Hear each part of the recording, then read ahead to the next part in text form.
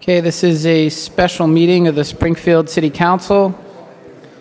Today is Wednesday, February 17th. It's 5:30 p.m. Welcome to City Hall. We're going to ask that the councilors and our guests, if you could please take your seats at this time. Mr. Clerk, if you could please call the roll. Councilor Hurst. Present.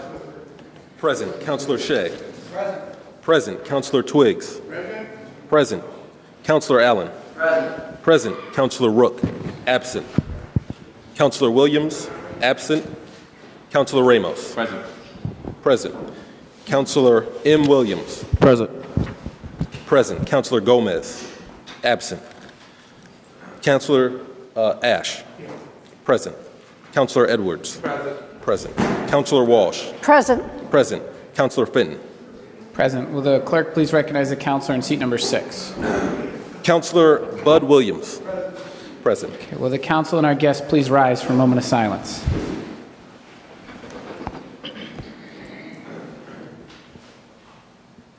Please remain standing for the Pledge of Allegiance. I Pledge allegiance to the flag of the United States of America and to the republic which stands, one nation, under God, indivisible, with liberty and justice for all. Okay, good evening, everyone. Tonight is the continued site plan review hearing for the MGM Springfield project. I'm going to ask that the deputy clerk, if you could pass out these supplementary agendas to the councilors. Before we resume our hearing, I just would like to review with councilors where we've been and where I think we're headed tonight and on Monday night. This is our 5th session. We are still in site plan review. The permissions that are necessary for MGM to do the site work that we've all noticed in their footprint have been previously approved, mainly the overlay district, the road closures for Bliss and Howard Street, as well as... Thank you.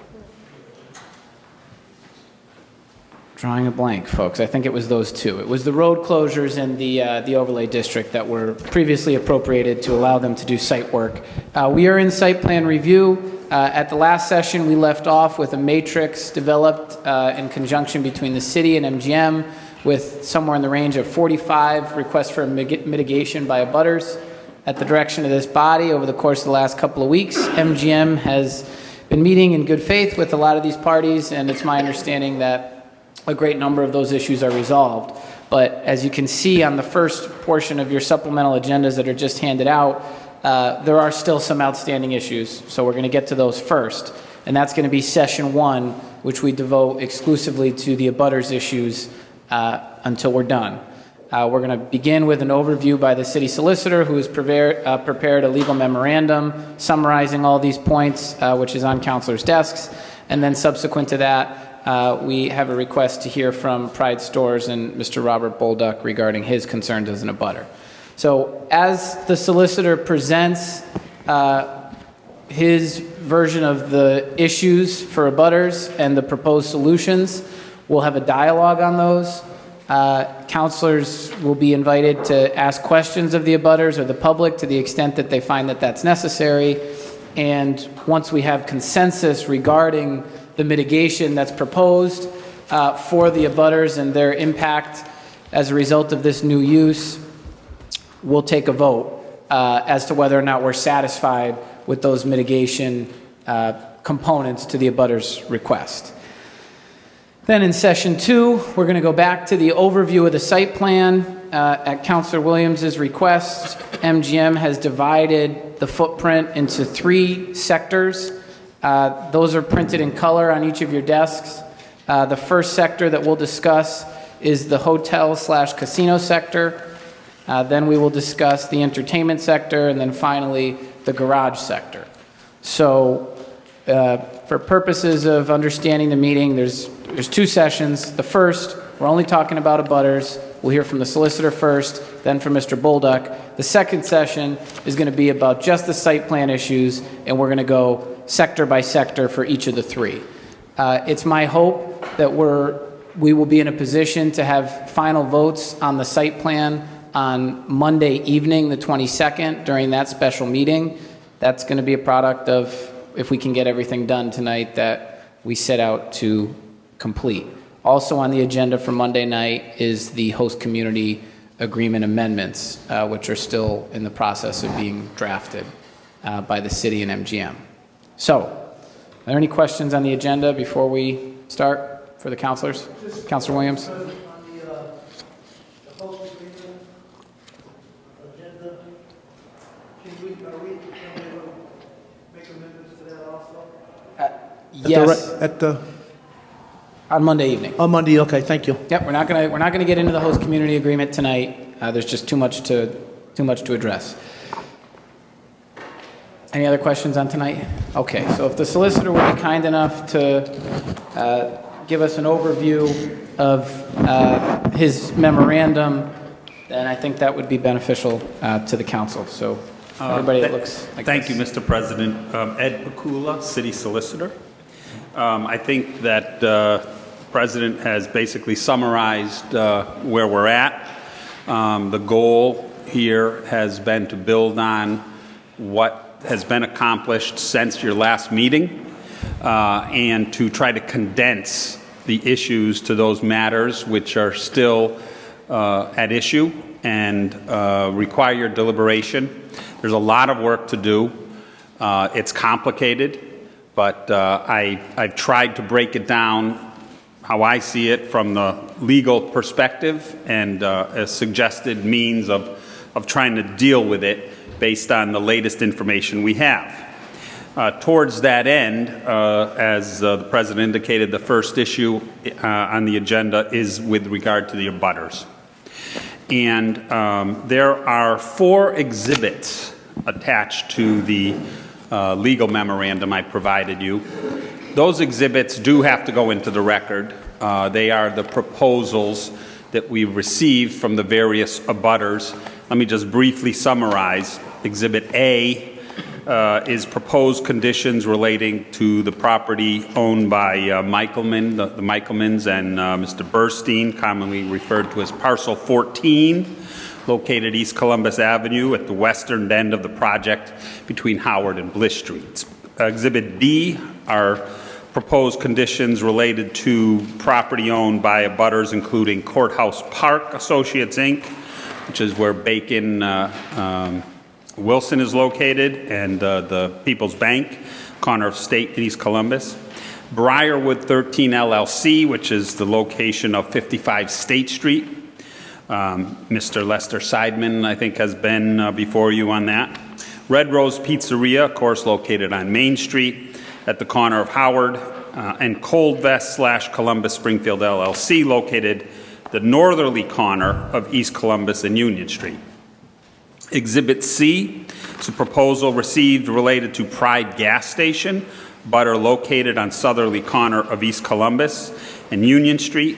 And Exhibit D, proposal sent in an additional letter from 55 State Street, who, although is part of the Exhibit B, had some supplemental materials.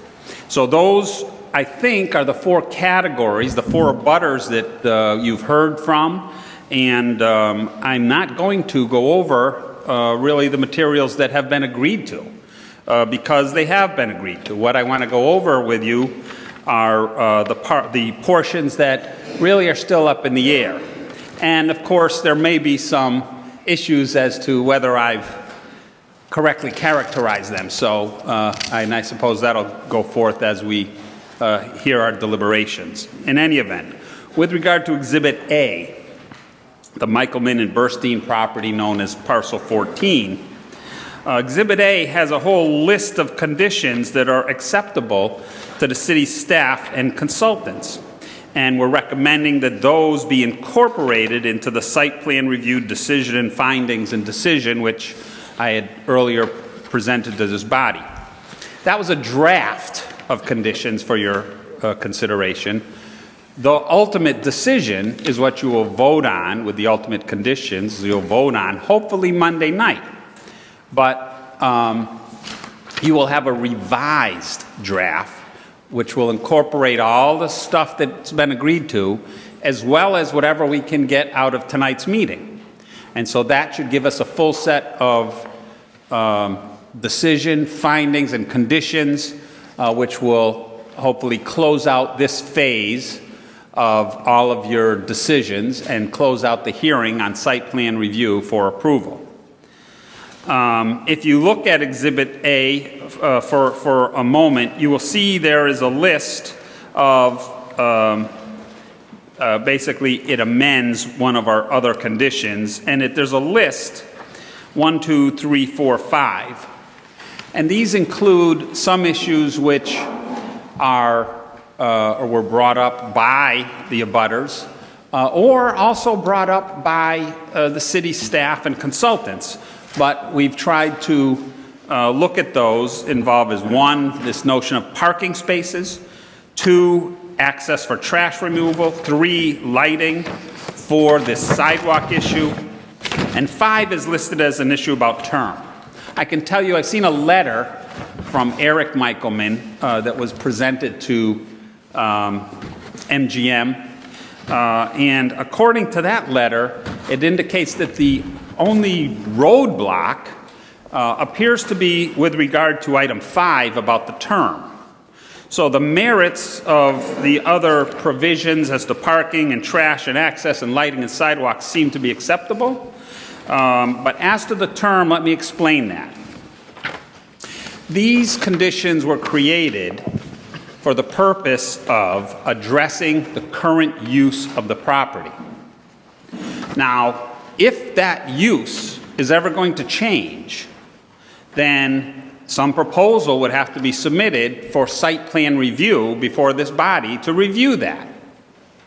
So these conditions propose a limitation that they are solely for the purposes of the existing current uses. That is, there's an office building and there's 5 apartments being used there. So if the building is sold and knocked down or changed, where those uses are discontinued, there needs to be a new site plan review. With that in mind, MGM is specifying that with this number 5.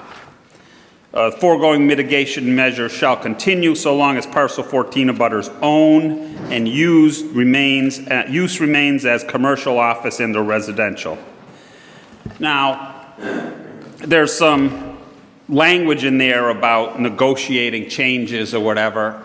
That language, in all honesty, is kind of immaterial due to the fact that if it changes, there has to be some sort of site plan review and potentially a special permit.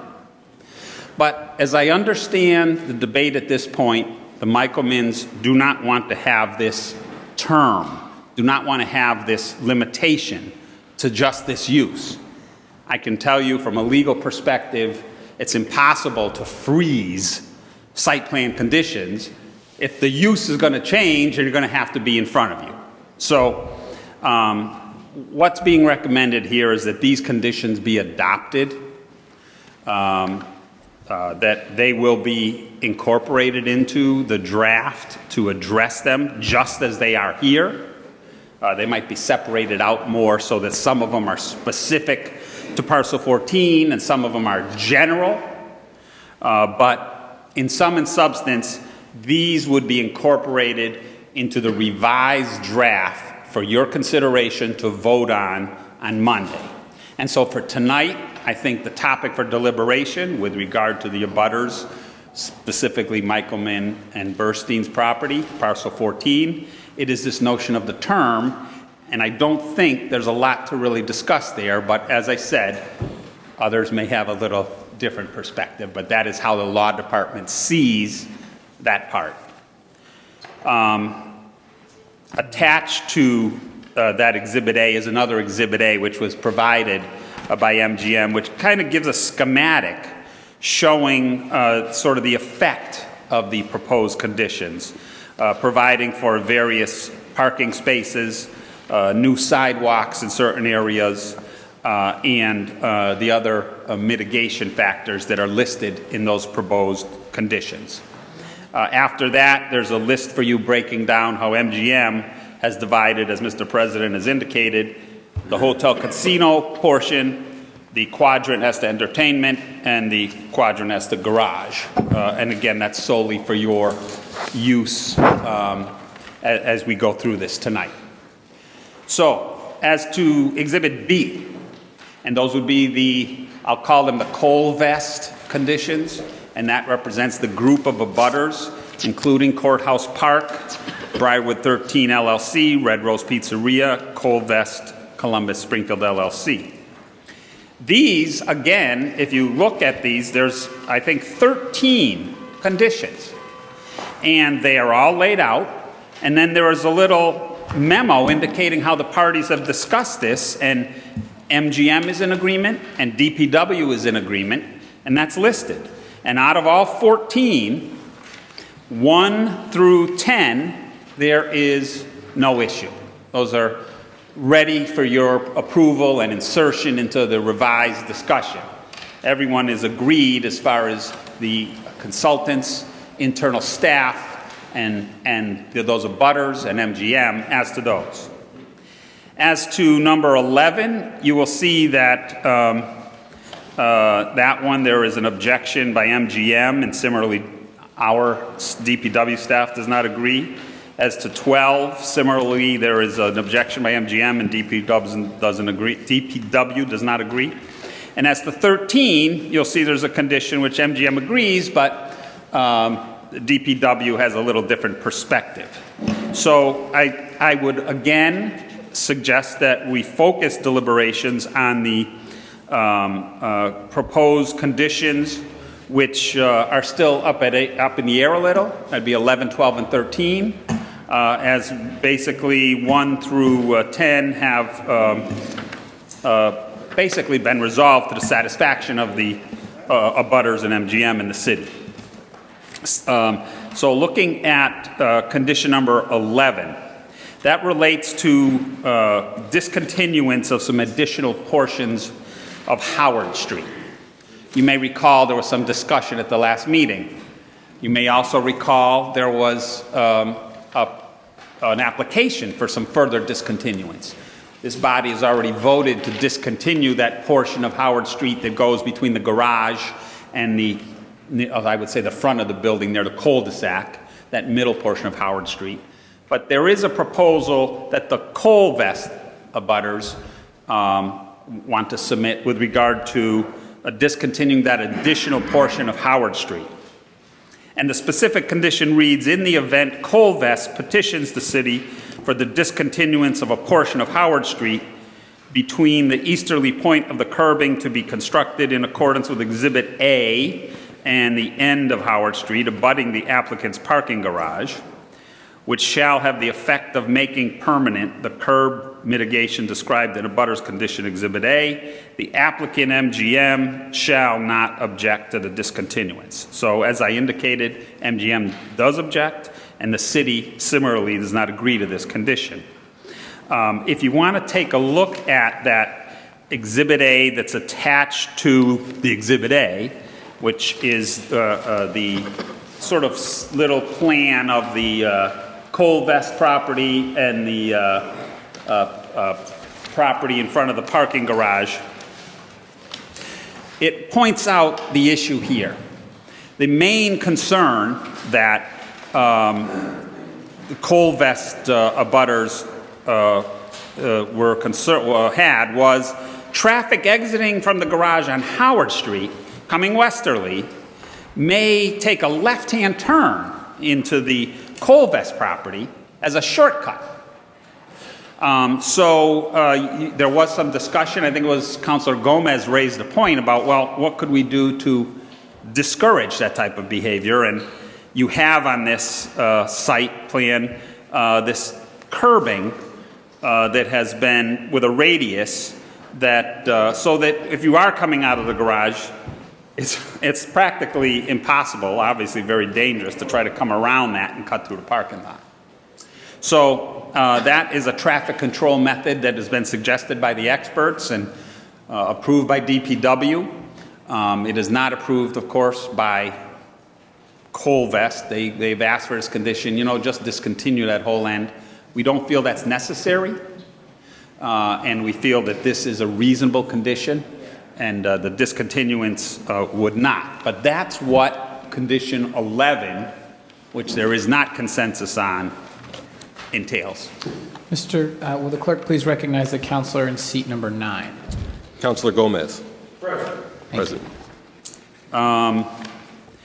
The next condition, which there is some dispute about, is number 12. And that reads, the applicant will offer parking within its garage during the day for use by surrounding area businesses to offset parking that will be displaced by the project as described in the FEIR, project change notice, and Chapter 61 findings. This condition shall be in addition to item 44 of the draft findings regarding limited free parking, that should actually say limited metered parking, to replace the number of formerly available on-street parking spaces displaced by the project. You will see that MGM objects, and the reasoning is that they allege that it's duplicative of the mitigation commitments outlined in the Section 61 findings, and they notice that MGM has committed to offer parking to offset the elimination of previous available on-street and paid, or if I would say metered, off-street parking, the ones in the lots, and remains committed to do so. And MGM's bottom line commitment is for free parking to replace eliminated free on-street parking, public parking, and for ample parking to replace eliminated paid public parking. MGM's responsibility with respect to parking in its garage is set forth in the host community agreement, and this condition is unnecessary. You may recall the host community agreement, it was not there to say, hey, we need more parking spaces. It was there to say, geez, your proposal says 4,800 parking spaces. And we think that's a bit much.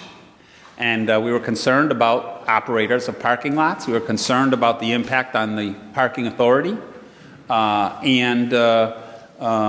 We wanted to make sure the garage wasn't being overbuilt. It was a question of the mass of that facility.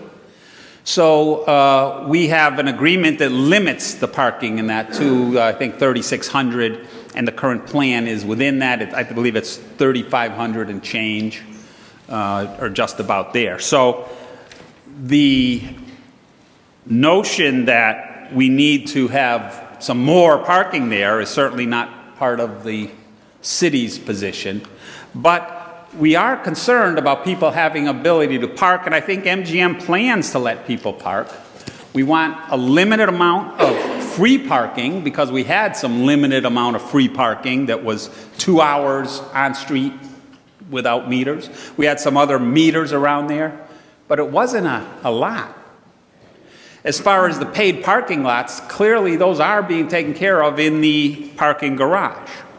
But in reviewing this, the most difficult part that the city has with this condition is the fact that it says that it's for the use of surrounding businesses. Well, granted, their customers might use it, but the city's concerned with the general public, not concerned with providing surrounding businesses with parking that they didn't have in the first place. So we don't mind this condition as long as it doesn't say on behalf of the surrounding businesses. If it says it's for the general public, fine. That's what we're interested in serving here, not providing rights to some party that they didn't have beforehand. That obviously is a subject of debate and controversy for your deliberations, and I'm sure there's many different views on that, but that's what I've put or set up for discussion in this memo. The last item in Exhibit B, which again is not agreed to, is number 13 in Exhibit B, and that reads, delete from the list of conditions the condition appearing as item 36 in the draft findings by reasoning that a taking to widen Union Street by eminent domain is a separate process which is governed by statute subject to facts and conditions that are not yet developed, and is not appropriate to be addressed in the site plan approval. Well, MGM says they agree. DPW has a little different perspective. When we first received the MIPA, the filing that was done with the state as they began their review, we submitted comments on behalf of the city to the state stating we're concerned about that intersection of Union and East Columbus Avenue. Now, MGM has done mitigation and has requirements in these Section 61 findings, all of which were adopted into this draft conditions. They're making improvements on Plainfield Street and intersections all over the place, off-site. But with regard to this Union and East Columbus, we've got some particular concerns. I think those concerns have been echoed to you by another abutter on the southerly side of Union Street, Pride gas stations.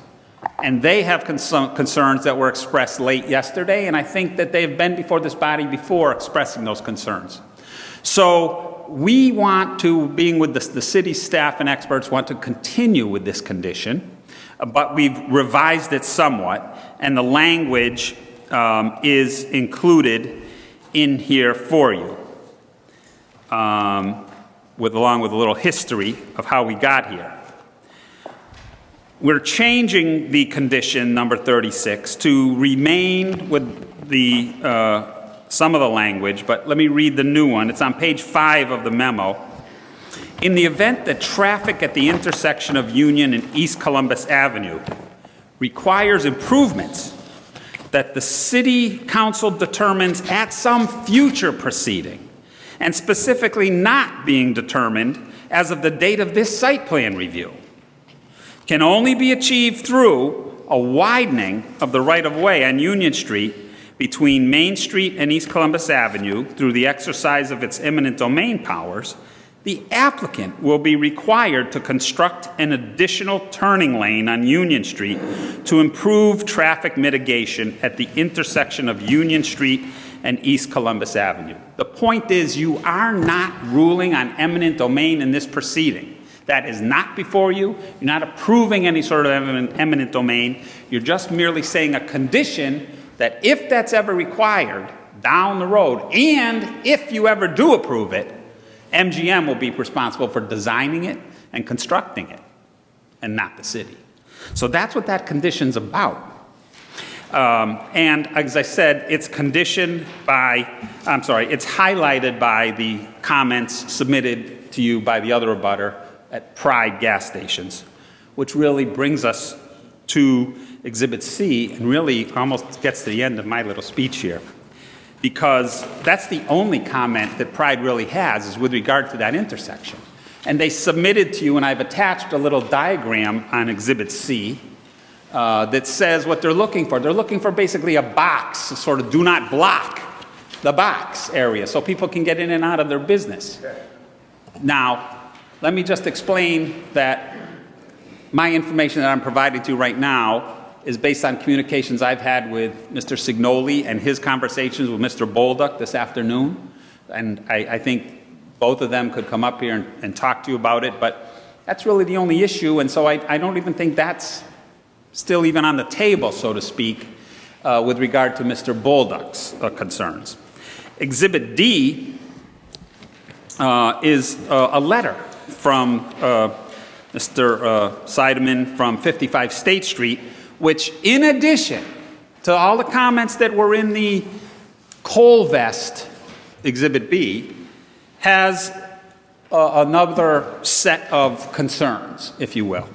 I can just tell you, generally, none of them are really appropriate for this body's consideration in site plan review.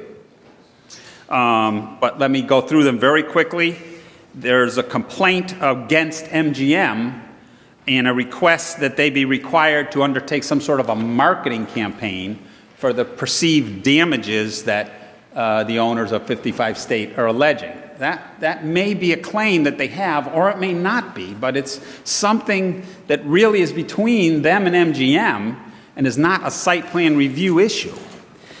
B, there's an allegation of essentially what I call a sign violation. There's a sign on 73 State, apparently, is alleged in the letter, that says for lease, and there's an allegation that says that's hurting his business. Again, that is something that is between MGM and them, but I have sent that allegation to be investigated by the Code Enforcement Unit, and they're looking into it to see if there is any sort of violation that's going on there.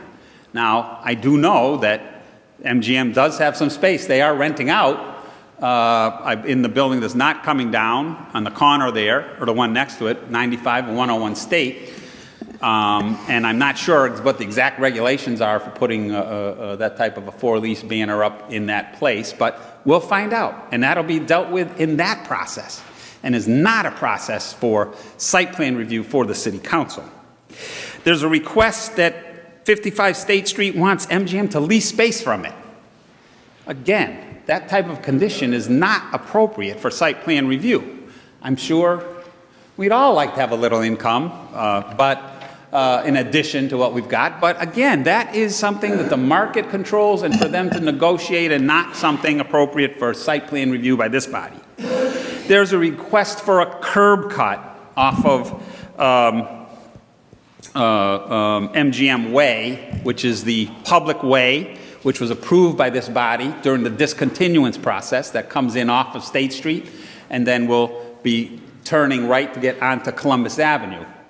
And 55 State Street say, hey, I want a curb cut off of that. Well, they have every right in the world to request a curb cut. And there's a process to do that. And it starts at DPW.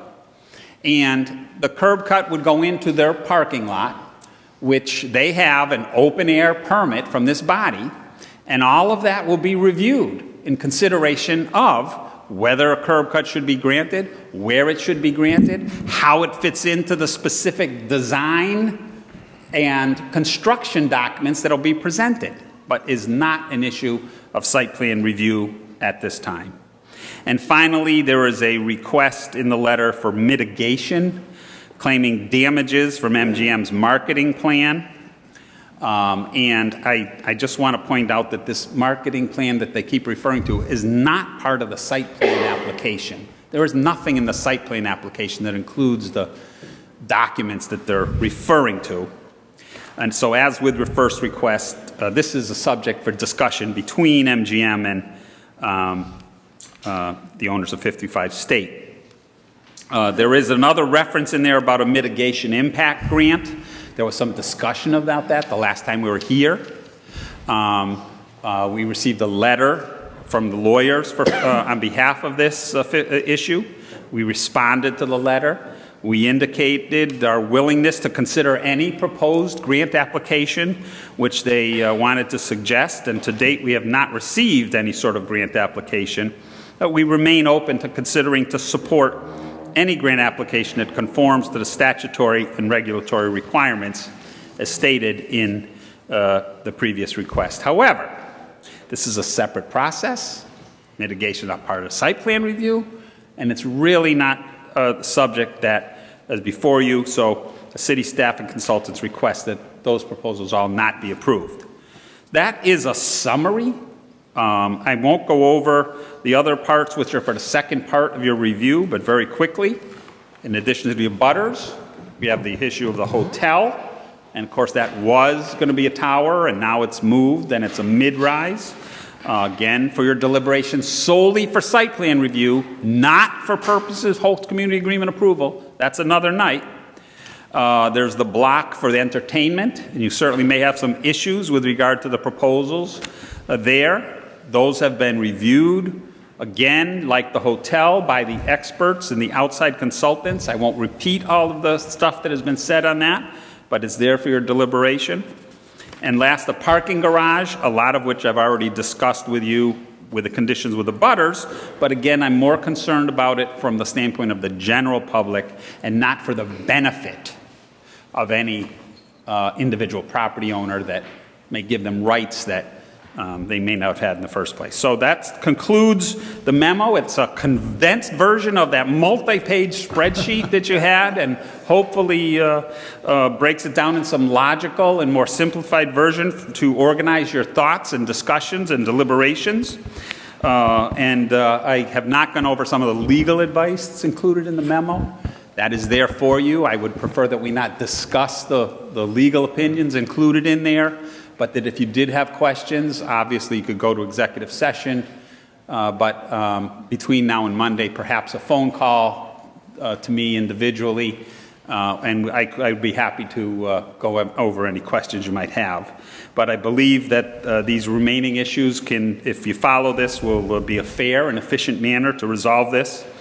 And I'm here to answer questions, as well as Mr. Signoli, as well as Mr. Dromey, as well as our urban planning expert, and as the President indicated, the abutters. I'll take any questions now, or you can defer as you go forward. Thank you, Mr. Solicitor, for that thorough report. I think, councilors, this is really good information. It summarizes in great detail each of the issues as the solicitor and the city sees them, and how we propose to resolve them for the abutters.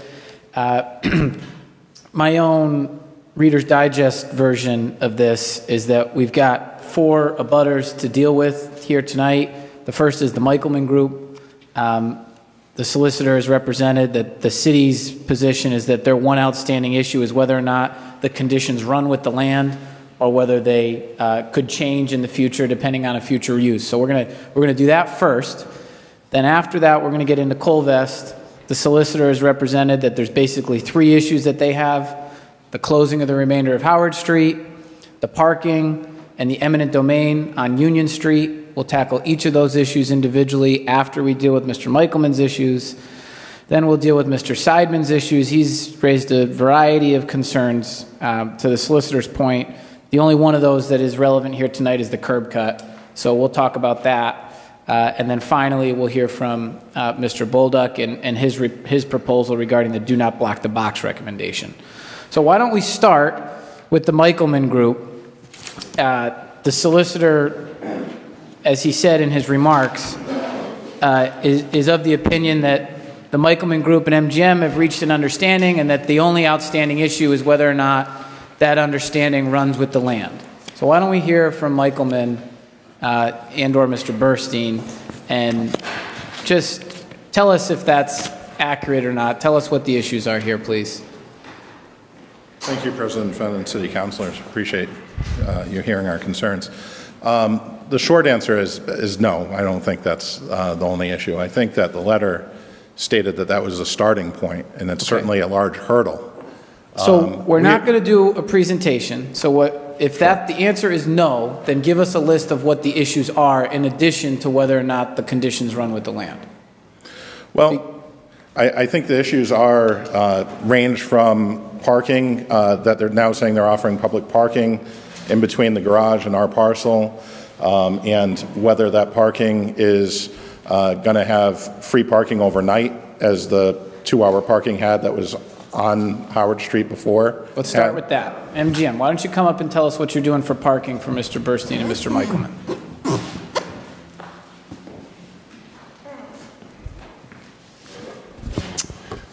Thank you. Seth Stratton, MGM Springfield.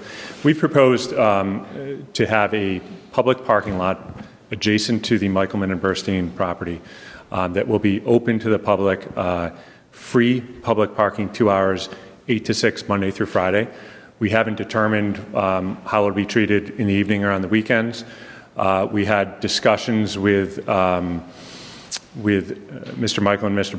Burstein about some dedicated spaces that would be for their exclusive use within that lot. We weren't able to come to agreement on that, but the proposal in front of you is for a public lot that would be open to the public, but the commitment for free parking is 2 hour free, 8 to 6, Monday through Friday.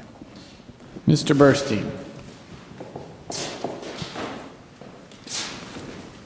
I think that's where the discussion needs to continue.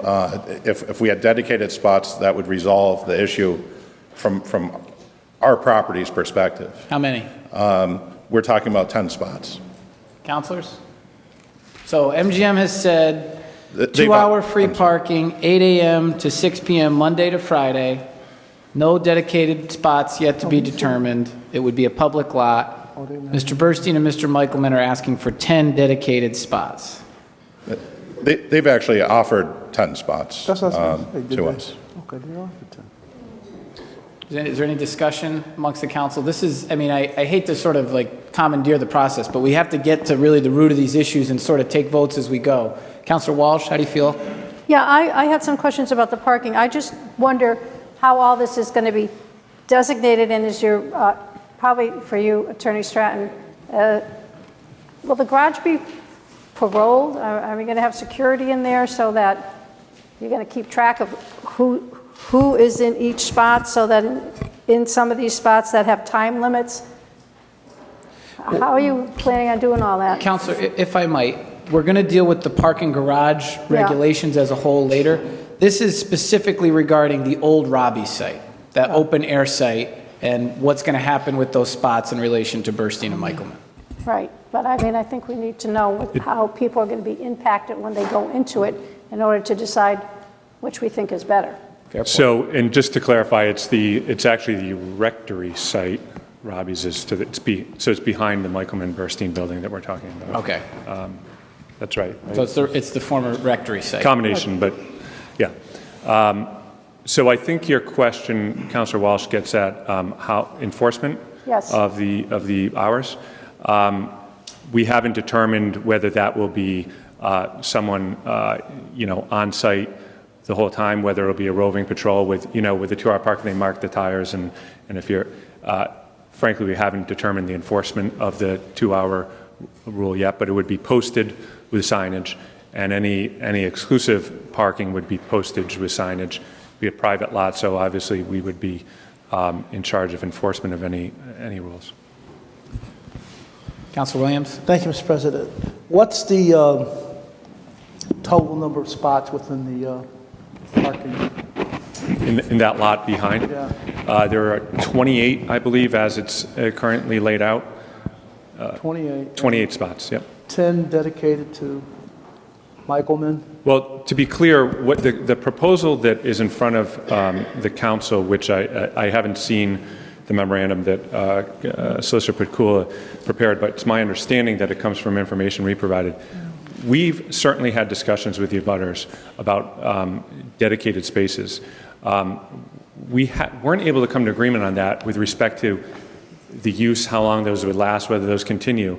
And it's MGM's view that putting a public lot adjacent to their building with free spaces 8 to 6 Monday through Friday more than accounts for the loss of on-street parking. So without an agreement with the abutters, we're not proposing dedicated spaces specifically for them. So we're happy to revisit that issue, but that's not currently in our proposal. So what I'm inclined to do is ask the council if a majority feels that it's our position through the site plan process to dictate whether or not there should be a certain amount of dedicated spots to Mr. Michaelman. Mr. President, I'd just like to know from Mr. Bernstein, how many parking spaces do they have now? Or did they have? 3. Well, right now, we really have none right now. Well, People can't get to our property right now, so. prior to, how many parking spaces did you have on the street? Prior to this, Or wherever you park, yeah. well, what I can tell you is that prior to MGM coming into town, there was 9.5 acres of impervious parking that they purchased up.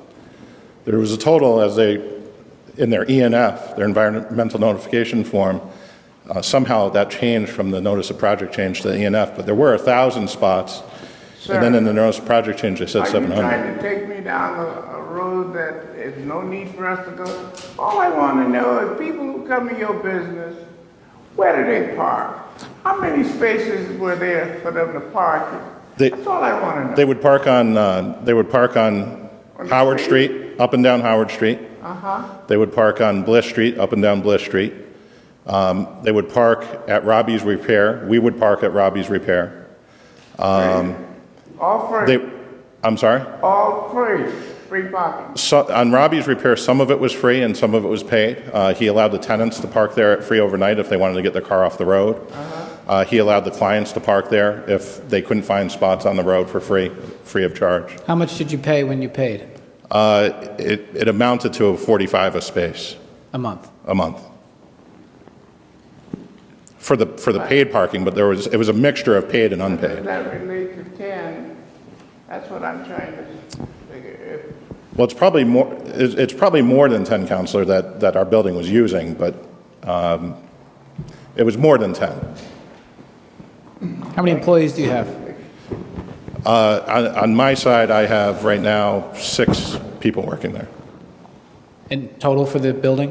I think there's another 2. There's another 2 on each side. 3, 2 or 3. 2, so 8. Okay. Just employees. That's Counselor before Allen? we get anybody in the door. So, 8 employees on a daily basis, full-time employees? Or Right now, I mean, people be that there? can change, yes. Everything can. And 10 spaces being offered to you, potentially. I know that's not solid, but Yeah. that sounds like enough. Well, I don't know. I mean, we didn't talk about tenants. That's not including any of the tenants. We have 5 residences upstairs. So, And how many people are living upstairs now? I heard there was one. well, right now there's 1, but that's complicated. That's because we were under a contract which said we couldn't lease the property, so, for a long time. Once construction started, then we weren't able to So get we are in anybody. a position tonight where we need to start making progress on some of this, and you guys need to be cooperative on that. How many spaces do you think you need? You have 8 employees, 1 tenant, that's 9, 10. I think that given, it depends on, everything has to be taken as a whole, right? It depends on whether parking's offered in the garage, so on and so forth. So 10 spots wouldn't be enough. Would or would not? Would not. Would we agree on 10 spots? We would probably agree on 10 spots configured in the right way. I think we were close to an agreement on that. I don't think that's really the sticking point. The sticking point is it going to be determined, is it going to be at MGM's whim? Is it going to be 10 spots today, no spots tomorrow? And I think that's one of the sticking points of the agreement on the parking spots. Okay. There was also discussion from Mr. Stratton's comments that they're subject to, if I heard you right, Seth, that the 10 might be all right, but we didn't want to commit to that till we had a whole agreement. I'm not sure if maybe you could come up and comment on that, because we have to make some progress on this. Frank Fitzgerald, attorney for MGM. Yes, we've been working closely with the Michelman Group, and over the last week, to a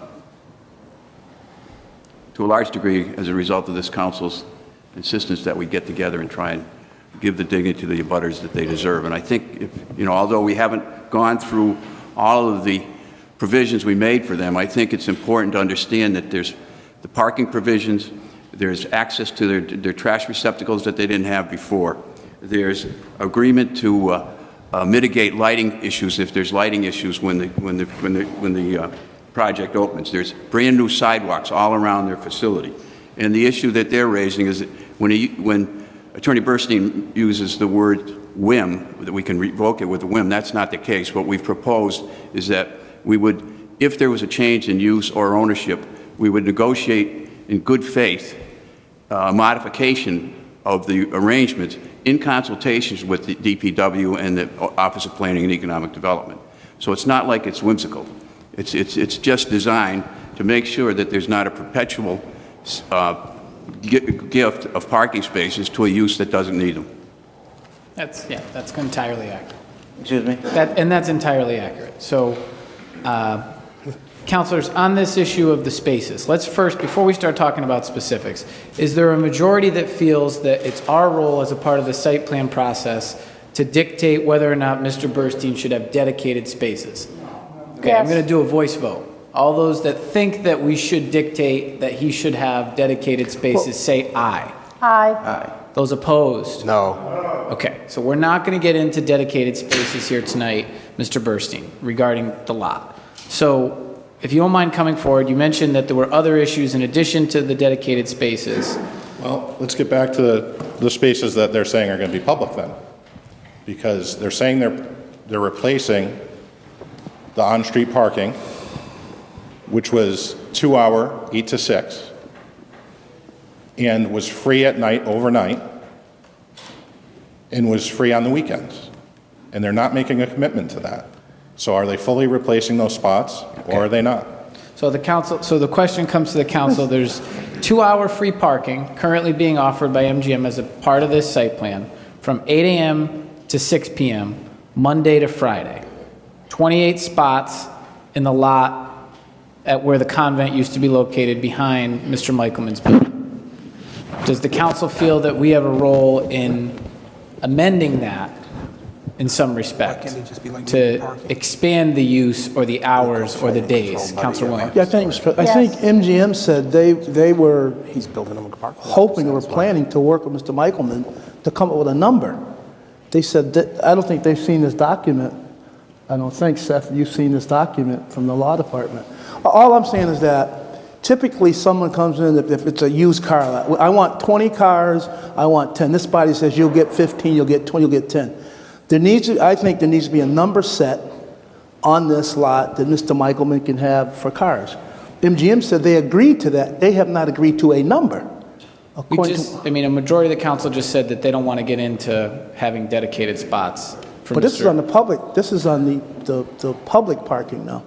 That the public parking that's going to be the lot that's going to be open. I think that's what Mr. Michaelman is referring to now. Mr. President. Councilor Edwards. For the point of clarity on how we're supposed to handle this particular situation, would my colleagues have an objection to a motion being put forth, for example, for us to approve this with the 10? Right. And then that way we can just kind of move on to the next issue. We can do that if that's the will of the council, but the reason that I was just asking if the council feels that we should be participating in that is to see if we should entertain that kind of motion. Well, so if you want, we can. I'm suggesting that if I was willing to put forth the motion, and then if it was seconded and then it was voted on, then it would pass. We could move on to the next issue. That's how I think we should go through. So I'm putting forth a motion that we approve the parking with 10. It's 28 space parking lot. That are 10 spaces would be designated to Mr. Bernstein, and if that is second, and then we can have a vote either up or down, and then move on to the next issue. Okay, we're gonna take that up because that first motion. I know this is the first time we've ever done this, so it's gonna be confusing. So we're gonna entertain that motion. Does everybody understand the motion? Is there a second? Seconded by Councilor Gomez. Councilor Walsh. Yes, in some of the discussions we've been having, I was under the impression that there were residents that would need overnight parking. Is that being addressed in any of these discussions? Because if it's 8 a.m. to 6 and you live there, what are you supposed to do? If there could be a motion to make a recommendation for a condition that allows for a certain amount of overnight spaces. Right. But let's deal with Councilor Edwards' motion first. It's to require through a site plan condition that 10 spots be allocated to Burstein and Michaelman in that lot at the convent. Motion is made by Councilor Edwards, seconded by Councilor Gomez. Any other discussion? Councilor Bakula.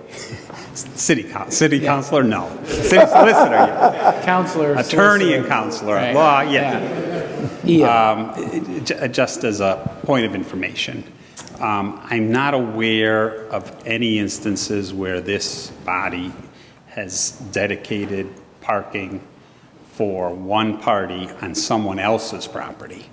Certainly people come and ask for so many spaces on a used car lot, but typically that's because we don't want an overflow of used cars. But I'm not aware of any situations where we have said, you know what, you're going to put parking on your property for these other people, for the benefit dedicated to these other people who have no ownership interest.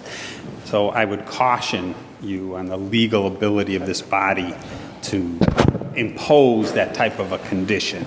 I think that Mr. Burstein indicated that where he did have some dedicated parking, some of it was free, other he paid for it. I would suggest to you that it was all paid for, although it might have, the price of it might have been changed. If, well, we paid 45 for a couple, but 2 were free, it sounds to me like it was. To that point, I thought that I was understanding from MGM that Right. they had not come to an agreement on 10, but they were discussing 10 as being a possibility. So my motion is based on the fact that I was expecting that MGM would not have a problem, would be in agreement for 10, and that otherwise we just keep rolling over to say, Mr. Fitzgerald's behind you. Mr. Fitzgerald, could you just, would If I MGM just be may, willing? one is the city council imposing a government regulation. The other is 2 parties negotiating. So we shouldn't vote on Okay, it. Attorney Frank Fitzgerald. Castillo, representing one of the parties.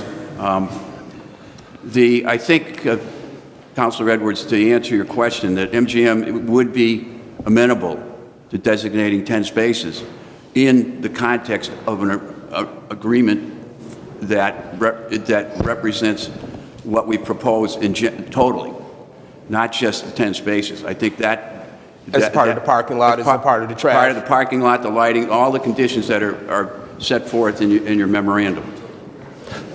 Then, Councilor Edwards? Councilor Edwards still has the floor. just for my clarity, so if, for this motion to carry with the advice that we've heard from the solicitor, we wouldn't necessarily need to have Mr. Bernstein agree, because MGM would be the owner of the lot who is now allocating a specific amount of parking spaces for one entity.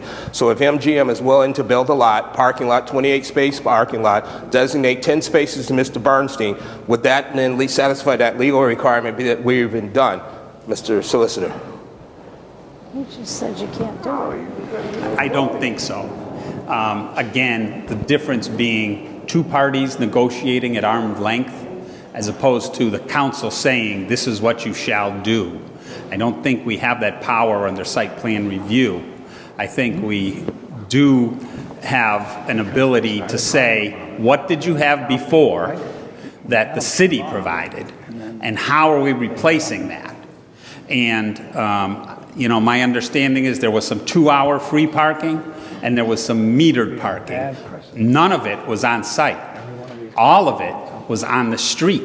Here, there's a big difference. You have a private party saying, come on into my parking lot, which is lighted, which is off-street, and we're imposing some conditions. That would be the difference. So no, I don't think that changes. So we could vote, I could amend my motion to approve this without the 10 spaces, and then they would continue to negotiate whether the spaces would be designated. Would that satisfy you, in terms of legals? If they have an agreement, that's fine. But as the council imposing that condition that they dedicate space, no. Councilor Twiggs. Mr. President, I think before we go down that until they have an agreement. the street that there ain't no way to get back, He said they have to have an let us not impose a will on the parties that they should be negotiating. It's my concern. I don't want to tell none of them what to do. I want you to work it out. And once you work it out, you come to me, you say, we worked it out, then I'll vote to approve it. But we shouldn't tell these people what to do with their property. We out of line. I just think, let's be for real here. Now, I own this property over here. This guy want to park in my space. I want 10. He said, no, I'll give you 2. And so we're back and forth. And I, as a councilman, going to get up and say, dedicate 10. Can't do that. What I would suggest is we send it back. You guys work it out. It's you who got to live between one another's. How many parking spaces did Mike and them have? They got to be able to negotiate that out with MGM. We shouldn't have to make the rules. And I'm not going to be a party to making the rules in that regard. Councilor Williams. Yeah, I'm struggling with the fact that I hear Councilor Twiggs respectfully what you're saying, but I feel that if that takes place, the pushing off of a negotiation or an agreement being set forth, that we're still going to have this I guess, atmosphere where MGM doesn't feel that they have to commit to a finite number of parking spaces, and you'll be back here again next week with the same concerns. So I do agree that there needs to be a definitive number of parking spaces allotted, but with that being said, can the condition be changed as it was by I guess the city, and saying that those 10 spaces are allotted? That's the motion on the floor by Councilor Edwards. Mr. Michelman, or Mr. Burstein, excuse me. That's okay. What are the impediments to you reaching a deal with MGM? What is the reason that you're not here with an MOU with us today? Well, from your perspective. I think and I'm going to read from a portion of the MOU that was sent to us. Just one portion. Should the above referenced parking spaces no longer be available at any time, as determined at MGM's sole and exclusive discretion, MGM shall provide the abutters with a license to use the same number of parking spots within the parking garage constructed in connection with the project.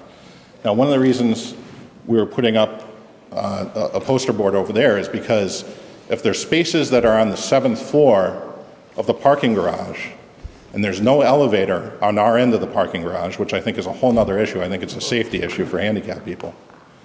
But that's not our specific issue. Then our people have to potentially go, walk upstairs, walk to their car, walk back, walk down. We had parking that was 10 feet away. This is in their sole discretion. So they can just tomorrow say, all right, we decided that we don't want to give you those spots anymore. And that's going to affect our business and affect our property. The other issue, Mr. President, is that this body is empowered to do this process through the casino overlay zoning district. The district the language is specific to protect the built environment, to ensure that it enhances stabilize employment in the local economy while simultaneously ensuring effective public services and a high quality of life for nearby businesses, institutions, and residents. Now, City Solicitor Pikula says, well, we're not worried about the businesses, we're worried about the public. If you don't have the businesses, then you don't need to worry about the public. If the courthouse personnel don't have a place to park and get to the courthouse, then you don't have to worry about anybody going there and using the courthouse. Mm-hmm. Same thing goes with any of the other businesses. So the notion that we don't have to worry about the businesses, the statute protects the businesses. It says it right in it. Yeah. That's what the design of it is. Okay, so why don't we have, councilors, why don't we have an internal discussion here for a minute about what we'd like to do? So clearly there has been efforts by the two parties to resolve all of the issues. Mm-hmm. They've gotten pretty close, but not close enough. Mr. Burstein brings up a good point. If MGM can just revoke at will their ability to park in that open-air parking lot behind, that's a concern for their business. So, Councilor Twiggs has pointed out that, as to Solicitor Pikula's point, that we shouldn't be involved in private allocation of parking spaces between parties. It's appropriate for us to talk about land use, to talk about how many spaces and whether they're public and when they're open and how they're policed and things like that. But they raise a good point as to whether or not it's appropriate for us to say, you give parking spaces in this amount to that person. So what do we think? How do we want to approach this? Councilor Allen? Yeah, following along with what you said and what we've heard from testimony from people, how about if we get a picture of the other issues that MGM has clearly said we won't settle this until the whole package. So maybe if we got a little view of the other 4 conditions, there are no issues with them, so we have total idea of what all the issues are between these two parties. And then, because that's going to hold up MGM agreeing based on what Attorney Stratton said before, we got a quick look at those other 4 issues, what's awry between the parties there, and just gave them till Monday with all these issues to work it out. Or gave them a deadline, said, come back to here with something we can agree on without us having to go through all this. they've made great progress on the ones, several are resolved. It just seem to be at just this one, but I'd like to make sure we don't have anything in those other 4 that are on that page. And then we turn it back to them. As Councilor Twigg said, it's their issue, figure it out, and come back without putting us in a position of picking A or B until we may be in that position legitimately at some point, but it doesn't seem legitimate yet for us to be in that position. I think that's a wonderful recommendation. I would just say that we've been in this is our 5th hearing. We've been in this process for a while. The parties have had ample opportunity to negotiate and come to resolution of these issues. I do not want to put us in a position of saying tonight, let's leave these issues on the table and wait till Monday night, and then Monday night the issues continue and we can't get to a vote. So, I mean, really what I see as pushing these parties to being decisive in one way or another is this body acting or saying that it won't act. We've got to decide. We've got to make up our minds. I mean, and tonight, I think we have to be decisive tonight. Do we want to play a role in saying these types of things? Well, do we give them an hour now and we move on to the other? That's a fine option. Maybe we give them an hour or hour and a half. Right? We're going to be here for a while and move on to the next set of issues, the next appendix that Attorney Okula gave us, and say come back with a resolution. I think it's a fine recommendation to give the parties an opportunity to see if they can sort it out and then come back tonight. We can't have MGM negotiating with one party while the other party comes up and presents, though. So if there's a recommendation as to how to do that, Councilor Shea? Excuse me, Catering's next. I would just like to say that I think it's going to make a difference in the vote in approving the conditions, whether or not these parties can resolve their differences. To me, it will make a difference on whether or not I'm going to accept or approve the conditions that have been put forward. So I think we do need to have a lot more definition when we leave here tonight, so that on Monday maybe we can just go right through it and finish it. But I think it's important to know if there's still anything out there and whether or not they can come to agreement on the few points. And I got to say that I think it's great how far we have come, and that I think it's to do with the leadership of the president and the diligence of the council that we're paying attention to what's coming before us, that there have been compromises so far. So I think we need more compromises before we can actually vote on all the conditions. Councilor Shea, and I'm sorry about earlier. Councilor Walsh is in my periphery. I don't always catch her. I thought that as far as this abutter went, we had narrowed it down in the item we really had to solve, and the real sticking point wasn't the number of spaces, but number 5, the term, as to whether or not these spaces, whatever they are, use is going to run with the property, or it is something that's allowed to the current owner, and if property changes hands, they would negotiate with MGM.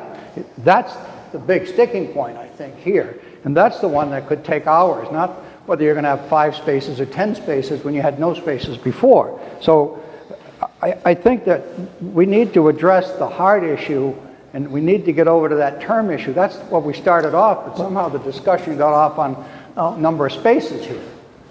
If I may offer a suggestion, and again, please. I apologize for kind of getting you more into the weeds a little, but I want to draw your attention to the first page of Exhibit A, or I should say the second page, and these were the conditions supplied to me by MGM. I didn't come up with these. This is what was supplied to me as suggestions by MGM after their negotiations. I should tell you that the casino liaison office, the staff, our outside consultants have all participated, but I think you have to read number 1 a little bit closer, and I apologize if I maybe went over it. There's 2 components. One is during construction, and the second is after completion of the project. So the first paragraph talks about parking spaces during construction, and that's a little different than the second paragraph, which talks about okay, once it's open, there's 25 spaces. Attorney Burstein made the point about the third paragraph. Should the above referenced parking availability or any portion thereof no longer be available?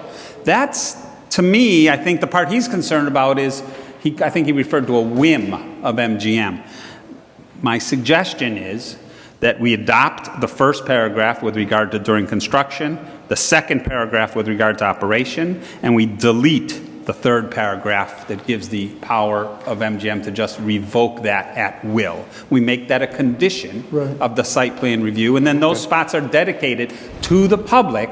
But it would seem to me, based on the record that's been created so far, the 25 public spots for 2 to 4 hours is recreating what they had before. I don't know what their tenants did overnight before.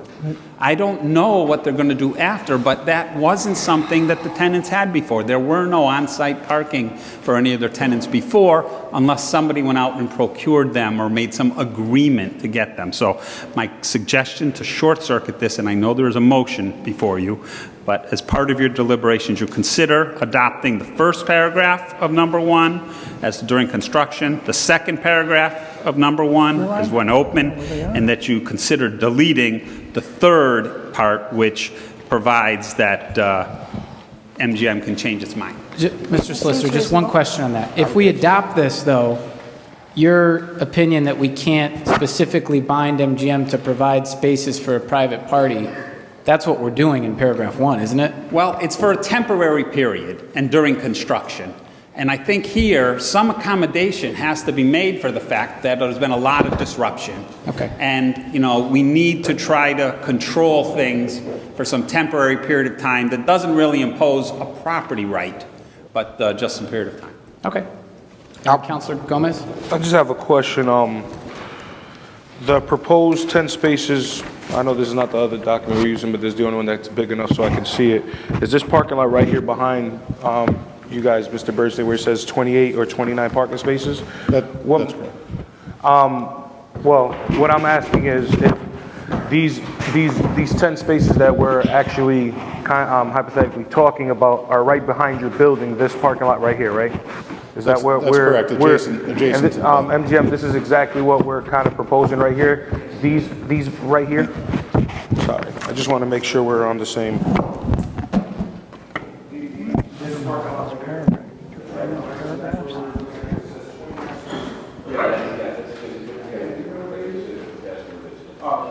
So the question is, the question that I have is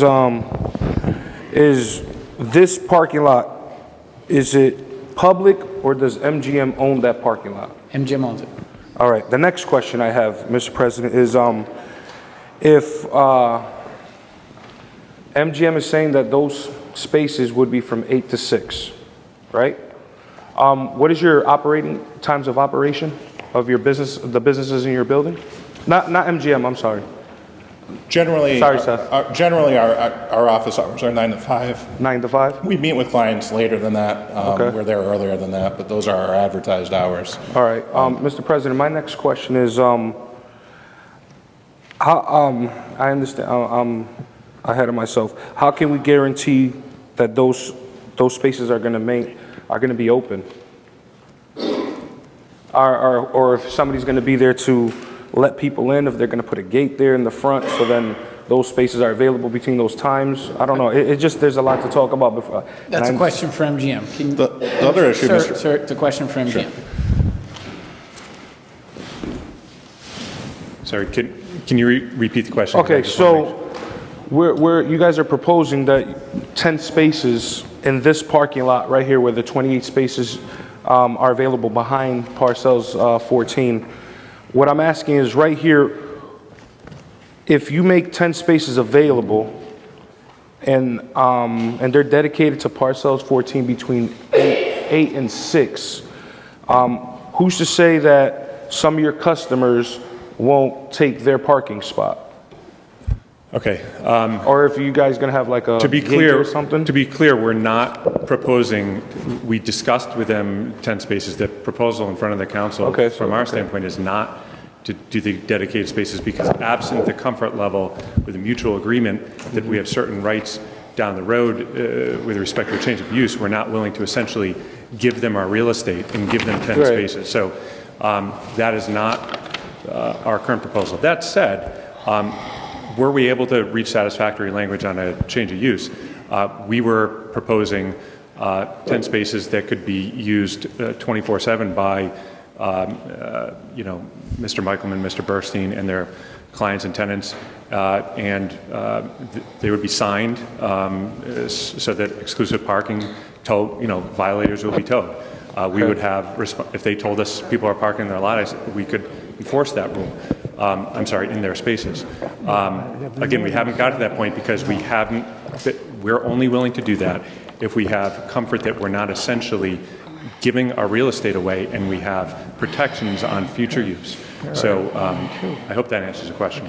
No, I'm just trying to understand that and this is all saying that if that was the agreement and it was from 8 to 6, that somebody would be there or somebody was responsible to make sure that if they came down to an agreement, that they could have some, like you said, towers will be towed. I mean, people that are not supposed to park there will get towed.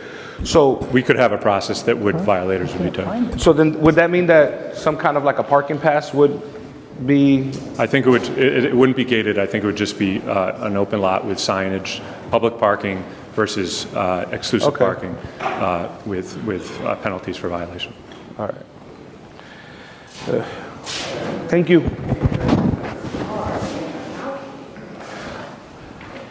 Okay. I don't know. Any other questions, Councilor Hurst?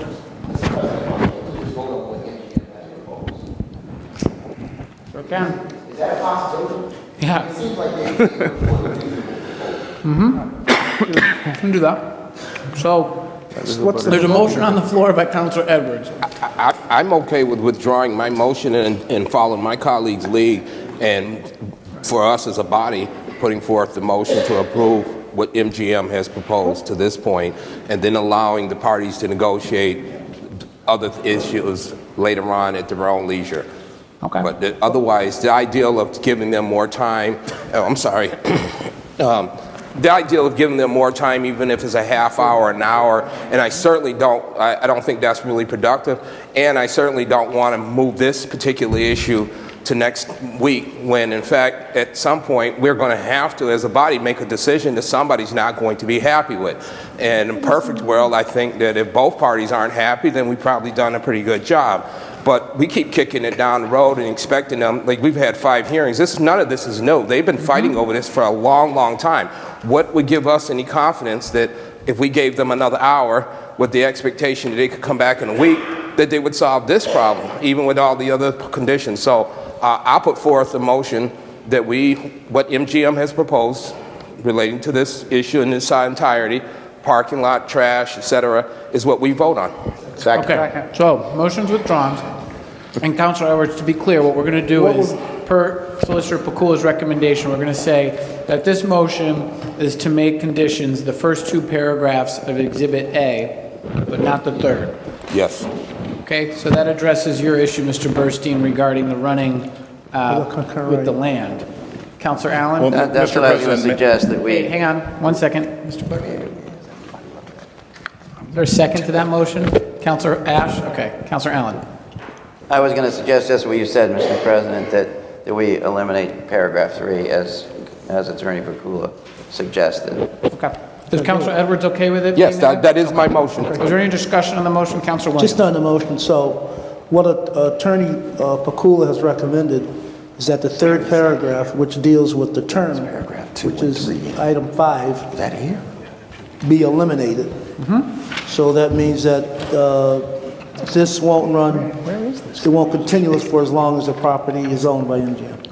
That's off the table, my understanding. The 3rd paragraph reads, this is referring to whether or not any needs of MGM may in the future dictate that they say, hey, we don't have spots for you in this open air lot, therefore park in some other lot. We're just removing that paragraph that gives them that flexibility and instead incorporating the first 2 paragraphs which speak to the Monday to Friday, 8 to 5, 25 parking spaces. And what about the term issue? The term issue is not addressed. And I'll just say, as Solicitor Pakula pointed out, as a matter of law, we can't make a condition on a site plan that runs with the land. You can't do that. So for clarification, there was really 2, the recommendation that we have here is essentially that these proposed parcel 14 abutter mitigation measures be adopted. However, there's the third paragraph that is on the first page under number 1 that allows the flexibility that is proposed to be eliminated, that gets rid of the claim that there's a whimsical ability to withdraw. And the second change would be the elimination of the term under section 5, because they really have the protection of the fact that that's going to be the condition until there's a change of use, which is the law under our zoning ordinance. Okay. And then we'll get to 2, 3, and 4, but... Mr. President, may I clarify just one issue? Because I think it's something I've said, but it's been glazed over. I got it now. The residents have parked on street overnight on Howard Street for 50 years. And this eliminates that. It only talks about parking from 8 to 6. There's also been parking on the weekends. We're talking about protecting the built environment. You can't, the argument from the city solicitor is you can't force them to do a private agreement, but with all due respect, this is a plan that they've come up with. Okay. They could have bridged the garage over Howard Street. Okay, we've heard this. We can't We understand satisfy what the him. That's issues the are. point. He's never going to be Mr. Burstyn satisfied. has very rigorously advocated for longer parking, dedicated spaces. There's a motion on the floor to pass the first 2 paragraphs of Exhibit A under the solicitor's memo and to strike the 5th paragraph. That's made by Councilor Edwards, seconded by Councilor Ash. Strike the 3rd or the 5th? The 5th. Fifth. The 5th. And then we'll get to 2, 3, and 4. Oh, you mean section 5?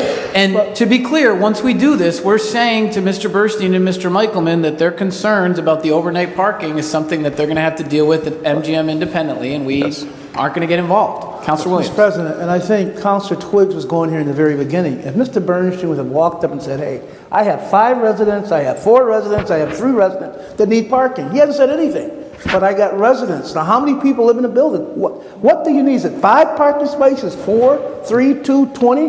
So what do we care? There's 5 apartments. I think it's reasonable for each apartment to have 1 or 2 people. We can't rent it right now. Nobody in the world would be able to rent it with what's going on there. We haven't asked for anything for that. We understand that there's growing pains. I understand, Mr. Bernstein. Typically, 1 apartment deserves 1 parking spot. Can we call the question? Okay, so that's what- 5 overnight spots. That for would the- be reasonable, I think. And I think that would be, you'd need to talk with MGM. That should have been negotiated. I need 5 parking spots. Well, they've for my offered 10 residents. parking spots. Well, take the 10 and run.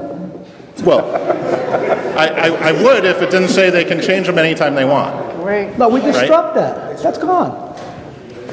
That's gone. But they're not agreeing to strike that. Are you guys agreeing to strike that, I guess? Okay, folks, let's just summarize here for a minute. Obviously, Mr. Burstyn has impacts, right, on the site. Councilor Williams has articulately highlighted the fact that some of these impacts are a result of the residential use, right? The question is, are we going to get involved, or do we want them to do it independently after we approve this permission? If we're going to get involved, now's the time. If we're not, now's the time to say we're not getting But involved. Mr. President, Councilor Williams. Mr. Bernstein, with his own testimony, said that MG has offered him 10 spots. He doesn't have any business on the weekend, other than some, small business. Doesn't have business overnight, I'm sure. So if he has 10, he's got 5 apartments.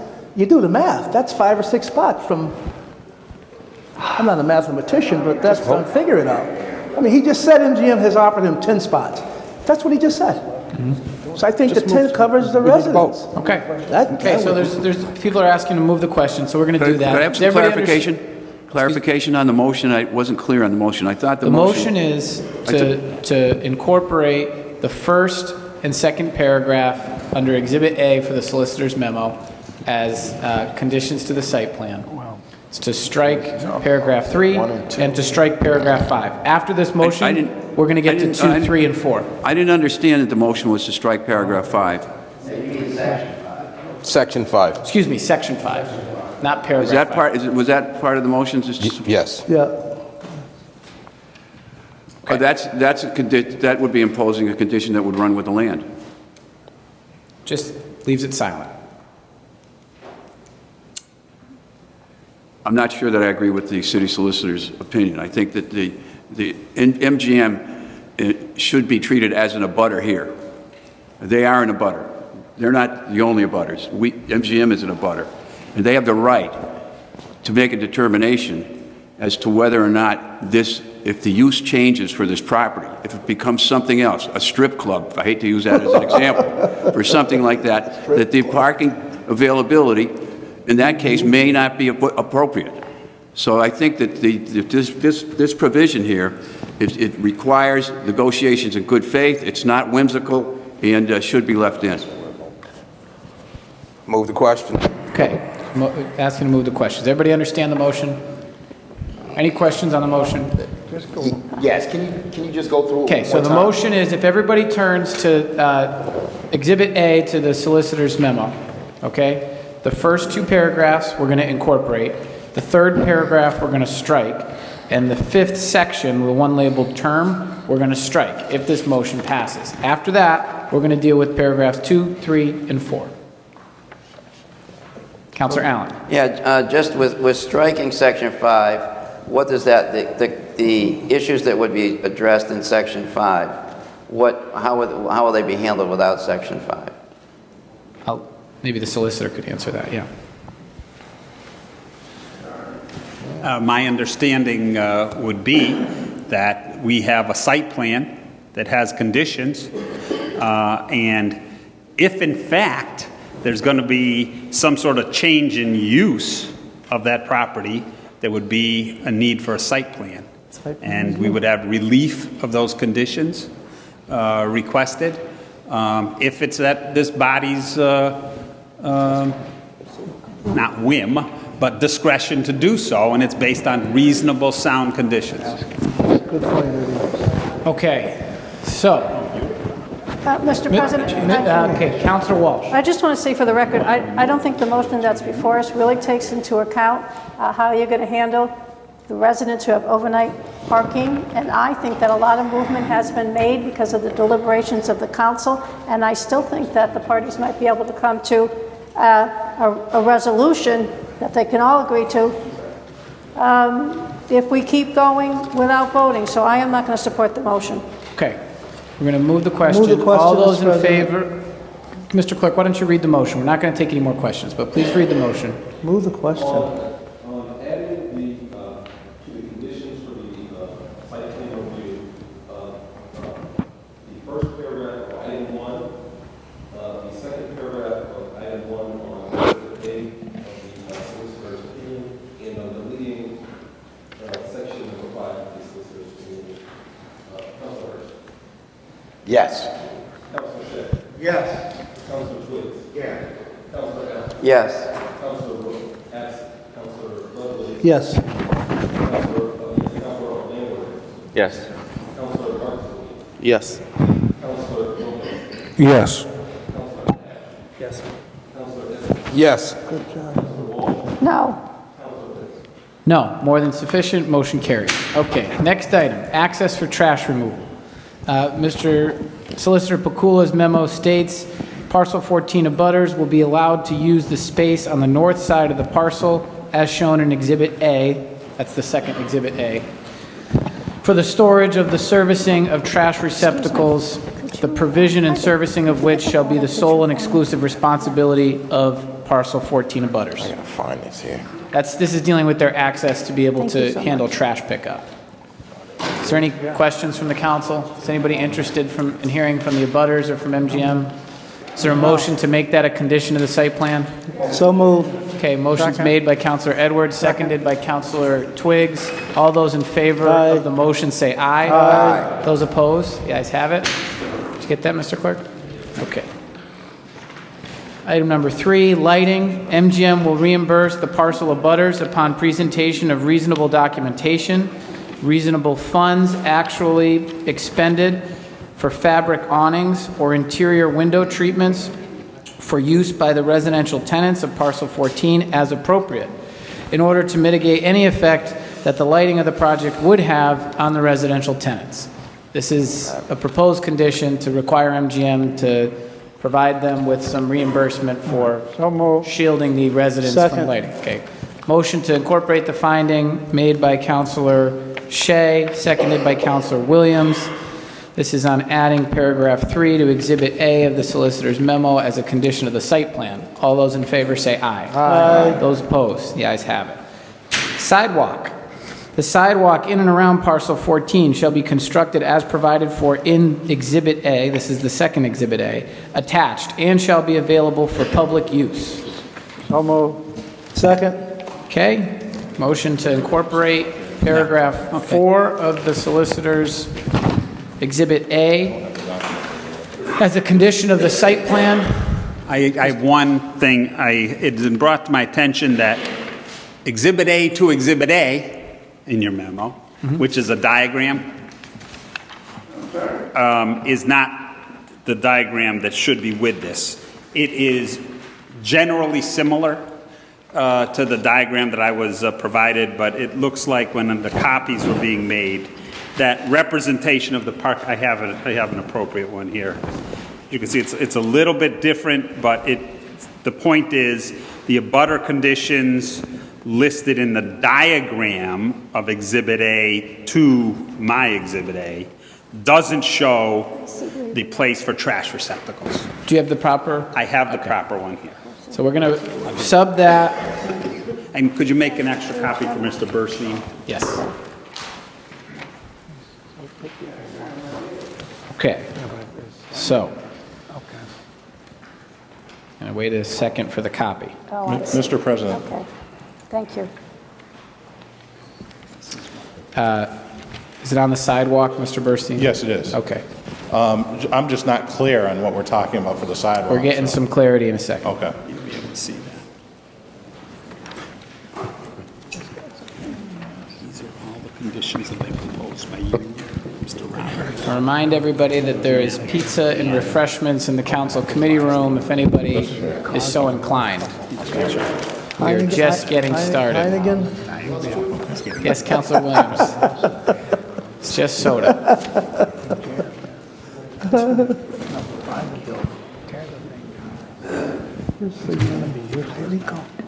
He'll sell it to somebody. Take the 10 and run. He'll sell it. I mean, you can't do anything with it. It's even like a casino.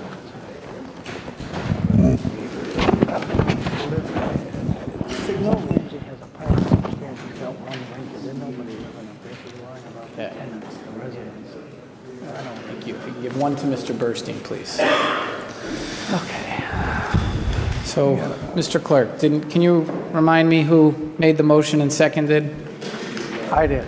Councilor Shea made the motion, Councilor Williams Okay. seconded. There's a motion on the floor made by Councilor Shea, seconded by Councilor Williams, in favor of incorporating Section 4 of Exhibit A to the solicitor's memo.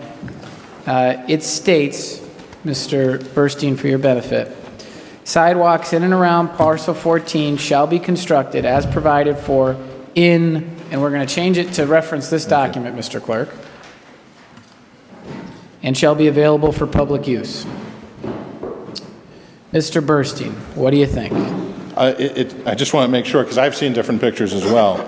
It appears that there's a sidewalk all the way around the perimeter of the whole building, and if that's the case, then that's fine with us. We are looking at we the agree with Allen and Major Associates, Inc. rendering labeled SK1 dated February 8th, 2016. Is that the same document? It looks like it is. Okay, all those in favor of the motion say aye. Aye. Those opposed, the ayes have it. Okay, so we have taken care of, for Mr. Burstein and Mr. Michelman, it sounds like amicably all the issues. Seems like the only dispute that's outstanding is the parking. 5. We've already removed 5. So those are all the abutters mitigation measures. Before we move on to the next abutter, is there any more discussion on the parking issue or how the councilors would like for it to be handled? Okay. All right. Again, I apologize, but I think I can speed things up a little bit. Apparently, Mr. Bolduc has left, and Mr. Signoli's had a discussion with him, and so I think we can resolve the abutters as to the Pride gas station in about 5 seconds. Okay, let's do that. We're going to take Mr. Bolduc next. Mr. Signoli, in lieu of Mr. Bolduc. So, in summary, everybody, let's get back to work here for a second. So, Mr. Bolduc's concerns, as outlined in the solicitor's memo, can be found on page 5. Subheading 3, it's Exhibit C. It's mainly regarding a do not block the box. Mr. Signoli. Correct. Thank you, Mr. President. In our discussions with Mr. Bolduc, there was a number of discussions about what needed to be done along Union Street, turning lanes, et cetera. What we have boiled the agreement down to is that at the exit of Mr. Bolduc's property and at the same location that's adjacent to Mr. Colacino's property is to install a do not block the box location there. Mr. Bolduc, earlier this afternoon, Mr. President sent a one-page memo that summarizes that from his side. We are happy with that. On the city side, we need to do some work on the design end that's going to happen in the roadway to make sure that the traffic operations work correctly with detection, et cetera, like that. However, our discussions with Mr. Bolduc is that he is happy with that, and we've agreed to make that part of the roadway plan at this point. Okay, so then in light of that, why don't we have a motion to incorporate... I got to tell you what the motion is first. Mr. President, can you clarify, is that going to be a condition? Yes. You're going to do that now? Yep. Yes. So let's have a motion from someone to incorporate the solicitor's proposed conditions in Section 3 of his memo and the corresponding Exhibit C, as well as Mr. Bolduc. a condition consistent with Mr. Signoli's comments regarding do not block the box. One item, Mr. President.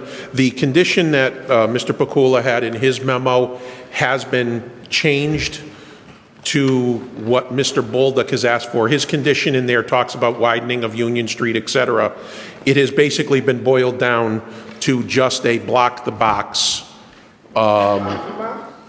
It has nothing to do with roadway widening or anything. In Mr. Pakula's discussion, that item was, it was a little expanded. It has just been boiled down to a condition of installing a So, Mr. do not block Signoli, the intersection. is it fair to say that a condition in the site plan that said that the city DPW director will develop do not block the box regulations with Pride stores would be sufficient to fix this? Correct. And Okay. there was the memo that Mr. Bolduc had sent to the council later this afternoon is basically the way that the condition should read.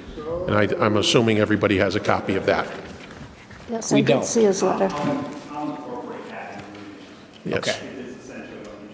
Yes. Okay. So the motion, we're going to have, someone is going to make a motion that we have a condition in the site plan requiring that Mr. Signoli developed in connection with Pride stores, do not block the box regulations for Union Street, consistent with Mr. Bolduc's memo. Motion made by Councilor Twiggs about 5 minutes ago, seconded by Councilor Edwards.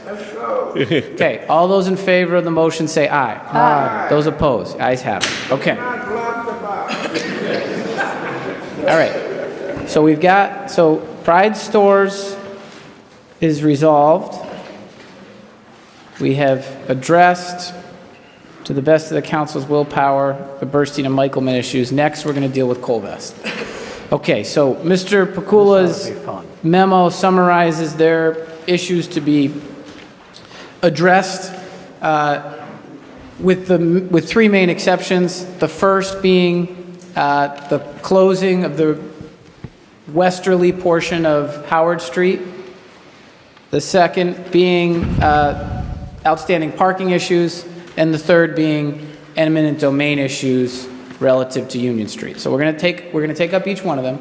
But first, why don't we have an agent of Colvest or maybe Attorney Roberts come forward and just first tell us if that's your that's accurate? Is it accurate to say that we've got these 3 issues left?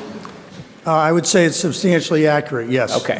Jeffrey Roberts we've been called the Colvest Group. It is the Courthouse Park, Briarwood 13, Red Rose, and Colvest. Thank you. That group. And I'd just like to give you a little background. In January, there was this big spreadsheet issued to everyone. Yeah. It was a subject of lengthy discussion by my partner, Mr. Cunningham, over 2 meetings. This memorandum that is Exhibit B in Attorney Pakula's memo to you is the result of our negotiations with MGM and with the DPW between January and now. And this memorandum that you have replaces items 1 through 15 of this big spreadsheet. So and I just want to make that connection, because otherwise it gets very confusing. Okay. With regard to this memorandum, I emailed this to Attorney Pakula this afternoon. He put it in as Exhibit B. It's a little confusing, no fault of his own probably, but in his memo to you, he has the Parcel 14 Michelman-Burstein issues that we just discussed at length, and you'll see on like page 3 of that, it says Abutters Conditions Exhibit A. Okay? That actually is our exhibit. That's the exhibit to this document. Okay. So when you read, and it's very important, because when you read what I'll refer to as our conditions document, one of the conditions that is agreed to is the curbing on Howard Street that Attorney Pakula explained to prevent the cut-through traffic of cars exiting the garage, cutting through the Colvest property to get to Union Street to get on Route 91. Okay. The agreement that we reached was that there would be a curbing installed there. And that's item 9, and it's agreed. However, when you look at this memorandum that Mr. Pakula gave you, the exhibit isn't there. Okay. So we're going to Now, handle that. I have a copy of this with the exhibit in the right place, and if it would help you in reading it, I'd be happy to hand it out to you. Well, we have it. So, Mr. Roberts, you're referring to the drawing developed by the Colvest Group labeled S1? Well, you're looking at Attorney Pakula's thing. That's no. Right. I'm talking about, if you look at Parcel 14 abutter mitigation members that we just discussed, that the council just discussed. Yes. You know, it deleted. Is that your own document? Or? This is the one this is in Pakula's Exhibit A. Yeah. Okay. If you go to his Exhibit A, yeah. The first item is Parcel 14 abutter mitigation. Right. Okay. The next page says abutter conditions Exhibit A. Yeah. That's the one I'm referring to. It says S1 Colvest Group. We're right here. That's the right document. Yeah, okay. So what we're going to do is this, Mr. That goes Roberts. to Exhibit B. Okay, so what we're going to do is this. The document entitled Colvest Group Drawing labeled S1, Mr. Clerk, which is the abutters condition Exhibit A, is going to be subbed for the Exhibit A to Exhibit B. No, it's actually added, because there is no exhibit. Okay, so we'll add it to Exhibit B then. Right. Okay, and can we have a motion to that effect? Motion so made. Okay, is there a second?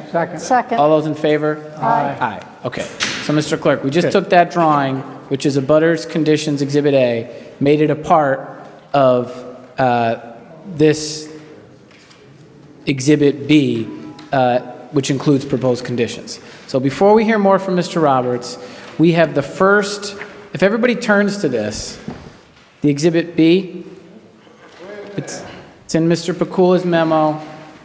This is the cover. Well, it's not labeled because it's an exhibit. It's about 3/4 of the way through the document, right after this cover page that says Exhibit B. The next page, it starts MGM Springfield Site Plan Abutter, Proposed Conditions with MGM Response. B, Exhibit B. Okay? So if everybody turns there, items 1 through 10 are agreed. Okay, so why don't we have a motion to incorporate items number 1 through 10 as site plan conditions? Motion made by Councilor Gomez, seconded by Councilor Walsh. All those in favor say aye. Aye. Those opposed? Okay. So, Mr. Roberts, I believe we're down to item number 11. Yes. I'd like you to look at the abutter conditions Exhibit A that we just talked about. Because it is an illustration of the curbing that would be installed in Howard Street. Okay.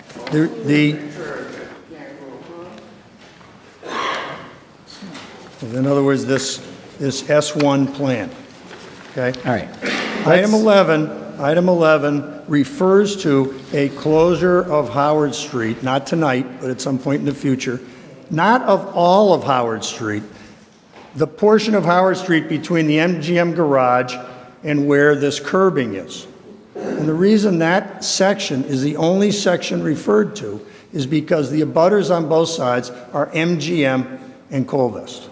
So if that portion of Howard Street were discontinued, MGM would own half and Colvest would own half. And in the site plan, the only part of Howard Street that's being used at all for the exit is the half that would be owned by MGM if the street were closed.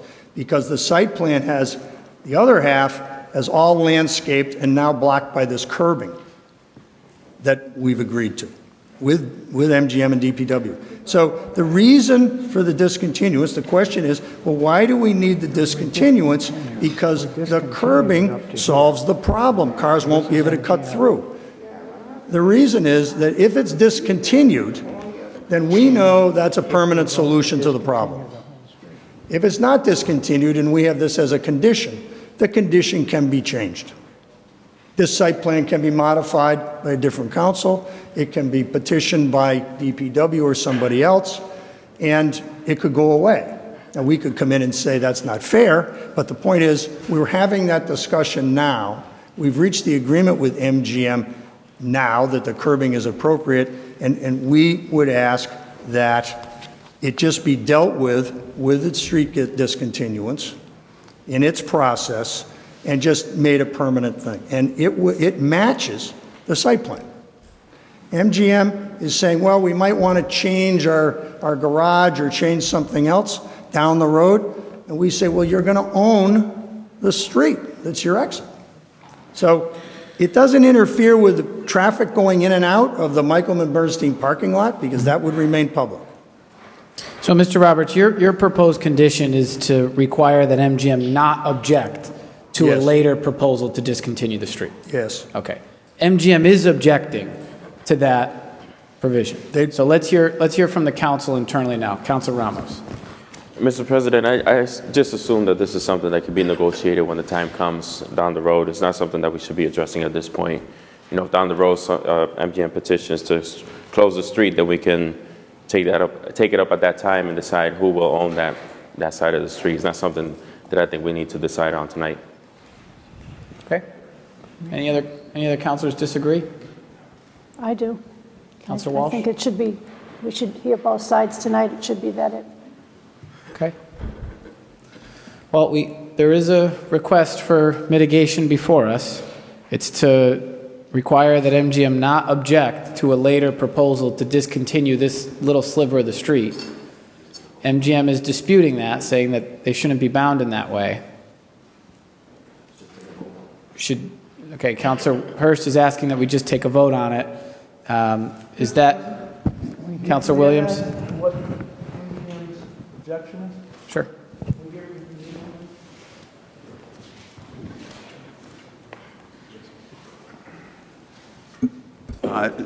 Chris Signoli will respond, and we'll respond after. Councilors, with regard to the question that's in front of you, you cannot place a condition on a future approval. Mm-hmm. You can't, because there is an application that has been sent to the to the city, referring to the Board of Public Works for a discontinuance. You are therefore putting your approval before the Board of Public Works. You can't do that. Point taken. So we can't vote on it. Counselor, okay. Here we go. And the only thing, just to expand on that, the Board of Public Works could place conditions on it that could be contrary to what you are voting on this evening that they then couldn't do. So you are then restricting how the Board of Public Works does its job. Or you are also restricting our review that may happen. And I'm not just picking on this one, it is anything that would come before, placing an approval or a restriction on something that has yet to come before you. Conditions may change of what's happening there. Number two, in this location, there are a significant amount of utilities, and the utility companies need to weigh in on that, and to date, they have not officially. So placing a restriction or a condition on at this point is something that technically you cannot do. Councilor Williams. Councilor Williams has the floor. Is that a legal opinion or is Get up. I believe that our Director of DPW has correctly stated the legal status as the 2 points. One, this body acts after the Board of Public Works holds a hearing, gathers the evidence, and makes a recommendation for this board to vote on. So we're putting the cart before the horse. Okay. Second, there are utilities in the ground there which need to be addressed, and other parties and their rights are affected, and they're not here tonight, they're not a party to these proceedings, and that could be affected. One more question, Mr. Gold. Does this fall into your 30 or 90-day period of time you can incorporate something? No, we incorporate those items basically under the Traffic Commission with rules of the road from that perspective. We cannot do trial periods with regard to giving away city land or giving away conditions of city land. That's what the discussion is that in the future, land will be given away by the city, and you would be placing a condition on that at a future date. Mm-hmm. Okay, are there any other questions? Anybody like to yield some time to Attorney Roberts? He's got a point he'd like to make. So moved, Mr. President. Councilor Williams, okay. I think that presentation is ridiculous. This does not have anything to do with you approving a discontinuance. That is not your venue tonight. This simply says that MGM won't object to it. We understand there are utilities in the ground. We understand there's a process for a discontinuance. There may be a reason in that process that a discontinuance isn't warranted. It has nothing to do with MGM objecting. But MGM is an abutter, and the policy is that if there's a discontinuance, the people on both sides of the street, they have to be in agreement. You can't have one saying over the objection of another one. The whole site plan process deals with future events and things you expect might happen. So to say that you're deciding on something that hasn't happened yet makes no sense at all. That's what the site plan is doing. So I don't understand. We don't understand why the city is taking a big position on this. MGM wants the flexibility to maybe do something else, and they think this might affect them. I think that's what they say in their comment. But you're approving this condition does not approve in any way the discontinuance. That's for a different body. So all these comments about you acting before the Board of Streets and Engineering, Board of Public Works, all that is just malarkey. You're not interfering with their process at all by adopting this motion. Okay. This is simply MGM's condition. One of their conditions is if that street's discontinued, they'll go along with the discontinuance. Thank you. Is there somebody that'd like to yield some time to Attorney Fitzgerald? Councilor Edwards, okay. Thank you, councilors. We have a constitution in this country, and I'm not sure that you can vote to deprive somebody of their right to object to something at a subsequent hearing. So and that's just a practical issue. The real issue for MGM's objection here is that the problem or the request of the Colvest Group with respect to impeding turns across Colvest property has been resolved with the agreement of MGM to construct and pay for the installation of that curbing. To go this further step and require them to agree to a discontinuance of a public way is just not necessary. Okay. Thank you. Councilors. So why don't we have a motion either to approve or to reject proposed condition number 11 in the Exhibit B? Is there a motion? One. Okay, motion to reject made by Councilor Ramos, seconded by Councilor Shea. Is there any discussion on the motion? Okay, Councilor Shea. Would you just clarify for the council when we vote what a yes vote does and what a no vote does, so we're clear? Mr. Clerk. A yes vote is to reject item number 11 on Exhibit B to the city councilors, to city solicitor's opinion to the city council. Therefore, that item would not be a condition of the site plan. And this is the condition which would require that MGM not object. It's a double negative. But so a yes vote here will be no to that condition. MGM would be free to object if you vote yes. Okay? So all those in favor of this motion to reject condition number 4, say aye. Aye. No. Those opposed? No. Okay, the ayes have it. So condition number 11 is rejected. Condition number 12, Attorney Roberts. Thank you. Condition number 12 begins with the applicant will offer parking within its garage during the day for uses by surrounding area businesses to offset the parking that will be displaced by the project. That language is a quoted language out of the FEIR, the Final Environmental Impact Report. That report outlines that previously paid, could be paid or unpaid, public parking, off-street public parking is being displaced by the project, namely the Bliss Street Garage and the other parking areas that will be occupied by the project.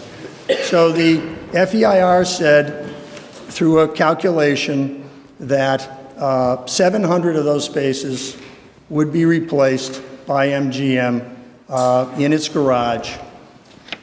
This is separate and distinct from the spaces that were discussed in the previous part of this hearing dealing with the public parking on Howard Street. This was the parking in Bliss Street Garage and the parking lots. MGM correctly states that it has recognized, and it's in the FEIR and the documents that incorporate the FEIR, that they are to provide this space to the public.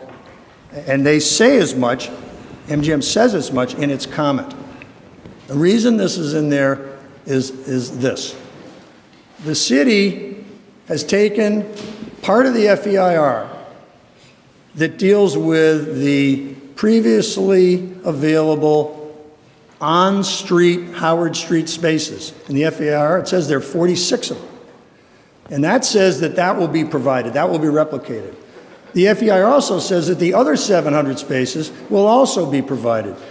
The city, at least in its draft conditions, and I haven't seen its full list of conditions, has proposed a condition to the site plan be that MGM replicate the on-street parking, which is like 46 spaces. But they don't incorporate the reference that MGM will replicate the 700 public parking spaces.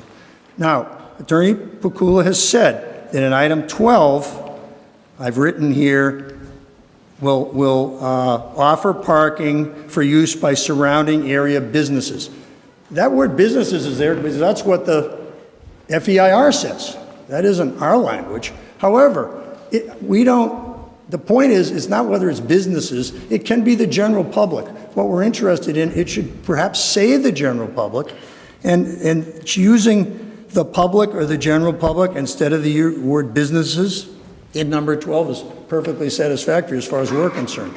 What MGM says is true is that they are required to do this. However, down the road, when the conditions are looked at and the site plan is looked at by people and the public and they want to know, is this happening, is that happening, is another thing happening, they're going to look at these conditions that you vote on Monday night. And if you have a condition that's part of the FEIR and you don't include the rest of what's in the FEIR, it we think it indicates that maybe what you've excluded doesn't count anymore.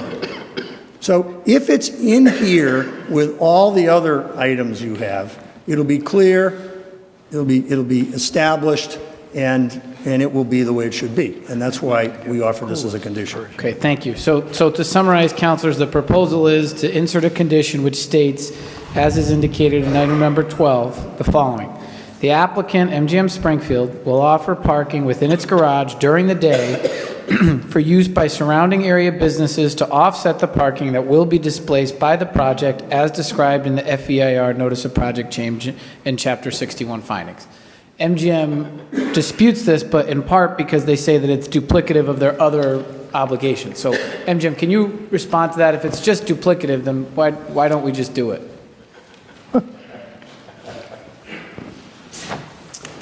Because it's not entirely duplicative. Council President Fenton, the HCA and the FAIR documents speak for themselves. One of the context for this, though, is one of the comments, as Attorney Pakula mentioned earlier today, was that the city was seeking to restrict the amount of parking. Similarly, what Council didn't highlight, the piece of language that he selected didn't look at the FEIR on the whole and the feedback through the MEPA process. The MEPA office had concerns, like the city did, with the amount of parking that we're offering, and filed a comment looking for us to consider some alternatives to reduce commuter traffic, because that's, by the way, the point of the FEIR environmental review process. So MGM is not backing away from its commitments, but we think what is really going on here is that abutters are looking to have this body put in some favorable language into site plan conditions that bring value to their surrounding businesses and their properties at the expense, again, of MGM and, in this instance, potentially the city. So, Mr. Stratton, let me ask you this. I'm going to read a statement to you, and you just tell me if this is true or false from MGM's viewpoint. The applicant, MGM Springfield, will offer parking within its garage during the day for use by surrounding area businesses to offset the parking that will be displaced by the project. Is that true? We will offer parking during the day for the public. I presume that includes surrounding area businesses, but it's not dedicated to surrounding area businesses. It doesn't say anything about dedicating it to. So, yes, the public parking will be able to be used by surrounding area businesses. And so the dispute is regarding the reference to the FEIR, the Notice of Project Change in the Chapter 61. The dispute is that our obligations through the FEIR are clear in the FEIR. Our obligations under the HCA are clear under the HCA. And I'll tell you, he said that it's word for word. It's not actually word for word. The words during the day don't appear in the FEIR. So and during the day, that's not an issue for us. But then we have what's in the FEIR, what's in the HCA, and this new condition that our abutters have drafted that we think is self-serving for their businesses. So we think we can stand on our obligations in the FEIR and in the HCA. But it is not, to your point, it's not controversial that our garage will be open to the public. Councilors? Counselor Twiggs? DPW doesn't agree. What is their position?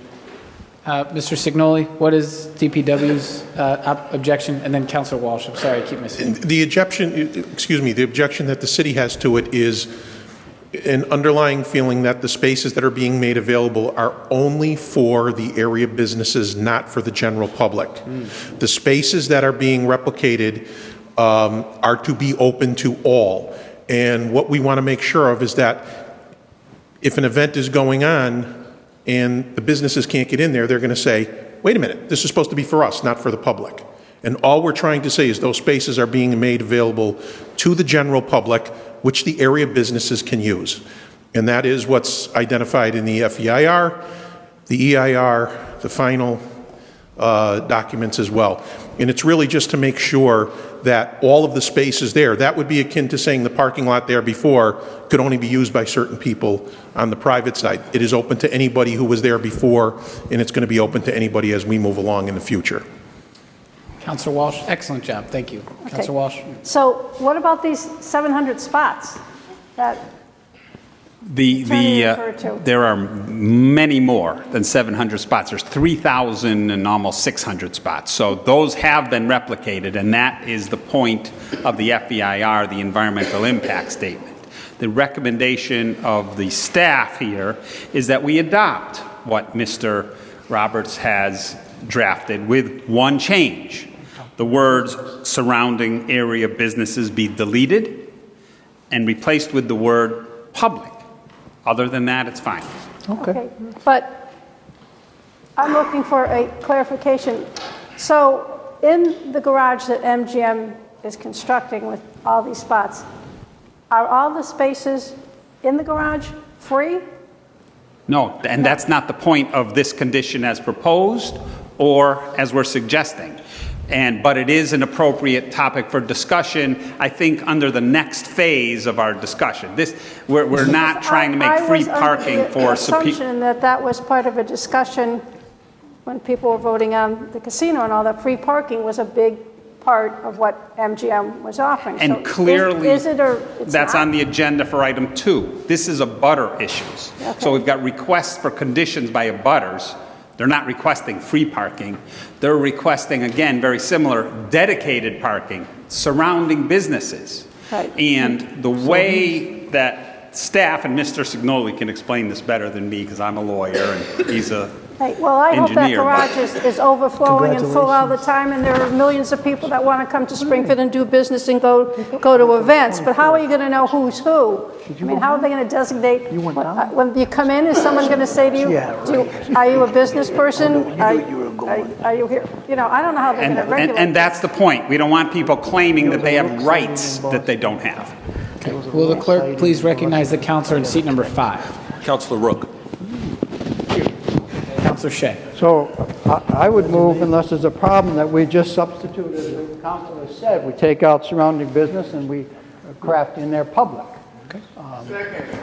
Motion made by Counselor Shea to incorporate condition number 12 of Exhibit B with the change that we delete from line 2 the first 3 words surrounding area businesses and we replace that with public. Yeah, Counselor Williams. Seconded by Counselor Williams. Marcus. Through the chair.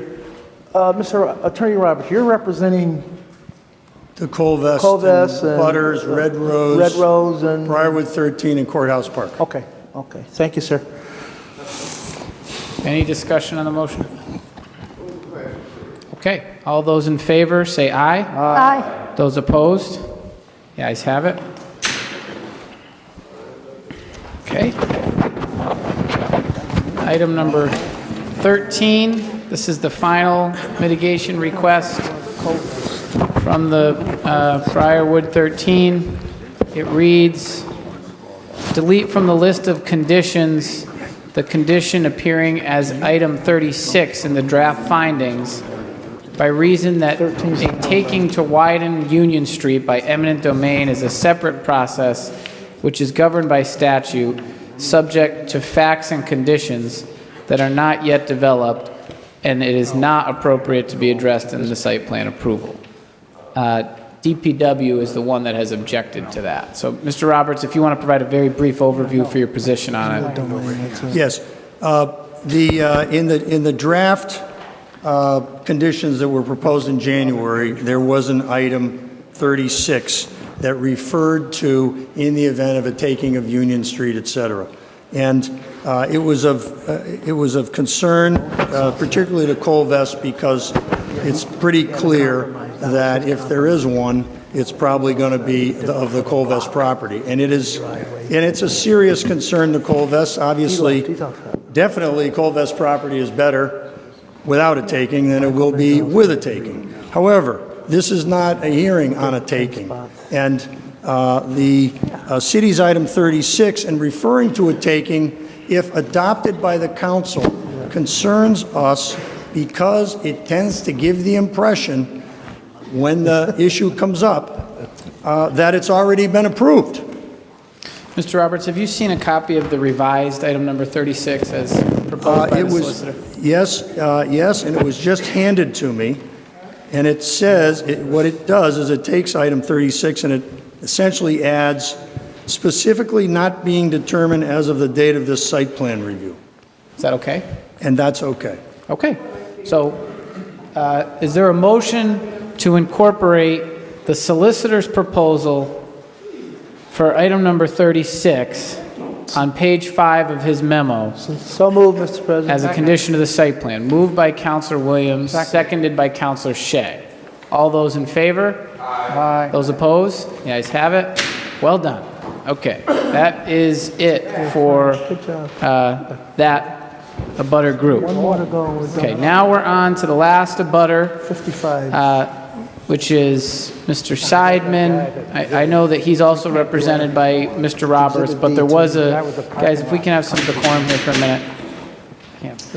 We did get a letter from Mr. Seidman, I can't recall if it was today or if it was late yesterday, requiring a variety of accommodations, none of which we have the authority to make except the curb cut. So, let's see here. So let's go to page 7 of the solicitor's memo, subsection D. Exhibit D. Mr. Solicitor writes, I want to make sure this isn't privileged first.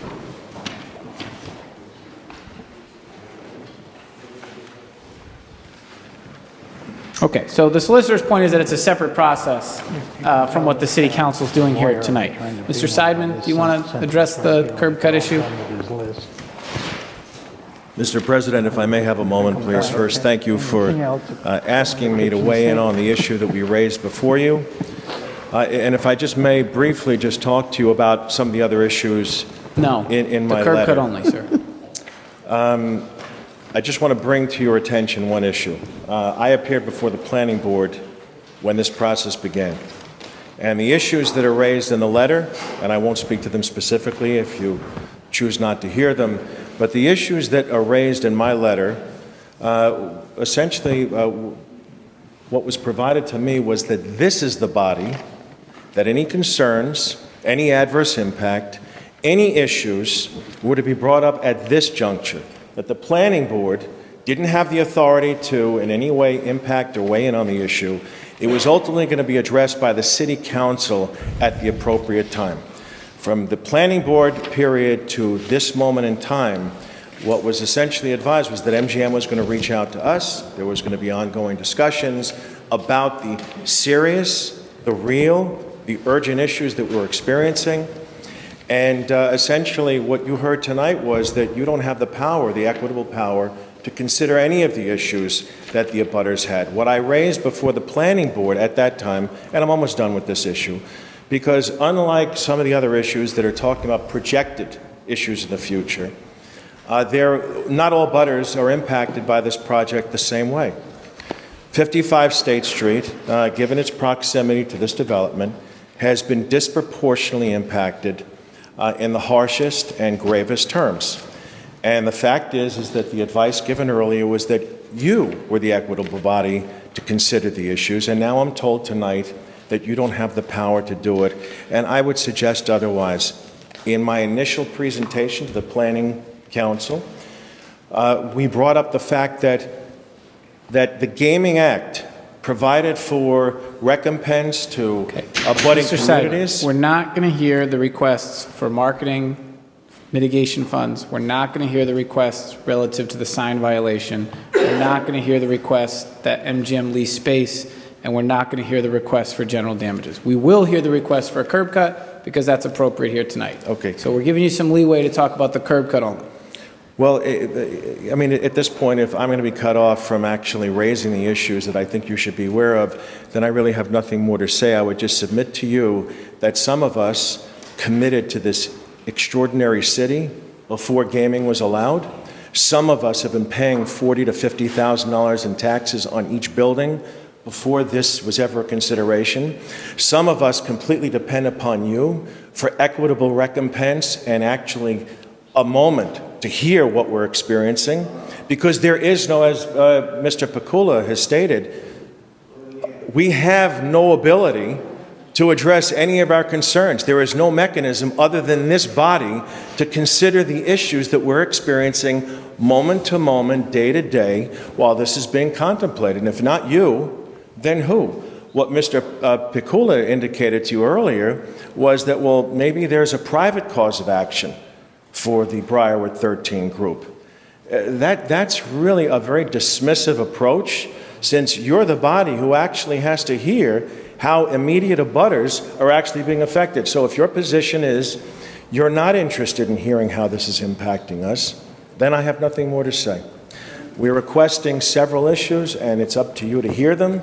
If you choose to shut them down, yes. There is a request in the future that doesn't impact us at this moment about a curb cut on a public way, MGM Way, but that's not the grave issue that we really wanted to bring to your attention. You voted on a Bliss Street closure last week. Both ends of the street were closed. Both ends of the street were closed. What you're voting on is actually having an impact on us every single day, and we really haven't had a dialogue with MGM. And as you indicated earlier, perhaps an hour should be set aside. The truth is that unless you pressure a dialogue between the parties, it won't happen. And taxpayers, people who have businesses immediately adjacent to this property, may perish because we can't hold on for 3 years in the hopes that eventually this opens. What I would have hoped for you to consider is what we're experiencing right now. Not a future issue, but an issue that we're addressing today. So if that's not the case, and this is not the forum, I'd ask who we should appeal to. So, because we're out of councils, we're out of planning boards. What is it that you propose we do, Mr. Seidman? What I'm suggesting is that, and I apologize if somehow I was misinformed, but at the planning board level, that this body had the equitable power to address the issues that this development created for abutters. As I stated to you earlier, the Gaming Commission wrote up an act that allowed for Long Meadow to receive abutters compensation, all the towns in the immediate area, but the actual owners who are experiencing the plight on an ongoing basis, there is no mechanism for actually redressing the issues except for you. It's just you. The fact that what we provided to you at this point is a realistic account of what we've experienced. The fact is that MGM, in its marketing material, presented the public with images of its development that obliterated 55 State Street. Its marketing material, the publications that it issued to the public and to this body, reflected that 55 State Street would no longer exist. I've presented just a sample of that to you. The fact is that has devastated the building. Our vacancy rate in a building that has historically had 100% occupancy is 90%. What I've received, our parking lot manager, an urgent text this morning. The Bliss Street closure, which was supposed to be at one end, which now reads, road closed. At the other end is actually closed too. In the morning, he indicated to me, we are losing all of the dailies and the monthly parkers are disappearing. Courthouse Associates, Colvest, and the other abutters, of which we're a group, are not experiencing those same issues because we're actually in the middle of a block. Each one of the abutters has a corner. So there is actual access from people from the street to get to their property, such is not the case for 55 State Street. So what we requested was, first of all, that MGM enlighten the public as to what they own and what they don't own, which leads us to the other issue, point 2. They have left for lease signs on some of their buildings, which conflates with other for lease signs in the immediate area, specifically ours. So when prospects arrive to the area... Councilor Shea? I'd like to make a point of order. The gentleman's been asked to address the curb cuts, and that's what's in front of us. Do we have that discussion rather than this other list? Okay, put simply, the MGM way, if again, I understand as a matter of order, if my grievances, and they're not even grievances, because we really don't complain. We welcome the MGM development, but the fact is we are being hurt by it in the short term. But the fact is if we're talking about the future 3 years down the road, yes, there is now, you've allowed for the cutoff of Bliss Street at one end. There is going to be a public street called MGM Way wrapping around our building, and we're simply asking for a curb cut on that public street. Where? But that doesn't address our issue now. So if that's what we're talking about Where do you want the curb cut tonight- on the public street, on MGM Way? In the center of our parking lot going on to the public street. Can the And DPW director address that, Chris? my guess is he's going to indicate no, but at this point we want to raise it as an issue. Thank you very much. Thank you. Mr. Signoli? Thank you, Mr. President. The owner of the property can petition at any time for a curb cut. One of the things that we have made known to them is that if they do petition for a curb cut, the parking lot then has to be laid out per city standards. And if it's laid out per city standards, a number of the parking spaces in that lot have to go away.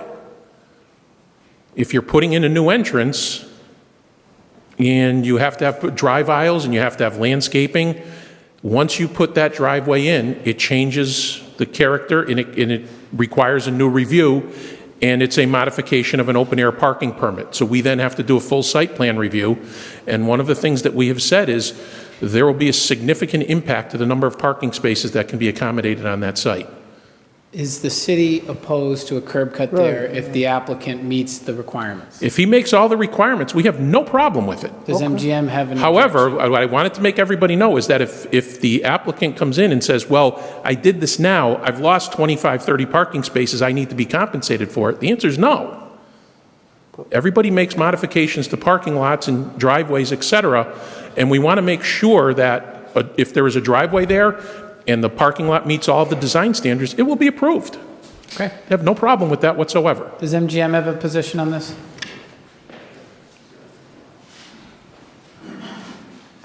It's a public way, and the applicant has the abutter has the right to apply for the curb cut. Would MGM oppose it? No. Is there a motion? Is there a Unless, motion? let me qualify that, Mr. President. Unless for some reason, Not at this time. yeah, at this time, the proximity to the location of the curb cut, I think, would be an issue in terms of MGM would want to weigh in on that. Okay. Can we have a motion to the effect that Mr. Seidman's issues are addressed to the extent that they can be in the site plan, and we'll take up the curb cut matter later if an application is submitted? So moved. Okay. Second. Moved by Councilor Williams, seconded by Councilor Walsh. All those in favor say aye. Aye. Those opposed? The ayes have it. Can I have a motion for a 5-minute recess before we start the second session? Motion made by Councilor Edwards. 10-minute recess, Councilor Twiggs? So, okay, 10-minute recess. Councilor Edwards, seconded by Councilor Twiggs. All those in favor? Aye. Those opposed? The ayes have it.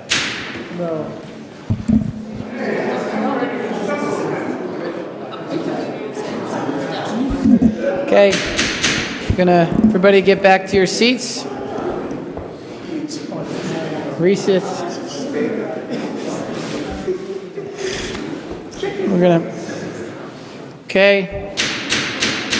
We're gonna call this meeting back into session.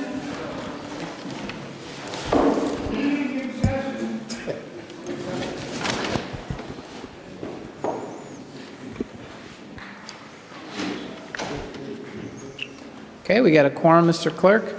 So what we'd like to do now for this second session of tonight's meeting is to address sector by sector, geographically, some of the site plan considerations that are relevant to this body.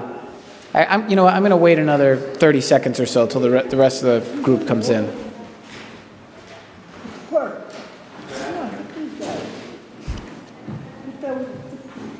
Wayne would be the Japanese guy pulling out.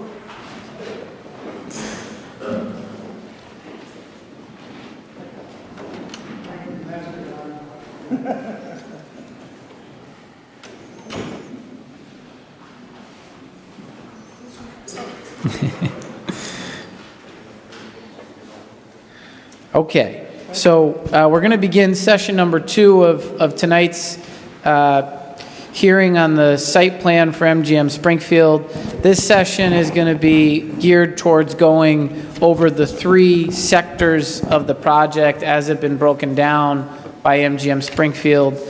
This was a result of one of our first hearings and a recommendation, I think a good one, of Councilor Williams to deal with this sort of geographically. We've now, for this evening, resolved the abutters issue, so we're not going to be discussing the impacts necessarily on surrounding businesses or abutting residences at this time, but we are going to be talking about more general, high-level design aspects. Things that will be relevant to each of these districts include questions regarding overall vehicular traffic, pedestrian traffic, entrances and exits to particular retail, restaurant, casino facilities, questions about design, questions about landscaping, lighting, things of that nature, overall flow for the project. So that's what we're going to be focusing on now. We have Mr. Brian Packer here as a representative of MGM, and he is going to give us a brief introduction about the design of each of these sectors, and we're going to start with the hotel and casino, and from there we're going to have a dialogue amongst the council. So, Mr. Packer, good evening. If you wouldn't mind, starting with the hotel and casino quadrant on our drawing. Good evening. Yeah, thank you. So on the sheets that we've handed out here, you have 2 sheets of paper, and just to orient you to the 3 zones, the hotel casino zone, the entertainment zone, and the garage zone. The important thing to realize about the hotel casino zone that we'll start with, it is actually 2 levels. So on the second level, there is not gaming, but there's the hotel convention zone. So basically you're dealing with multiple levels here in the first area. And up on the easel is an exhibit that was in one of your original packets when we started this process that also oriented to sketches and perspectives by number. So we have that blow up on the easel to help with answering any questions that you may have. That presentation, if you remember, was not only by Friedmutter Group Architects from our side, but also the city's consultants. So I'll be brief in kind of the refresher about the casino and some of the things you've heard already, and then we can open it up to questions. So in general, the hotel casino, the main footprint, the main area of the hotel casino, as you can see, is in the center of that square. And dead center is an entertainment bar. Surrounded on the outside and staying consistent with our concept of bringing vibration, different action and a lot of individual experiences to Main Street, we have along Main Street 2 restaurants, multiple retail venues that all culminate at a main entrance in the corner of Main and Howard. Through that entrance, you also see the hotel lobby. If you're a customer coming by car and you valet park, the main entrance for vehicles will be from the garage, dropping off at valet and entering through the lower right portion of that zone. Off of MGM Way, that's correct. That's right adjacent to the high limit on the zone on the map you have. The food court, which we've pointed out multiple times on the bus tour, is inside the old 73 State, where the facade will be preserved. And moving up on the plan, Poker is down at the lower level of the existing 95 State Street building, which the upper levels will be utilized for operations. The main corner of Main Street and State is mainly retail. And if we were to then cover the upper portion of this same zone on level 2, it's mainly convention, hotel back of house support functions, such as the employee dining room, the main kitchen, surveillance, internet technology. And then it also supports roof gardens and interaction with our pool spa area, and then the hotel. So the hotel first occupancy levels will be level 2. Levels 3, 4, 5, and 6 will also have hotel rooms along Main Street. Approximately 251 rooms. The outdoor roof garden area from convention will be connected to convention, so convention users can go outside on the roof deck, and that will overlook the entertainment plaza. Just to speak about some of the outside features, the majority of the facades and elevations here are all designed to fit into the Main Street concept, the Main Street vernacular of Springfield. The one other point I'll make on the second level is the salvage dome from 73 State. If you remember, that was incorporated as part of our historical review and historical obligations. That will be relocated up into the convention space in pre-function, so many of the visitors will be able to see the salvage dome. So with that kind of brief refresher, we can open it up to any questions you have about the hotel, casino, convention areas. Not only is MGM here, but also we have city representatives as well as the city's consultants, if you have any questions for them. Okay. So this, again, is concerning the upper left portion in our diagrams here labeled hotel and casino. Thank you, Mr. Packer, for that overview. Comments or questions from the council regarding this footprint? Councilor Hurst. Will there be any entrances on Main Street? There will be. I would say that there's going to be a series of smaller entrances into restaurants and retail directly off of Main, but then there's also 2 main entrances that will lead you right into the casino floor. Tim, if you could point, yeah, there's one, and then the second is at the corner. Will be able to access the retail and the restaurants from Main Street. That's correct, yeah. So, you know, our restaurants will have 2 doors, one off of Main Street and one onto the casino floor. So is the casino one floor? Where there's actual gaming, that's on the first level, flush with Main Street. There's only one level. That's correct. What's above it? What's that? What's above it? The hotel is going on 6th floor. So on the second floor, you have convention and back-of-house support functions, and it's on the second sheet of the packet you have there, as well as the exterior pool decks and first floor of the hotel. So you have level 1, mainly gaming restaurants, the second floor, convention, back-of-house support, first level of hotel. Then on level 3, hotel, level 4, hotel, level 5, hotel, and level 6, hotel. Councilor Allen? Yeah, thanks, Mr. President.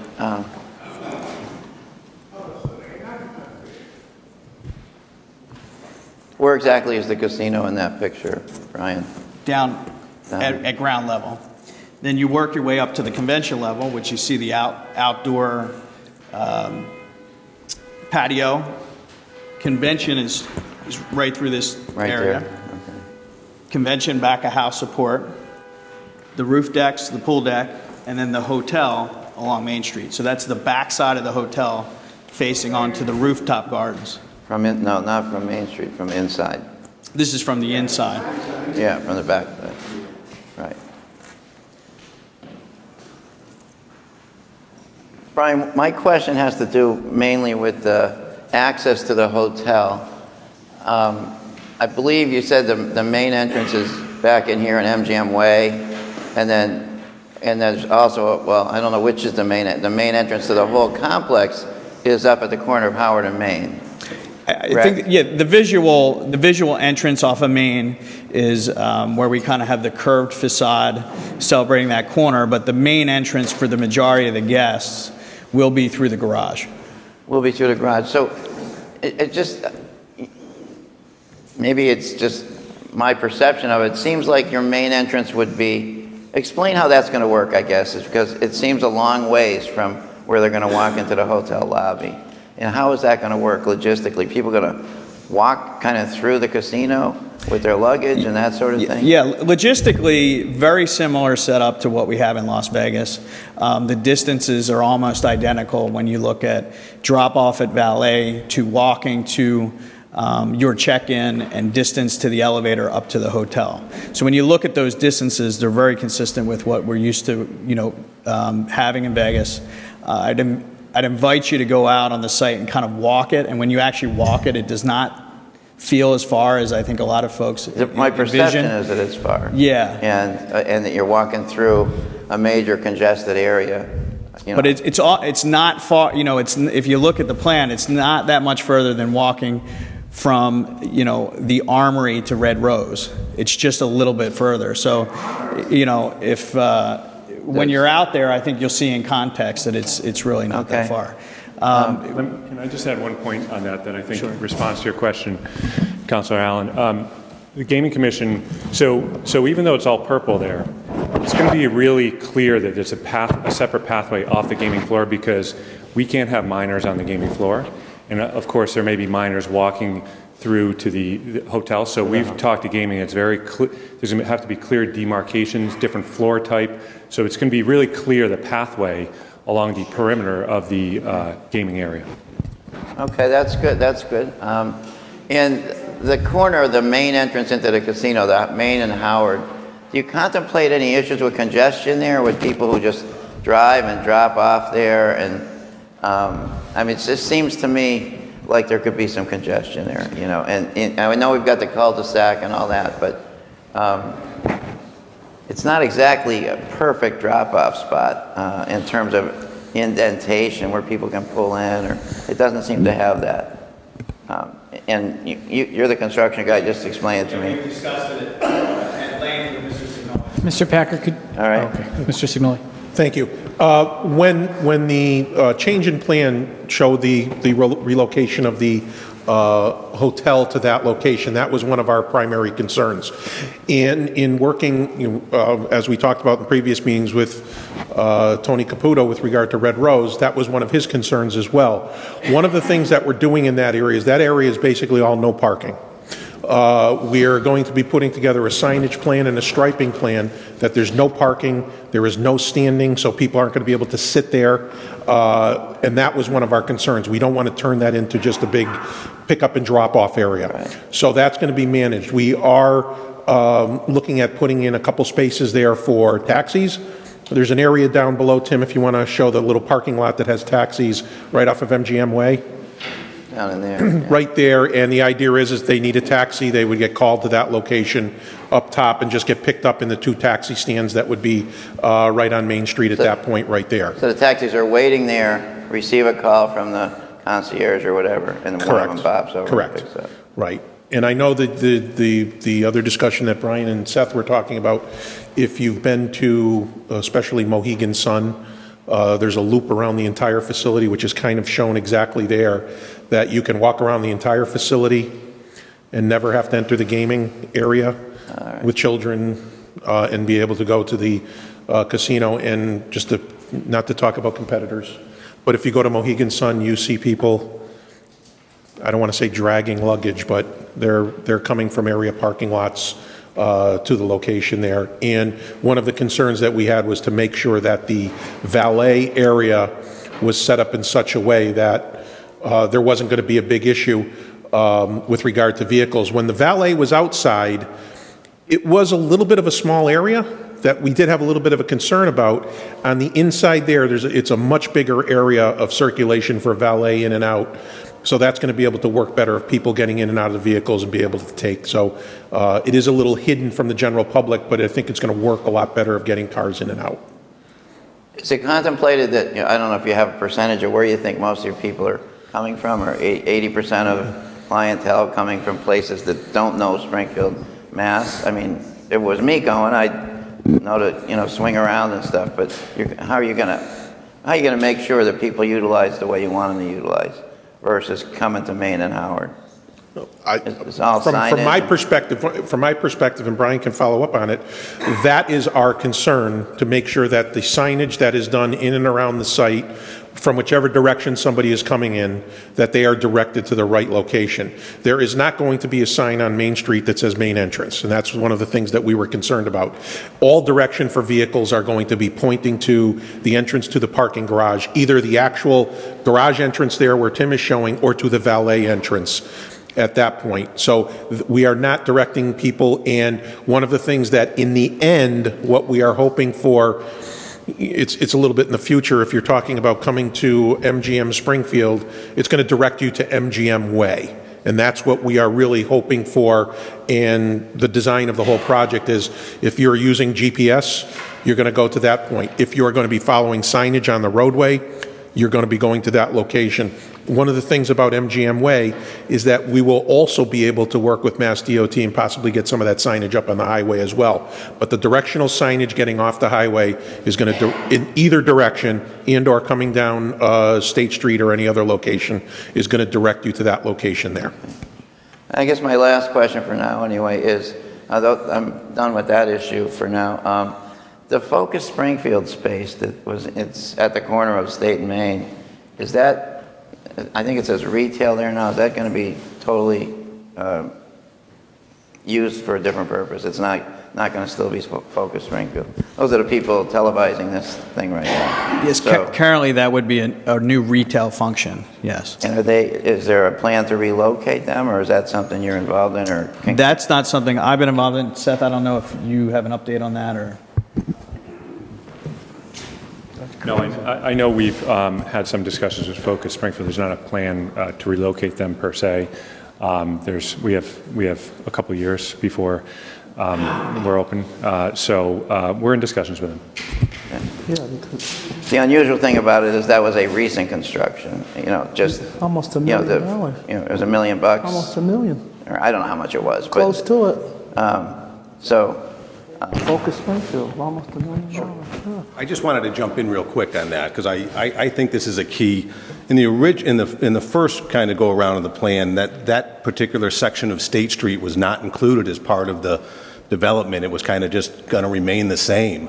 When we reviewed the plans, to me, this is a huge improvement over what was previously being proposed. This is a key location for State and Main. So to me, again, with all due respect to Focus Springfield, I think we are working actually with the mayor's office to try and see if we can find locations. We've looked down on Main Street to give them a new location. We looked at the next to the fort as one possible location. But to me, the introduction of retail uses on the corner of State and Main here is really a key improvement to the plan.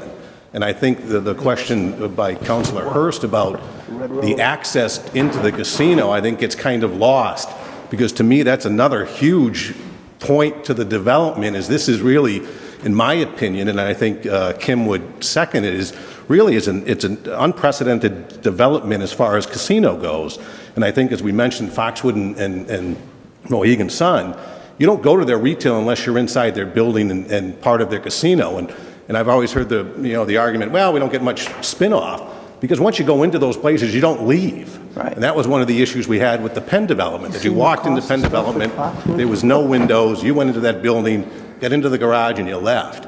Here, I can walk down Main Street, State Street, Union Street, Howard Street, and enter the restaurants, the retail, without ever having to walk into the casino. So the idea of entering the casino, there's not just one entrance, which is a main on Howard and Main. There's 7 or 8 or 9 separate entrances that get you activity onto the street. So I think that's a huge plus that kind of gets overlooked in the development of the process. You're not going to find a casino like this elsewhere. I would argue probably in the world. But so I do think it certainly improves activity to the street. I agree with you, and you're our chief planner here, and I think it makes sense. That's one of the benefits of this whole design. It's not that I'm against it. It's unfortunate that we just got developed. I don't disagree with you.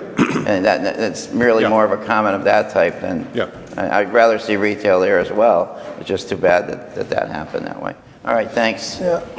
Councilor Ramos. I wasn't part of the original proposal. I didn't vote on the host community agreement. I wasn't on this body at the time. So I don't know what was part of the original plan and what's new, but I do specifically remember reading about MGM not building their own convention center because they were going to be partnering up with area businesses such as the Mass Mutual Center, the Symphony Hall, Hall of Fame, and now I'm seeing convention space here. Was that part of the original plan? Yeah, I think, we say convention, but I would think of it more of it as a smaller banquet space for a wedding. This is not a large city convention area, right? So the businesses are different. This was always in the original plan. This is not an addition in terms of, or a change from what was originally thought of. So those synergies and those relationships will still take place. Still in place? Yes. So these banquet halls were part of the original plan. These are not amendments. These are not changes. They are not new spaces. That's correct. They were in the original submission. Okay. Thank you. Councilor Marcus Williams. Thank you, Mr. President. First of all, let me ask, which restaurants, if any, have access points to the actual casino? So you see Restaurant A? Yes. Restaurant B? Okay. The food court area? Okay. Those will neighbor or have a way of entering off of the casino. All right, so hypothetically, if I'm a senior citizen that can't walk that well, and I'm in the poker area or maybe the high limit area, where's the closest entrance to that region? I'm sorry, I'm not sure if I understand the question. If I'm in the high limit area, is that a part of the casino? Yes. It is already. All right. So if I'm in retail 6, hypothetically, then where's the closest entrance? Would that be retail 6? The closest entrance would be to the right on the plan, right where you see the vestibule there, kind of with the arrow pointing. Right. That would be your closest off-street entrance. Okay. As well as, there's the potential for the retail to have an entrance right off of Main as well. That's kind of that's a spot there where you have to work with the tenant, and do they want to have 2 entrances to that small store, or will they decide to just enter in off of Main or just off the casino? And is that a decision that's made after the tenant is selected, or? That would be correct, yeah. You would typically work with the tenant to drive certain entrances as you negotiated those lease deals. Okay, and in the same sense, I'm assuming that from the actual casino itself, the only access points would be those 2 restaurants you mentioned plus the food court. So if you're asking about restaurants, there's really 3 kind of food and beverage outlets that adjoin the casino floor. Okay. They would all be able to be entered off of the casino floor, and actually all 3 of those would also be able to be entered off of the street. So the food court has an entrance off of MGM Way, and both restaurants would have an entrance off of Main Street. Okay. Okay, Councilor Bud Williams. Yeah, thank you, Mr. President. Just a couple, Brian, just to piggyback on that Focus Springfield, which was almost an $800,000 investment on that corner over there. Yes. I would hope that we give them some real attention. Now, on the picking on what Councilor Ramos was talking about, what you call it a banquet facility. It's been mentioned as a convention hall. I mean, what's the size of the convention hall? So it's really kind of 3 facilities. The largest banquet room is about a little over 12,000 square feet. And then we step down to a smaller banquet room, a little bit over 6,000 square feet. And then there's a third smaller room. I can't read the square footage here, but it appears as if it would be 2,500 or less. What does that mean in terms of individuals' bodies? 12,000 equates to? I'd have to get that for you. Is it 6,000, 5,000, 3,000? No. I'm guessing 800, 1,000 max. Okay. I plus or minus on that answer, but on this, I like the design of this retail, but Is this retail going to be the standard retail in casinos, which you build retail casinos for folks who hit, because those prices are so outrageous in casinos that the average person doesn't go into a retail store? I heard you give points, how does that work? So you have high-end, in most casinos, you have high-end stores. Well, it depends which casino and what the branding is of each casino. Well, Foxwood, Mohegan. I think you'll see different levels of stores depending on the venue.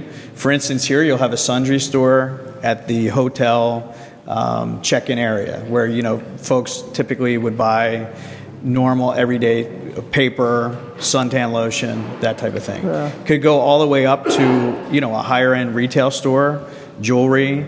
So a lot of that's going to be driven by our tenant discussions, as well as, you've heard Mike talk a lot about, hey, what is that mix here, right? And what are we going to get in terms of tenants from the local, the region, as well as some national brands that come in here that aren't in Springfield yet. And that's been a huge piece of what we've talked about with the city's consultants, is to not only limit this to just someone who is already on Main Street and then maybe they're just moving down the street, but also firms outside of this city that have retail. Yeah.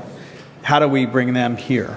And so it's going to be a mix. It's not all going to be super high end. In some stores, you may be allowed to use your points. In others, you may not. It's going to really depend on, you don't know that answer until you are able to strike your deals with your tenants. You don't have any tenants in mind? It's very hard to get tenants if you don't have an approved site plan. so tenants will not. MGM? So tenants typically are not going to, we cannot cut deals until we have. I mean, some of the vendors you have already in MGM. Well, we're in discussions, but without exhibits to attach to agreements and different things, you really do not, you're not able to drill down on the detail. For instance, all leases have square footage on them. Right. And out of these meetings or any adjustments we may have to do, we will set the square footage and start those and finalize some of those discussions. But until, typically if you're a developer or you're a tenant who's going to work with us, you want to know the layout of the whole site. You want to know where you park. You want to know how many spaces are in the garage. And so the minute, we solidify a lot of this, that will help and aid in those negotiations. You typically also don't want to get too far out ahead and assign tenants 2.5 years before you open. You want the hottest brands, the hottest ideas to be a part of your casino. So there will be some balance there between some major anchors as well as, more recent, modern type companies. And the entertainment, you're going to use the Mass Mutual Center for your acts of 6, 7. There's existing commitments there, and Seth, you might want to speak to that. Yeah, I could speak better to that. I think, I don't want to veer too far off of the site plan, but that's a host community commitment where we have essentially a commitment on the host community agreement to program 12 shows a year spread throughout the Mass Mutual Center, Symphony Hall, and City Stage. And so we'll, of course, abide by that commitment under the host community agreement. Okay, thank you.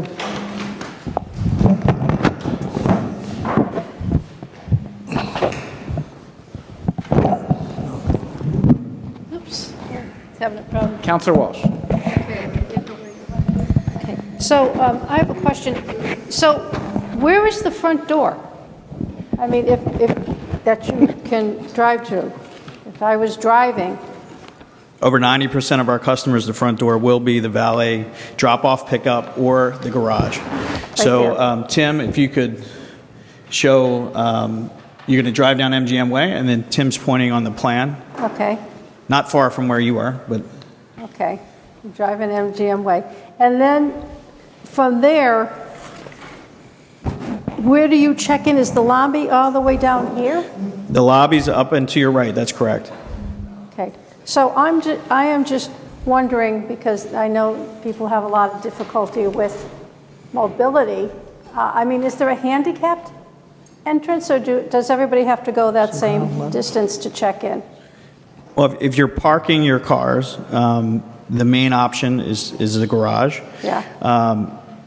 But there is the ability to, there are 2 taxi stalls, and a spot along Main Street where one could get dropped off and come into the lobby area.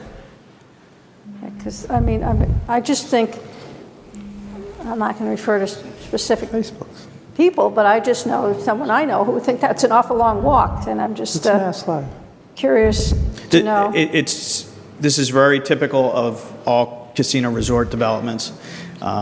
You would not have a separate few stalls right next to your hotel lobby. It's all connected to your garage and drop off. And from the garage, you then would go through the valet entrance also into the... Right next to the word valet there, and see where you have vestibule, you'll see a bank of 4 or 5 elevators there. Oh, okay. Those elevators service the garage, and that's where your patrons from the upper levels of the garage would come down those elevators and get dropped off right at that location. Okay. And so I think this point was brought up. You can actually, either by car or bus or taxi, walk through the lobby to check in without going into the casino? Yes, it's almost a straight shot running from the lower corner there straight up towards the lobby. If you see that lighter pink area, that would be the pathway that you would generally take. Okay. So there's no, like on Main Street, there's no drop off and you go in and check into the hotel?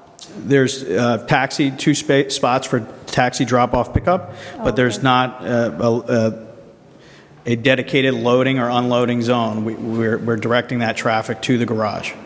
Okay. And I believe it was Council Williams brought it up about your restaurants. Can you give us any indication of what retail will be coming, or is that something that you have to wait for? We do not have those tenants identified at this time. It will be, going back to some of what you probably remember from Mike talking, it's going to be a mix. It's going to be festival retail. There'll be clothing. There'll be jewelry. There'll be down by the entertainment zone, confection, hot chocolate around the ice skating time. We know we're going to have a branded cinema here. But the exact detail of tenants and who exactly will occupy these spaces, we'll move forward with those negotiations after we're through site plan here. And the Armory dining and entertaining, is that outdoor? So it's a food and beverage outlet. Who that tenant is, or if we end up operating it ourselves, is yet to be determined. Okay. And the Armory Marketplace? Is that outdoor market? The Armory Marketplace, kind of twofold, ice skating rink in the winter. Okay. Marketplace, open air venues that will be programmed for different events over the course of the spring and the summer. But you would have, for the handicapped, you would have wheelchairs available for people if they needed them? So as part of the garage plan, the Department Public Works review, we will have the proper number of handicap spots and accessibility for this project all throughout, wherever it's needed. It's been listed in Chris's comments to, that's all part of this arrangement. Okay. And wheelchairs, people would have to, would you have any there, or people bring their own, or whatever? Typically, will we have wheelchairs available at the property? Typically, we have a certain number of wheelchairs or smaller mobile vehicles for patrons that need them. Okay. Thank you. I just have a quick follow-up question to that. What is the extent of MGM's relationship with the vendors that were advertised as a part of the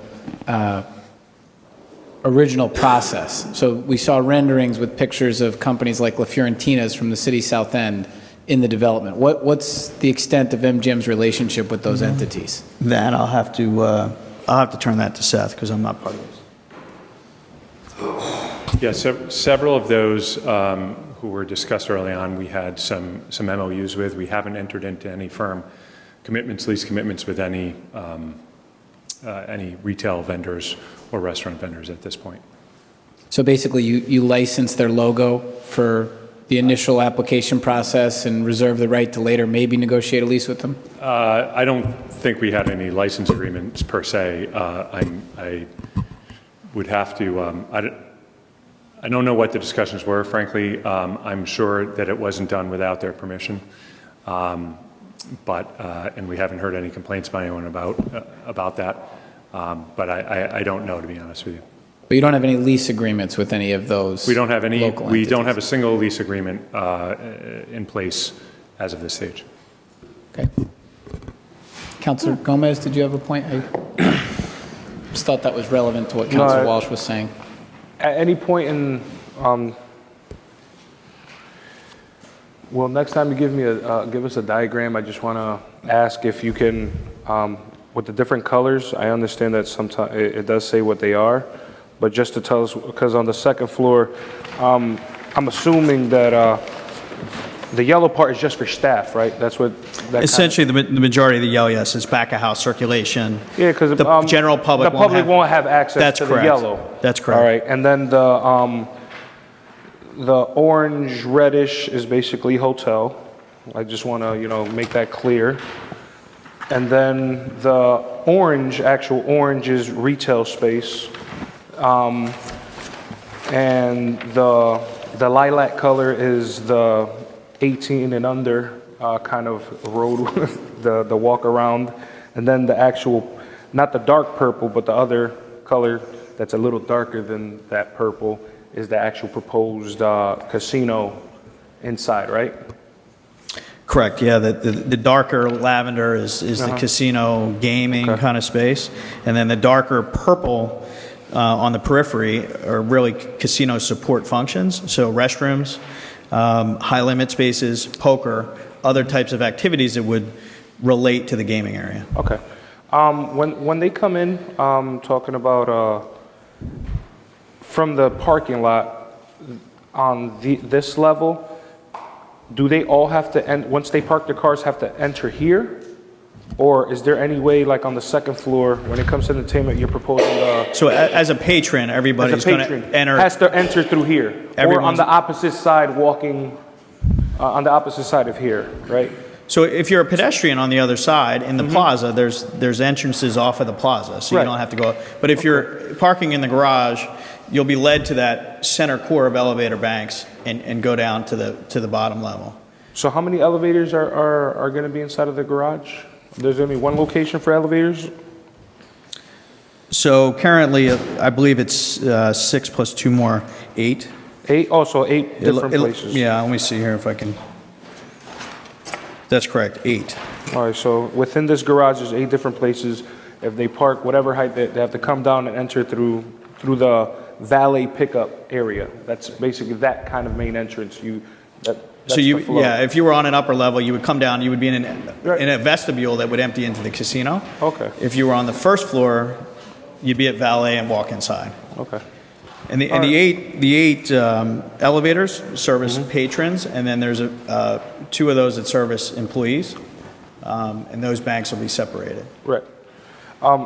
It's just for my own, where the proposed Starbucks is, would they have an entrance into the casino there also, or is that only the red areas that are proposed to have other entrances that you can walk through, like the restaurants?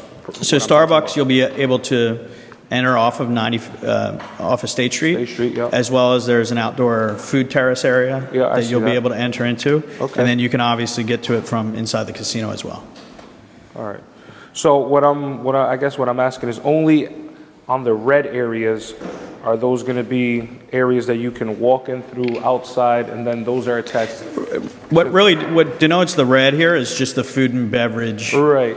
So what I'm trying to understand is, if it's only through the food areas, can you access the casino, like aside from there? Because not all the retails. A lot of the retails. It just looks like they're hindered from having an entrance into the casino, other than the restaurants. That the restaurants, you can see the opposite side, that there's openings for it in case they did want that, the tenants. Yes. Many of the retail spaces will have one entrance, and it'll be off of the street. Okay. Because as you can see, the restaurants landlock some of them. Yep. Also, if you're a small retail tenant, how many small retail stores have we been in that have 2 doors, right? You want to maximize your space. Typically, you have your main entrance, and then in the back is a closet and storage, and the cashier. So The retail function, kind of driven by what the tenant will do, we'll flush So that in the out. orange spaces, the small ones that are retail, 1 through 6, so you're only proposing that they only have one way in, one way out? The majority of those will, that's correct. If you look at retail 6, there would be an opportunity to maybe potentially have 2 entrances, one off a main, one Right, off, I see that right? potential right there, yeah. But that, again, it'll be driven by the tenant. The tenant may only want to have one entrance and use that other area for merchandise, or they may want to have 2. So it'll get driven by that. I just kind of, because I'm a small business owner myself, and it's kind of a burden not to have an emergency exit regardless, one way in, one way out. It's kind of scary. Depending on whatever the issue is, I'm not. Well, we'll have all exits required by code. Right. Really, I think my answers are geared towards what the public would do in entering a space. If there's a back entrance required, there'll be a shared back of house hallway, and that'll definitely be worked. That's what I'm trying to allude to, yeah. That'll be worked into the plan if required. Okay. All right. I just want to let it be known that I feel that at these retail locations that don't have a second entrance, that they should have an entrance, an exit, because God forbid, something happens in the front and people can't get out the store. There has to be a way for them to get out. Thank you. Thank you. Okay. Councilor Hurst? Just a quick question. It's clear, and you've already previously stated, that the market rate housing is not going to be located on the actual casino site. Is there any update in terms of those 54 units? I know 195 State Street, I believe, was a potential site. Are there any additional updates that you could share with us at this time? I don't, as part of this review, I believe it will be discussed as part of the HCA discussion. Okay. Seth, is that accurate? Yeah, that's right. I think when we're back before you next Monday, one of the topics that will certainly come up is that issue. And as you've probably noticed, Mike Mathis isn't with us tonight. He has been leading some of the discussions on that. He'll be here on Monday, and I think would be best suited to provide any updates around what we're considering on the residential component. Was indeed part of the site previously, right? Oh, that's right. Yeah. And it's not currently on this site plan. We're proposing the host community agreement amendments that an amendment permit us to do that programming off-site. And so I think in that context, we'll certainly provide some updates to the council. Thank you. Other councilors on this sector of the project? Okay. If there's no objection, I have a few questions I'd like to ask from the podium. If there's any objection to councilors for me doing that? Okay. Regarding this footprint here. Okay, so in all the renderings that we've seen, both in the HCA, Mr. Packer, and in the most recent submissions, there's no sketches of internal renderings. What can we expect this site to look like from the inside, the lobby, the gaming floor, etc.? The finer details of those interior designs are literally currently being kicked off now. I can tell you from a quality standpoint, from a concept standpoint, we're working with some of the best firms that have worked with us throughout all our casinos. They have the freshest ideas. We're seeing some really inventive stuff coming out, stuff that relates to Springfield, stuff that is new and fresh that I think Springfield is going to get excited about seeing. It would be typical that interior designs for these spaces are completed about 8 months to a year prior to opening. So, but I can tell you from the makeup of the teams, the makeup of the personnel, we intend to be consistent with other gaming properties we own that all of you have seen certain photos of the quality of those types of places.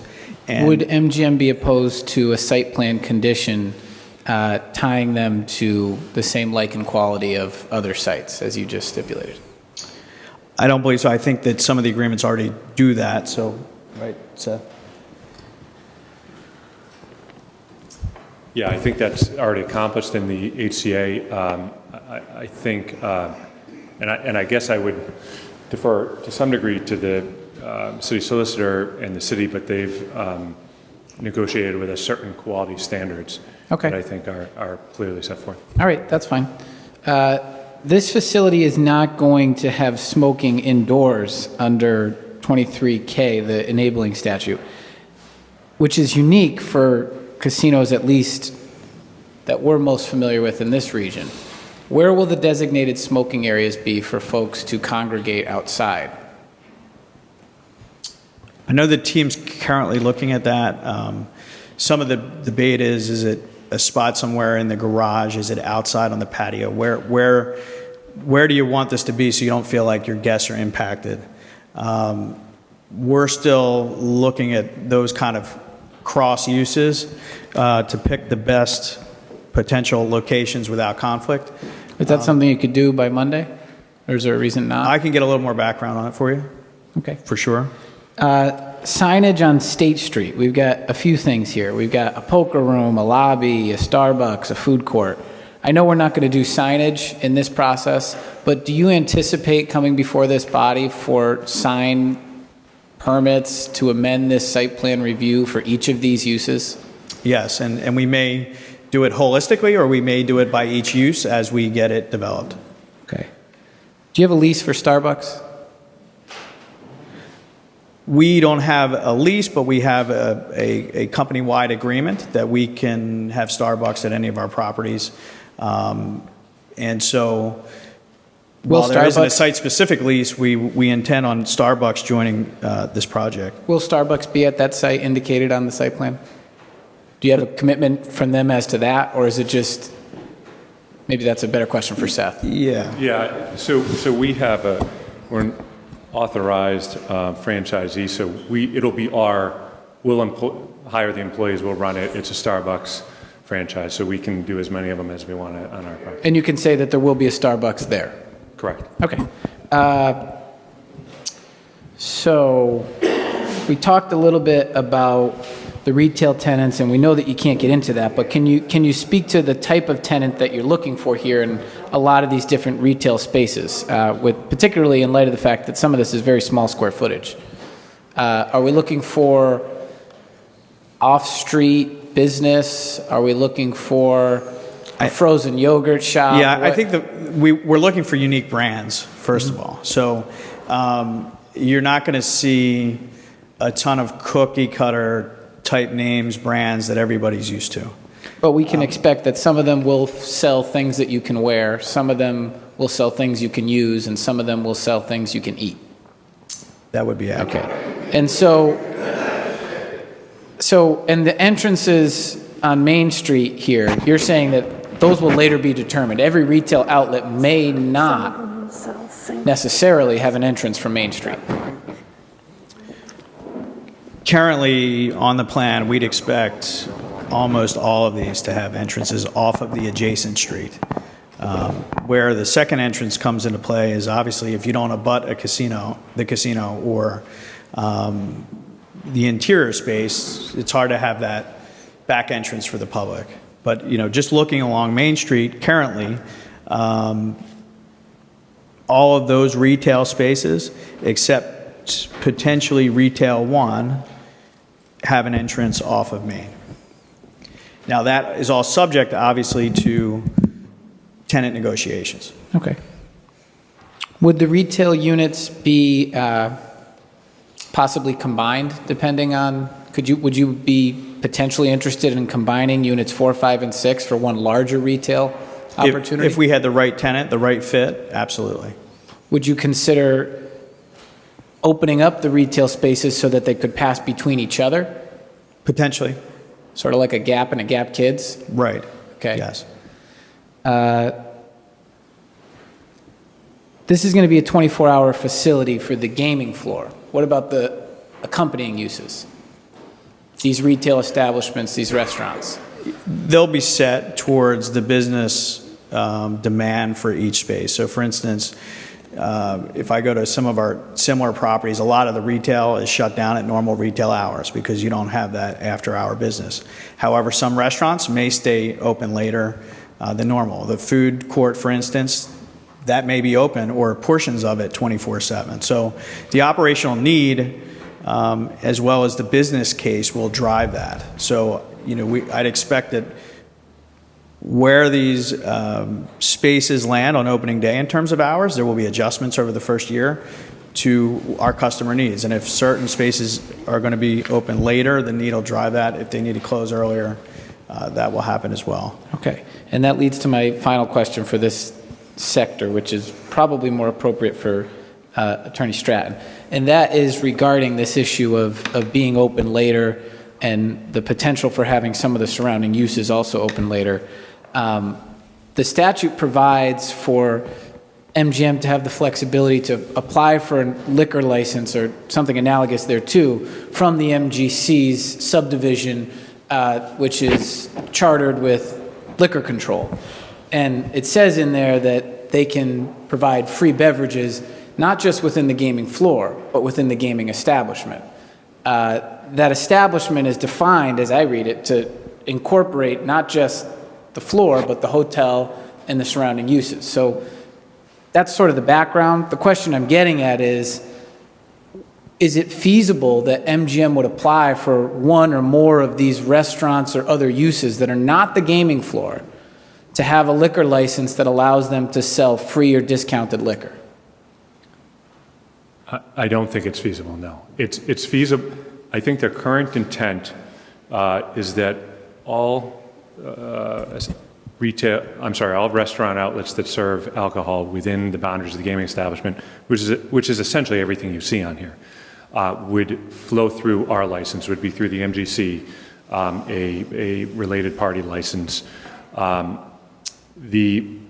Though the service hours are the same as would apply locally, so there'd be a 2 o'clock cutoff. Based on discussions with the Gaming Commission, it's currently our understanding that it's not going to be feasible to serve discounted or free drinks off of the gaming area, which also known as the gaming floor. Solicitor, do you have a comment on that? And so basically my concern is if you put in a Ruth Chris Steakhouse and you can serve happy hour there, but the guys across the street can't, that aren't a part of the gaming floor, that's an issue. So, and that's exactly why my point is that it's been clear through, I believe it's set forth in the statute, but certainly in the regulations, that you cannot have happy hours, you cannot serve free drinks or discounted drinks outside of the gaming floor, even within the gaming establishment. Mr. Solicitor? Since 2011, I've watched this law develop, and I've learned a tremendous amount about it. And you've hit on the connection of this gaming floor versus gaming establishment and the different boundaries. We have another boundary of the casino overlay district. So as I understand the regulatory authority on this, going beyond the statute, because the Gaming Commission has put some regulations on it, the gaming floor is where I understand the traditional sort of free drinks might be available if someone's sitting at a slot machine or at a poker table or something like that.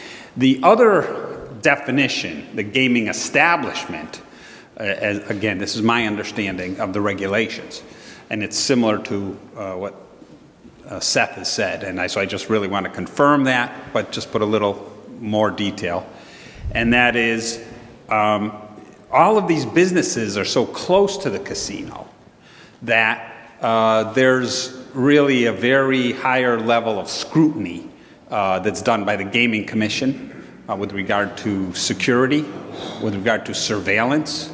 And so the jurisdiction of the law enforcement functions, including, as you described, the separate alcohol function, is really taken to another level.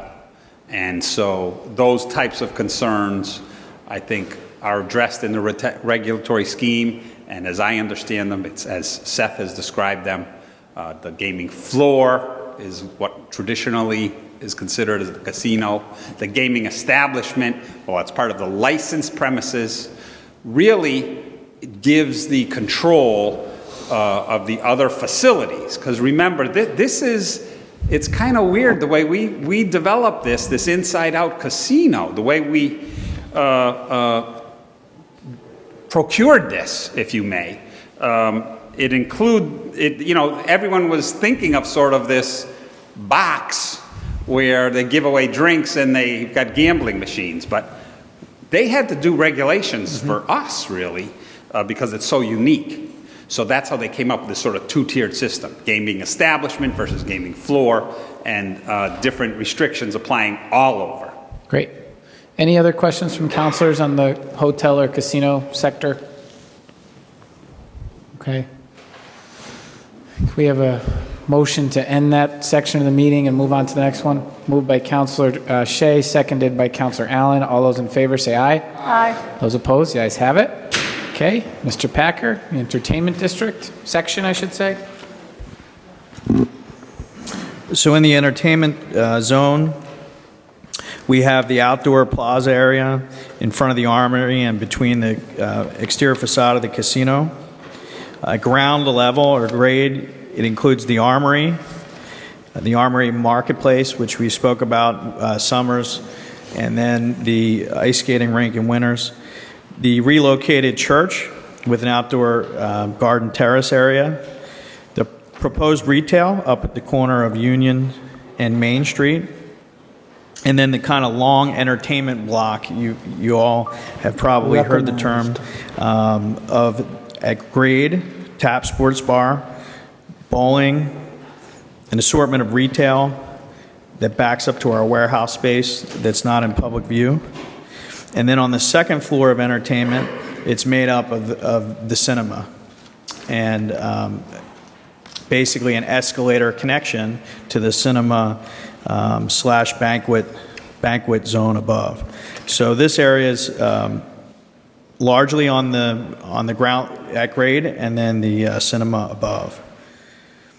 So with that, I'll open up the entertainment area. Okay. Councilors. Councilor Williams. Just a point of clarification, does the tap sports bar have the same type of, I guess, in which you allow, or MGM has the authority to open up a Starbucks Anywhere? Is that the case for the tap sports bar as well? So Tap Sports Bar is a brand that we currently have in a few of our other properties. Right. I think what will be different here, the majority of those other venues are strictly a sports bar, say in Detroit. Here we're going to be actually blending the two venues of bowling, Tap Sports Bar, and then also kind of the arcade section of Tap Sport to make more of a, kind of fun atmosphere that, kind of higher end VIP bowling meets a sports bar atmosphere. So you'll see over time this interior space will develop and feel as one kind of integrated space, mixing games, sports, and beverages, food and beverage. So and don't have a lease with Tap Sports Bar already, correct? What's that? You don't have a lease with Tap Sports Bar already? We operate it ourselves. Okay. So. All right. Thank you. Councilors? Councilor Allen? Thanks, Mr. President.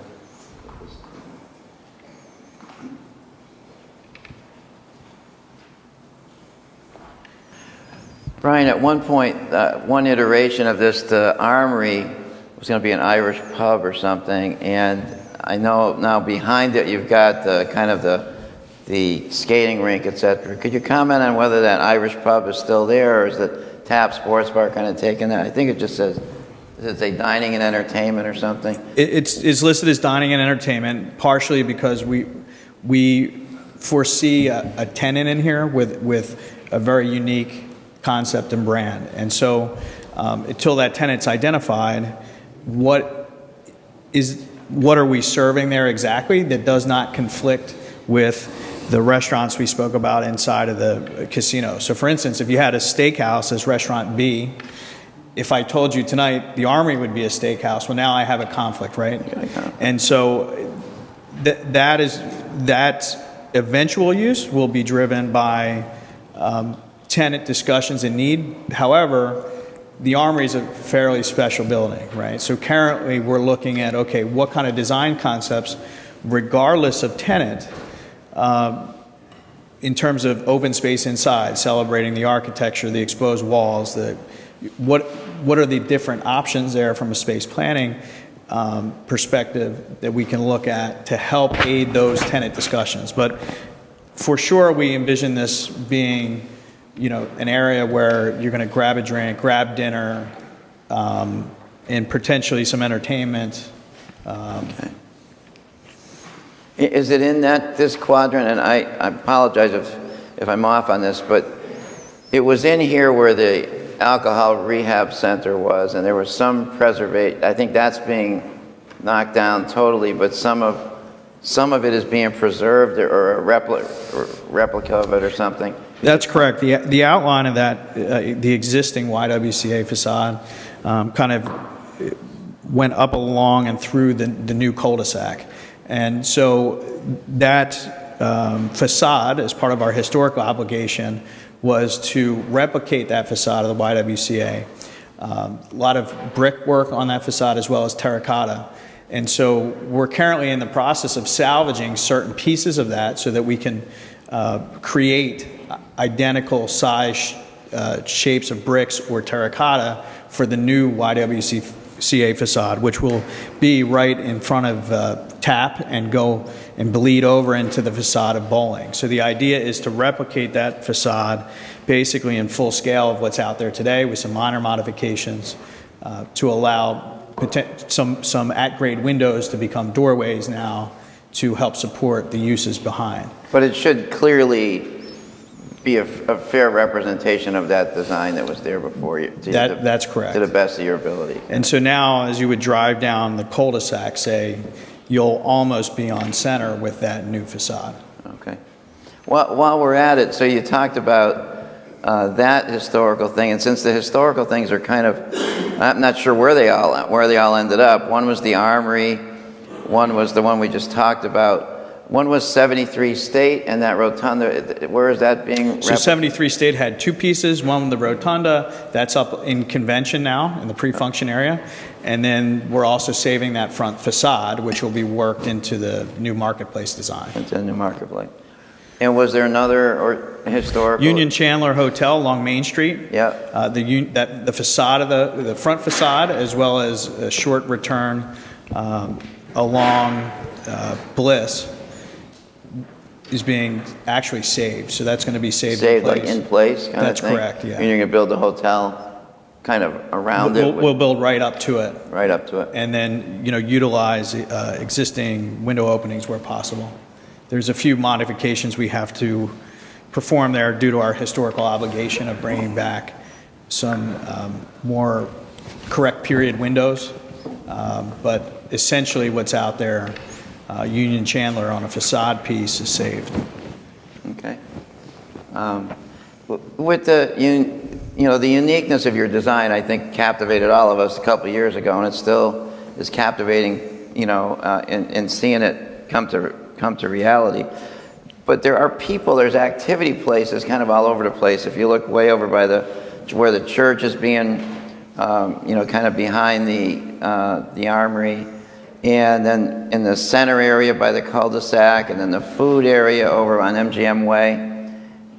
Have you had anything like that before? Have you designed anything like that before, where you're really trying to keep activity not just in one place, but in several different places, and you got to kind of have them be interesting enough to keep people coming to, exploring all the different areas? Is that a challenge for you guys? It's a challenge on a few levels. One is what we typically don't have are 21 structures on a site that we occupy.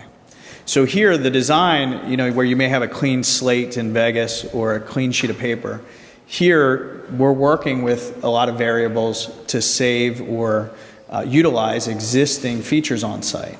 So that drives, some of why we don't have this in some other locations. But I would say we do have it in other locations, and we're very good at doing it. But in a lot of cases, it's indoors.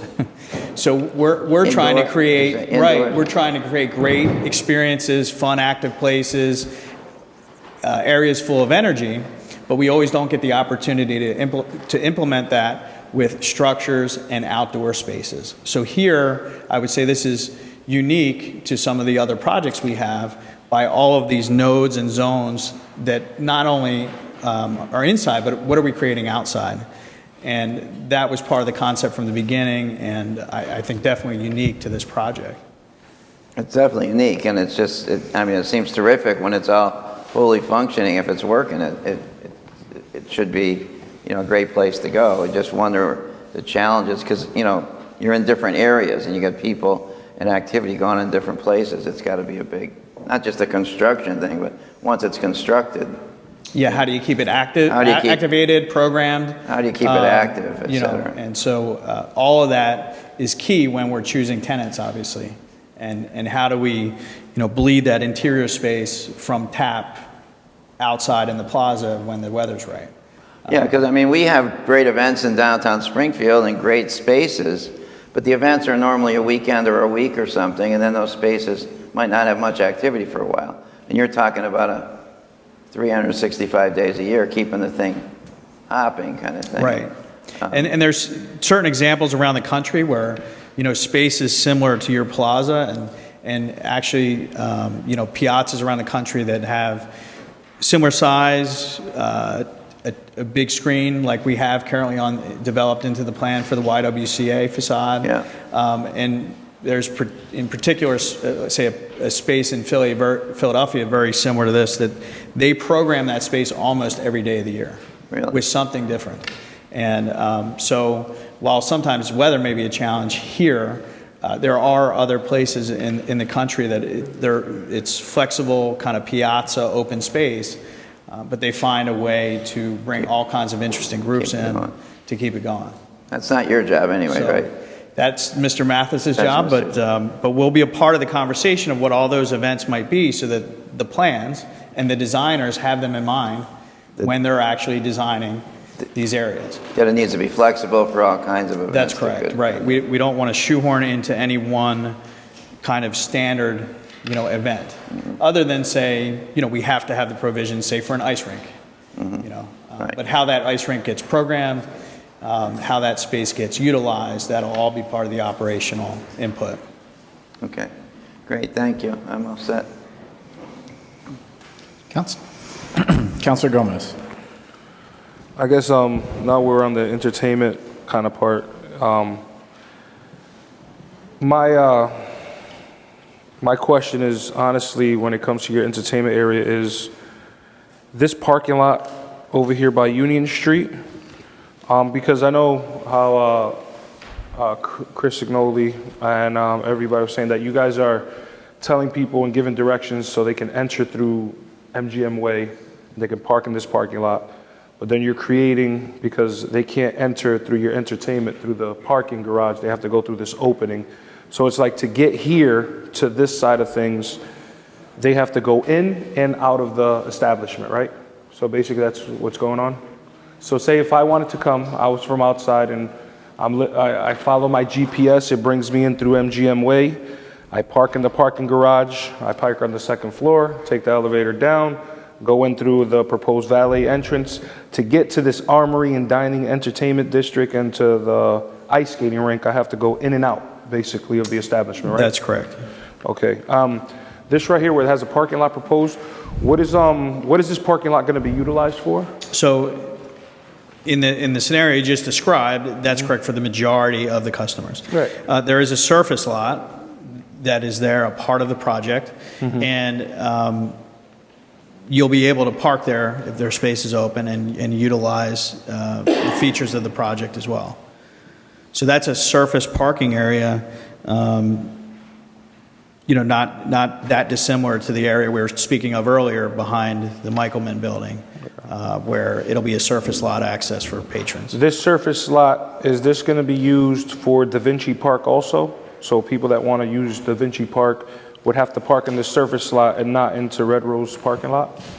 So customers who would utilize Da Vinci would be allowed to use that lot, as well as also park in our parking garage. All right. I'll add just a bit of color on that. The exact mix isn't determined yet, but I think it's likely that that lot will be a combination. And as Brian mentioned, like the lot near the Michelman Burstein, that will replace some of the on-street parking that was lost.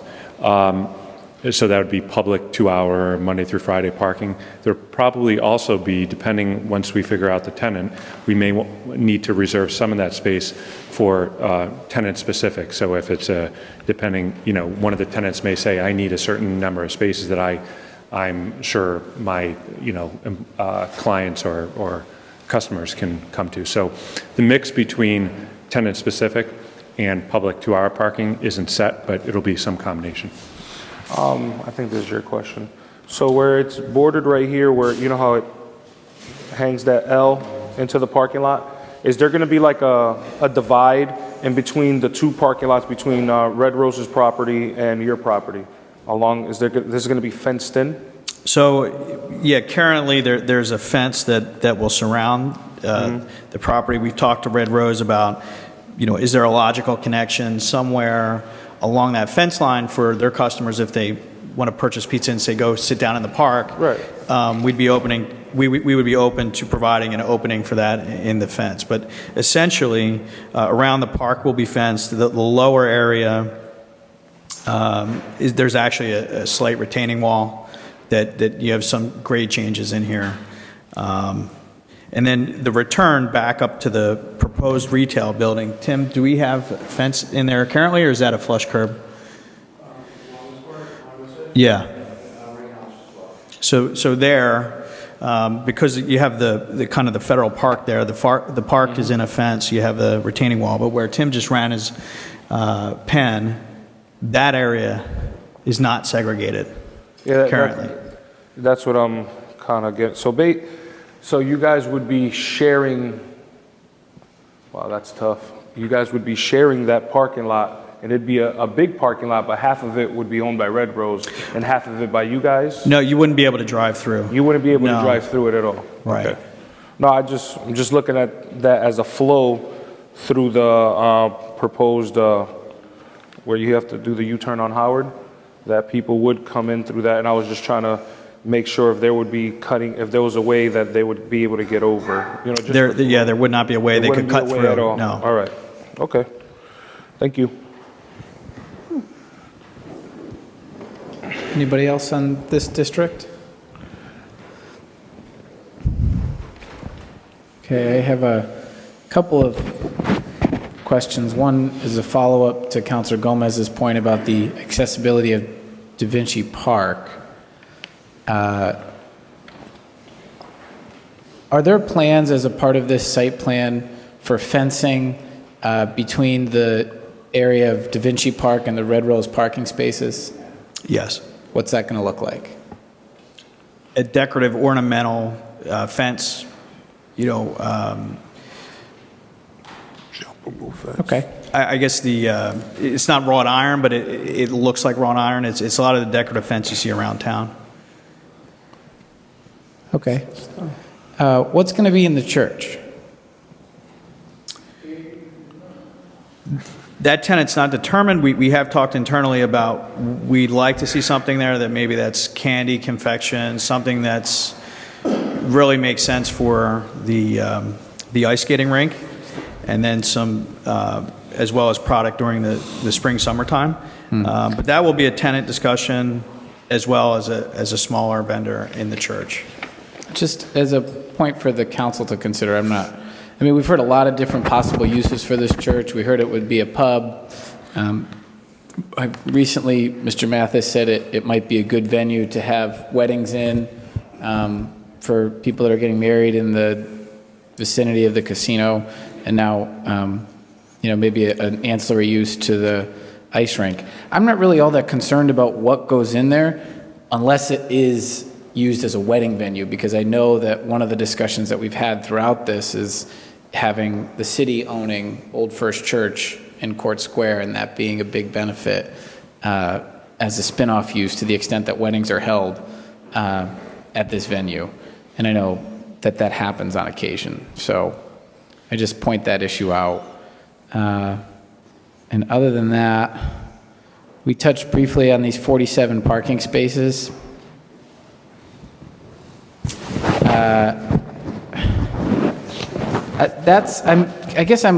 I'm continually struggling with that. Can you again, Mr. Packer, just outline why those open air spaces make sense for you there and how you might police them, if at all? So in terms of why they make sense, I think it really, if you're one of the tenants in the proposed retail at that corner, you're going to want to have some kind of parking that a customer can come and be closer to that venue than just in the garage. So we think that's key in terms of attracting tenants to that corner and the ability to support whatever ends up going there. Good point. On a kind of broader scale, there's also some fairly substantial requirements for stormwater management and storage on site during certain storm events. And as you can see, you don't see any basins here on this design. That's because the basin we have generally goes underneath that parking lot. So it also, has two functions. One is parking above, but also stormwater management requirements are met through that space. Do you have plans to erect a fence separating the 47 parking spaces from the Red Rose parking spaces?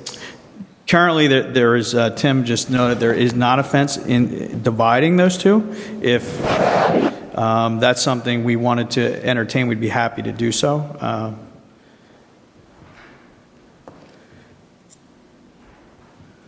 Okay.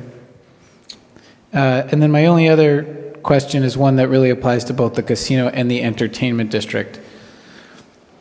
I don't want to clobber you guys over the head with the fact that you don't have tenants, because in a lot of respects that's reasonable, but I do want to ask you another tenant-based question.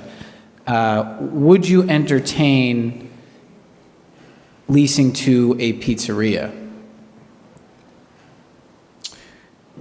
That it's been a long time since it's come up, Seth, but I'm looking at this and, it's one thing if you guys had a pizzeria in the food court, like a Sbarro's or something, but I'm looking at mainly restaurant A, B, and maybe in this entertainment district.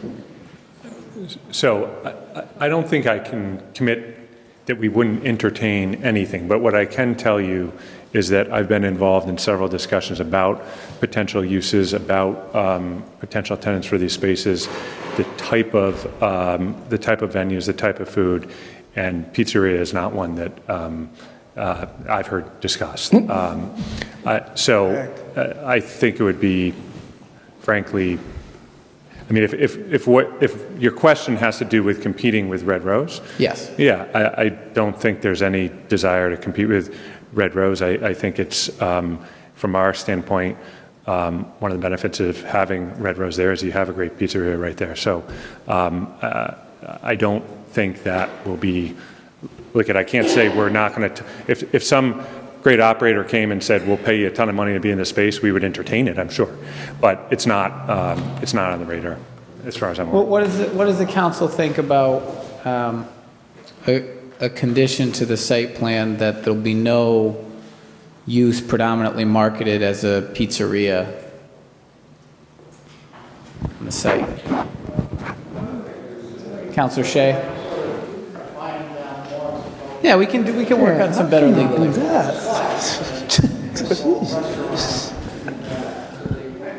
don't think you can do that.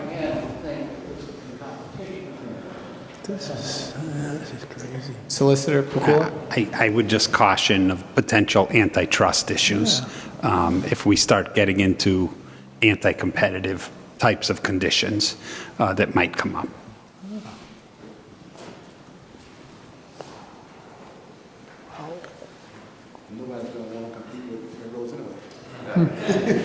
Okay. I don't think the business case would, I'm not Mr. Mathis, but from an operations standpoint, just competitively on paper, that would not support our business case to go and try to do something like that. All right, I'm just flagging. Especially if Tony's doing 2,000 covers a weekend or whatever he cited last meeting here. I don't think that would be in the interest of the project. Okay. Well, we can sleep on it over the weekend. Is there any other questions regarding the entertainment sector here? We have a motion to move on to the last sector. Okay, motion moved by Counselor Twigg, seconded by Counselor Allen. All those in favor say aye. Aye. Those opposed? The ayes have it. The garage. Oh, God. So on the garage, I'll keep the description somewhat brief. I think we covered where we would arrive if you were dropping off or entering majority of the customers off of MGM Way. The loading dock area is off of Union Street. We've worked out those turning radiuses with our traffic consultants as well as DPW. The finalization of all that will have to go back through DPW. And I think the last probably question that we get asked the most on the garage is the sign, the iconic signage. I think some folks don't have an appreciation of the scale of the sign we're talking about. It's 120 foot tall. It's over 70 foot wide. We build these in Vegas a lot, but here, when you see it against the garage, you can't, you don't quite understand. It is a large, substantial sign that you're going to see when you enter Springfield. 70 foot wide, and I would just leave that if there was any impression that this is tiny or small or not going to make kind of that visual impact, from a scale standpoint, it definitely will. And with that, I'll open it up for any questions on the garage. Why don't you tell us about the rules for the garage first before we get the questions? I'm sorry, what was that? The rules for the garage. Rules. That will be Mr. Stratton, in terms of parking. Is that correct? Yeah.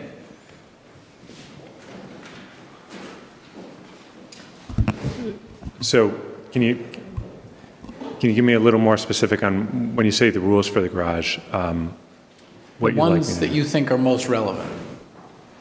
I mean, we know how many parking spaces. How is it going to be operated? So I actually don't think we're there yet in terms of determining, whether there's going to be attendants, mechanical alarms. I don't think we have that detail yet. And it's certainly going to, in terms of programming, there are I don't think it's on this plan. There are some uses specified in the different garage floor levels. For instance, there are certain, and I think that was in the, FEIR actually. I was asking about free parking versus not. So yeah. in general, if it's just functionality, you'll enter. Currently, there aren't plans for gates or attendants. You'll enter in. You'll have a speed ramp that gets you up to multiple floors. On those floors, you will be, depending on what floor you're on, there are certain obligations we have for environmental and LEED certification as it relates to car charging stations, handicap accessibility, all designated stalls for those types of things. So there's a fairly detailed list outlined in the FEIR of what all of those obligations are, as well as by code for accessibility. So, and then in terms of function, on the exit piece, you'll either be able to exit down the same speed ramp out or go out the third floor ramp down to Union Street, and that's a one-way out ramp along the garage. Councilor Ramos? Where exactly is the sign?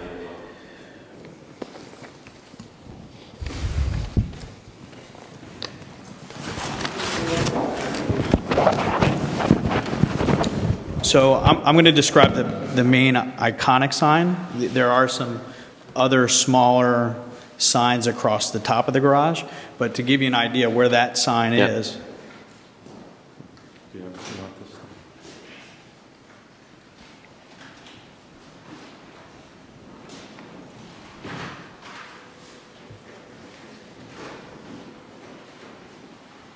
So the best thing to do on your plan, you see this bump out. The garage isn't straight all the way across. It comes over and bumps out.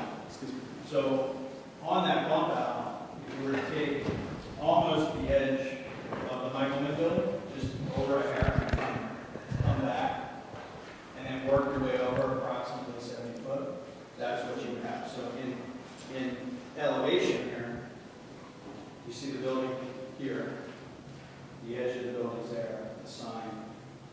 So it's on this facade, in that area, straight back. Okay.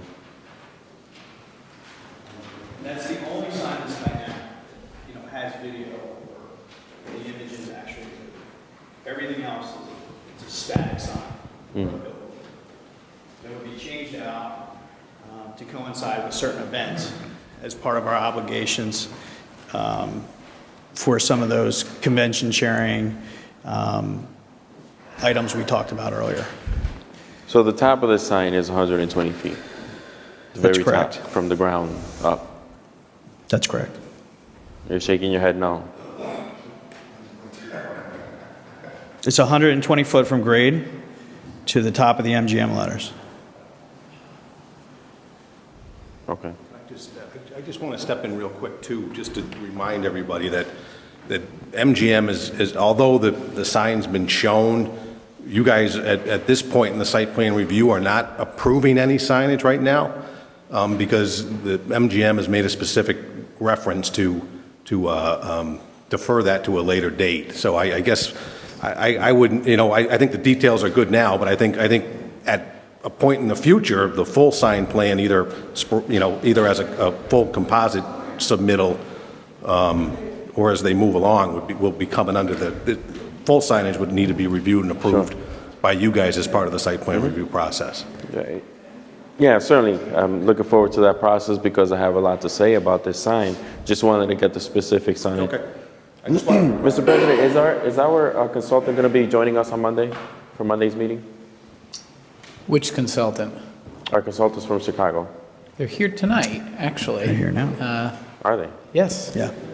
We haven't heard from them tonight, so I didn't know that they were here. Yes, they're here. I don't not know if they will be here next week, but they are here tonight. And I would just say, Councilor Ramos, Mr. Dromey is right. We're going to do signage at a later date. However, that particular sign, I think, is relevant to this site plan review process because that's sort of the welcome to the casino in light of the elimination of the tower. So, I mean, I think it's totally appropriate to talk about that particular sign in this process. Thank you. If people are interested. Did you have a question for the consultant? My question for the consultant has to do with the sign. I don't know if it's appropriate to talk about that tonight or just reserve it for Monday. It's up to you. I think he's here. I'll reserve my comments for Monday if they're going to join us. Good evening. Evening. It's always good to be back in Springfield. It's a great city. Let me just echo what the president said. I think this, we actually pushed MGM to consider the architecture of that facade. So irrespective of the ultimate signage and what goes onto it, the sign you're looking here is really part of the architectural character to both give an iconic graphic character to that facade, as well as talking about different colors and different shading of the actual building to break down the mass of the garage. So I think this is part of the architecture. Part of the architecture of the garage. Okay. So I'm agreeing with the president that it's really something that it's appropriate to discuss. So it is appropriate. So in your opinion, it's appropriate to discuss tonight. Gotcha. Okay. So I mean, I keep going back to the sign because as I said it from the beginning, I was very disappointed with the proposed elimination of the tower. And essentially, I mean, what they're doing here is they're replacing this tower, which was their main billboard for this big MGM project, with this sign. And so, we're replacing a 300-foot billboard with a 120-foot sign. That looks like something that it's not very impressive, in my opinion. And as our consultant, I'm just wondering, does this sign, in your opinion, is this sign going to have the same impact as a 300-foot tower? If it is essentially a replacement for the marquee and the wow factor and the billboard, is this going to have the same effect on this project? Yeah, short answer is yes, and let me try and explain that a little more. Even on the earlier scheme with the hotel tower, our discussions were the same along these lines with MGM. The high-rise in Springfield is a city of high-rises. If this were the only high-rise, your comment would be absolutely correct. But that high-rise set back 500-600 feet from the edge is going to blend in with the Sheraton, the Marriott, and the various public buildings. So again, you're a real city, so you've got high-rises. If you are out in the prairie and this is the only building, I would agree with you totally. So the garage facade, even in the earlier scheme, the garage facade is really always going to be your billboard. It's going to be what people see along the expressway going at 60 miles an hour or going at 5 miles an hour. And therefore, we've always stressed, MGM, that facade of the garage needs to be well-designed, well-animated, both architecturally, graphically, and even from a civic scale. And I want to just highlight one of the things Brian mentioned, something we've encouraged and they've incorporated in here is the ability to do changeable signage out there in the form of scrims, or sheets or larger elements that highlight civic events, whether it happens to be things going on with the Basketball Hall of Fame or the venues that Brian mentioned going on at City Stage or the like. That's going to enliven that whole facade and actually make it more than just a billboard for the casino, in our opinion. It's really going to be a billboard facade for the city. And I think that's the intention of what we're trying to achieve here. I think this, as a conceptual design, definitely achieves that. I think the devil will be in the details as it evolves, and that's why I think examining it again once when you come back with the signage permits is appropriate. But I think this definitely achieves the notion of creating a civic edge to this whole massive building. That, I believe, is going to happen. Was the case whether you have the hotel tower or not. Now, what are our options here as far as what we can propose? I don't like the sign. So what are my options as a member of this body as far as the sign? I think, and Phil, you might help me. First of all, I think you do have the ability to come back and when the final signage package comes in, that's why I think probably, because at some point MGM is going to come to you and show you exactly what the sign is going to say, what it looks like, what its materials are. I think what you should be looking at today is whether creating a parapet for the garage, basically a framework. What they've done here, and again, we encouraged it, so it's not, and we've never been shy about pushing back on design issues with MGM, as they'll tell you, nor have we been shy about encouraging them, because again, we work for the city, not for them. We actually encourage the notion of doing a rooftop architectural signage. It's something that is iconographic to Boston, to Grant Park in Chicago, and frankly, when you have an expressway condition, large traffic going by, you're not really seeing this as much as it's not pedestrians walking by it. It's very much a traffic highway sort of exposure, or from a distance.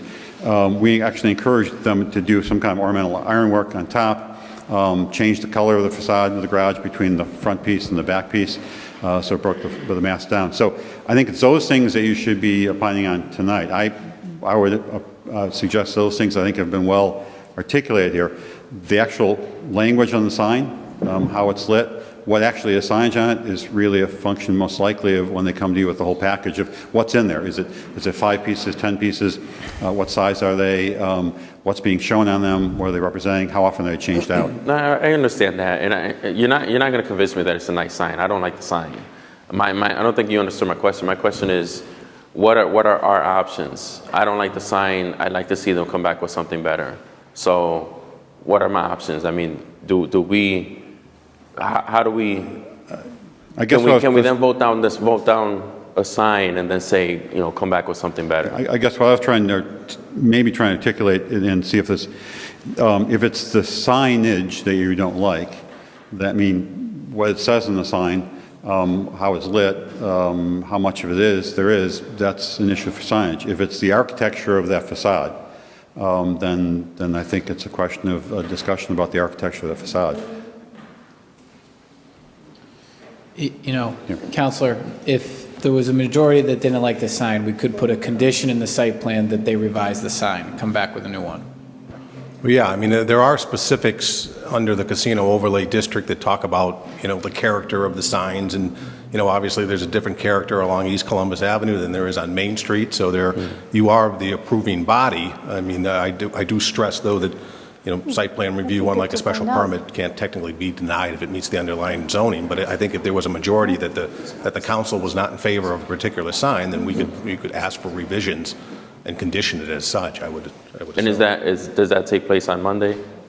Well, no, again, because, I think we're talking about this particular sign, in my opinion anyway, as more of a conceptual or architectural feature. But I do think at the end of the day, signage needs to be approved by the city council. So although they're showing this right now, I don't technically feel that the sign as shown is being approved because they've specifically requested to come back and give specific details on the signage at a later date. So again, it's the same with the signs that are kind of shown along the facade of the garage. Although they're shown as signage, I think the size and the type and the illumination are all going to be discussions that are going to be held at the city council level. Yeah, and Councilor, your question regarding process and procedure, you could make a motion tonight, or we could do it on Monday. There's no reason why we couldn't do it either night. So, Monday night, my hope is that we will have final votes on the site plan. We will vote on the revised conditions as drafted by the law department. And any motions that were made and approved tonight would be incorporated in that decision. Anything that's proposed tomorrow before we make, on Monday before that final vote would also be incorporated into that decision. All right, thank you. Councilor Walsh. Thank you, Mr. President. I have some questions about the rules in the garage and who can park there and how long it's going to be open and where are the tenants of the Bernsteins going to be able to park and, and how much free parking is there? So I'm going to turn that over to Seth, but real quick, just touching back on the sign, I just want to make one item for your consideration. And, if you said, hey, we don't like the lettering, we'd like to understand the reader board a little bit better, but in general, the architectural pop out and the finish, and, understanding that there'll be ornamental steel behind the sign, but we can work out the logistics of the lettering, the clock, what I'm trying not to do is hold up the garage, obviously. And so you can imagine this structure, the structural implications of a sign like this weigh a lot.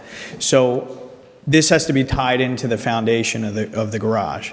So in general, I'd be okay saying, hey, we understand that a sign will go there and it's going to have a reader board so that we can plan to at least incorporate the structure into the foundation plans. But the lettering may change, the actual video board may change, the content, how that's all, but at least can we get agreement for me to get the weights in the current design so that we can move the garage ahead on schedule and develop the lettering and other kind of lower weight issues, the more aesthetics of the lettering and the sign later. So it's just for consideration, but I'm trying to meet maybe some of your concerns while still getting a foundation design in here in the next 6 weeks or so to move the project forward. So just something to think about, but sorry, I just wanted to get that in while we were... Before we get to the rules of the road, I'd also like to say I am not wowed by the sign, and if there was an opportunity to do something different, I would be in favor of that. So it'd be interesting to know how the council feels about that, because I feel that we were promised a significant change to the skyline. I'm not sure that that sign does it. But anyhow, to get back to the garage, I still don't know how you're going to be able to police whose business, who's public, and who's going to be able to park there, and is it going to be open constantly? Okay, well, Councilor, and I hope that we get into this question in a second. I'm thinking that for purposes of planning, to the extent that Councilor Williams is anticipating a potential future motion and working with Mr. Packard potentially on weights and things of that nature, making it complicated, maybe by just a straw poll of the council in terms of who favors an alternative design to the current sign as proposed on the garage. Are there any objections to us doing that? No, I think it's a good idea. Just so that Councilor Ramos and the other folks that are considering doing something about it at the next meeting just get an indication of if it's worth going through this exercise. So I'm not going to do it just by show of hands. Who would be inclined to support an alternative design to the one proposed for the sign on the parking garage? Right. It's a conversation that we have to have, yeah, for, I'm always for the conversation. Okay. It's just thinking more or less for the garage part of it, just without, we know that the sign or something is going on in the garage. We need to, make sure that we're on board with the garage, not basically the functions of the garage, just make sure that the structure's going up. Yeah. And then the sign, just make sure that on Monday, we're going to make a change or vote on something different, for the conversation of that. But my point is, it's not even worth going through that exercise if most people are okay with the sign. So by show of hands, who's okay with the sign as proposed? Okay, seems like a majority of people are okay with the sign. All right, so with that, Councilor Walsh. Okay, so back to the garage, and Sure. So who's going to be in there, and who's policing it, and how long they're going to be there? I'm sorry, I didn't hear I that. said, well, who's going to be in there, who's policing it, how long is it open, what are the rules going to be, and... So it's going to be open. It's going to be open 24/7. Okay. The exact rules are not set yet. Let me explain where I think your question is coming from. Is replication of parking, free paid, et cetera. What we've committed to in the FEIR is to replace the on-street free parking and also to replace the off-street parking that used to be on our site. And if you look at the FEIR, it specifies exactly how many spaces there were. There was approximately 970 spaces in private parking lots that were on the site, 700 of which were utilized during peak demand. So basically our commitment in the FEIR is that we're not going to make the city worse off. We're going to have at least 700 spaces available, to replace the spaces that were taken up. Now, we haven't committed that all of those are going to be free. They weren't free to begin with. What we have said all along is we want the flexibility to have a lot of free parking because we think it's important to our business. The tribes down in Connecticut, Mohegan and Foxwoods, offer a lot of free parking. So if we're charging a lot, it's not going to be competitive. So that's what we've said all along. The city said, we want to restrict how much parking you can have and how much free parking because we don't want you to put SPA out of business. And that's where we came up with the requirements in the HCA. So within those requirements, what we set forth in the FEIR and our commitment in the HCA, we want flexibility to be able to alter our parking based on our customer demands, based on how many, when we open this, we'll better know when people are going to come, what events we're going to have, when we have to have restrictions on parking. So we can't commit to the specific programming. What we want to have is a lot of flexibility to be able to respond to our customers and the needs of the community within the parameters of what's set forth in the HCA. So I want to be clear that we're not changing what we've said, that it's important to be able to have a lot of available free parking to the public. We simply don't want to put in restrictions that several years down the road are going to be contrary to what the business environment and the competitive environment is. And I don't think I still have gotten a question to something that came up with the abutters, with the residents of the Bernsteins. Can they park overnight somewhere? I mean, is that available anywhere on these sites? So it will be,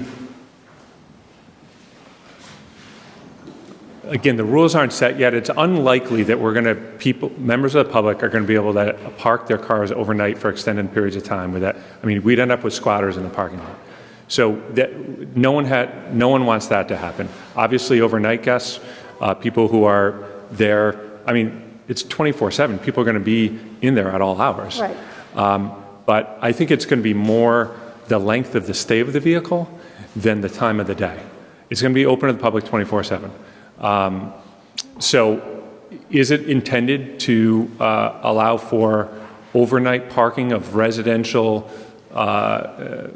abutters, for people who live nearby to park their cars overnight? No, that's not what the garage is intended for. Yeah, so we'll get through the legalese. I just simply want to know what has come up with the abutters, which has been a concern to me all along, the people that are residents that are in the building that is on East Columbus, who live there, are they going to be able to park overnight? I mean, I'm respectfully, I just don't, we haven't set the rules yet, but I don't think it's our intention to provide overnight parking for residences in the area. So I'm not trying to be obtuse or avoid your question. We haven't set the rules yet, but if abutters are relying on overnight parking, they're misguided. Well, I mean, if you live in a building, I would think you would expect that you could be able to stay in that building and you wouldn't have to go out and keep moving your car. Well, I think this is a unique situation where the building has residences with no parking that belong to the building. So I would expect, if I lived in a residence, for that residence to have available parking. The only available parking they had was on-street city public parking. We're replacing that parking. So, but we're not replacing it in our garage. Okay. Well, not the answer I was hoping to hear. Councilor Allen. Thanks, Mr. President.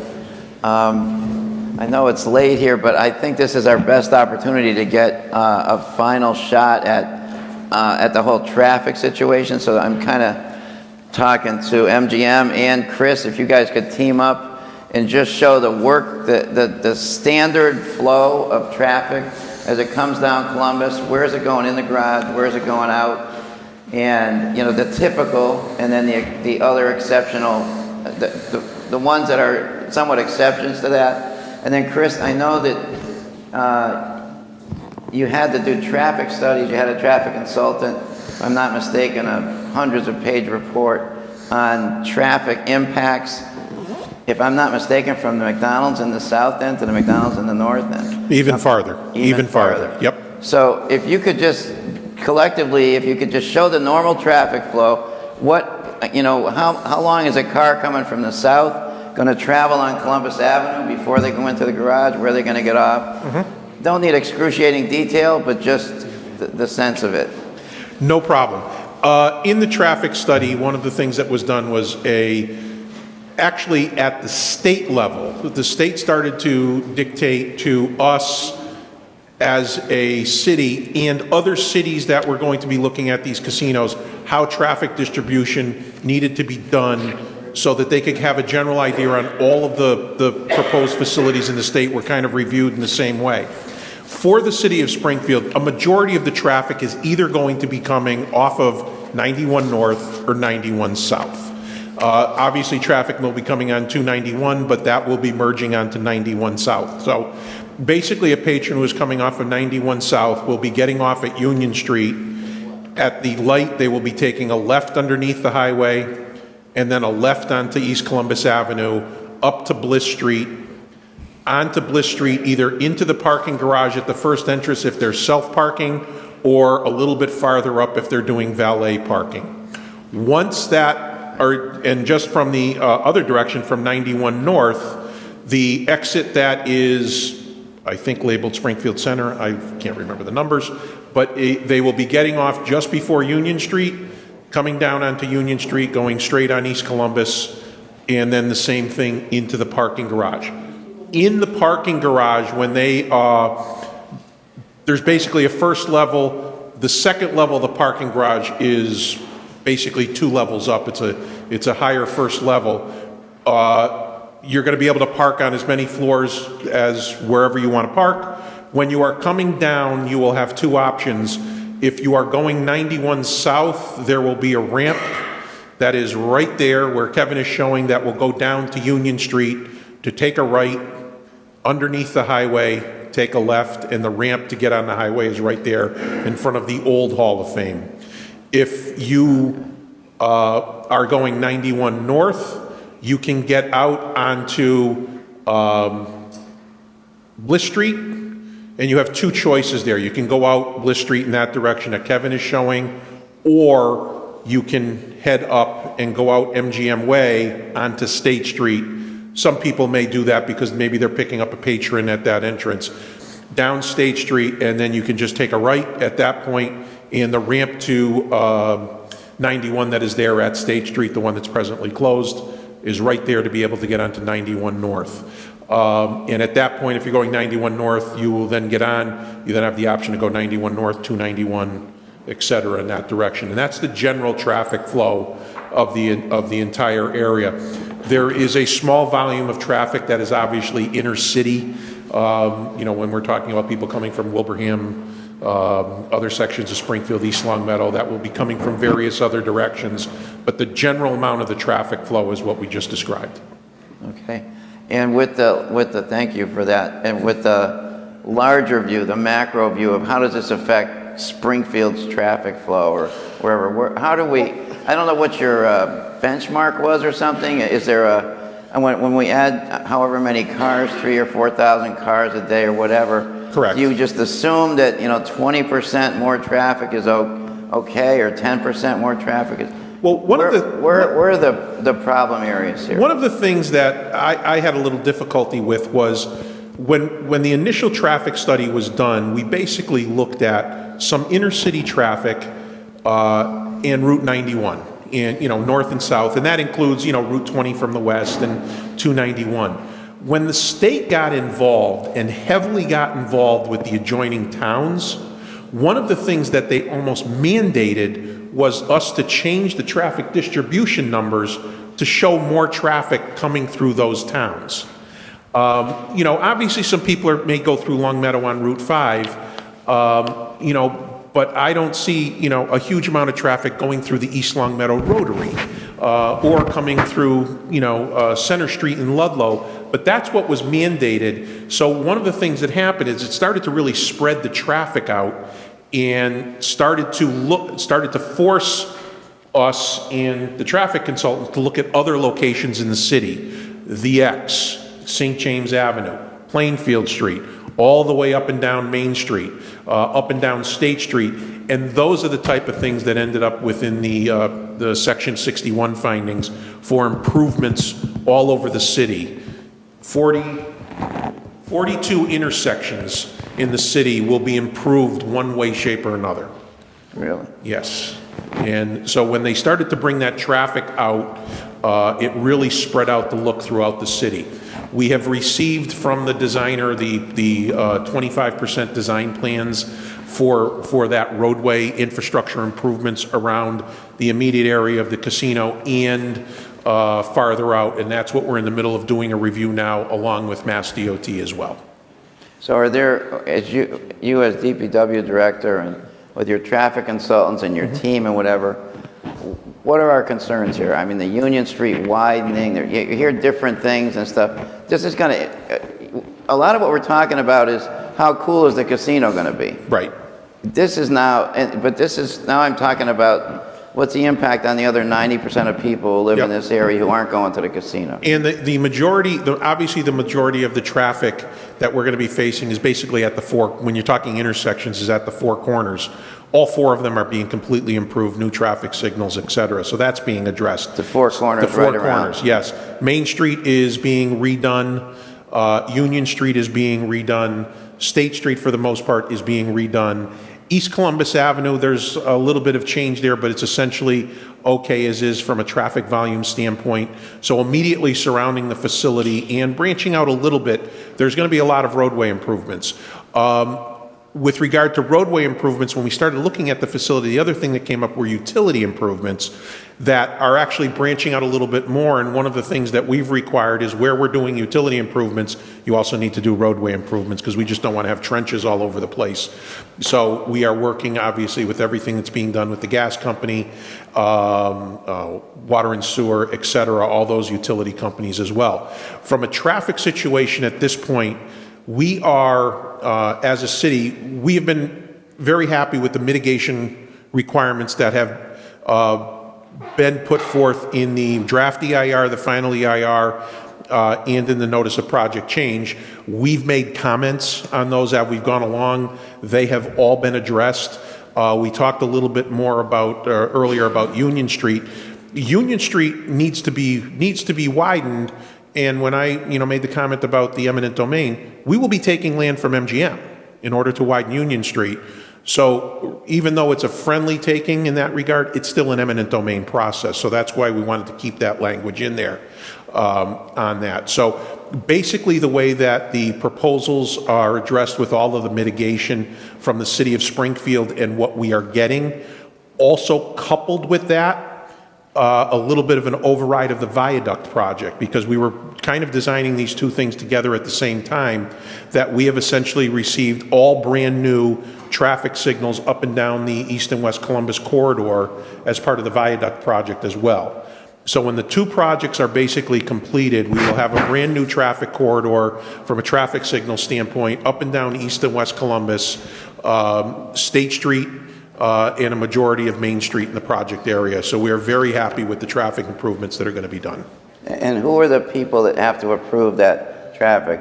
You're the in the end, it's us with Steve Severi and Fussin O'Neill reviewing everything. We are right now, myself, my city engineer Matt, Al, Steve are reviewing the plans that we've received from the consultant about the, now we're getting to the nitty gritty of exactly, curb locations, curb widths, or sidewalk widths, radius, traffic signal design. We're getting into the real meat and potatoes of actual design and, video detection or in pavement detection, signal timings, things like that. That's the nuts and bolts we're getting into at this point. And the state has already approved it? The state is improved it in concept because it was part of the FEIR and the notice of project change, but they are also on board with us as far as doing the detailed review. We've been contacted by District 2 out of Northampton that they are going to be performing a review on the drawings as well. What would you say is there any trap there out that you're concerned about that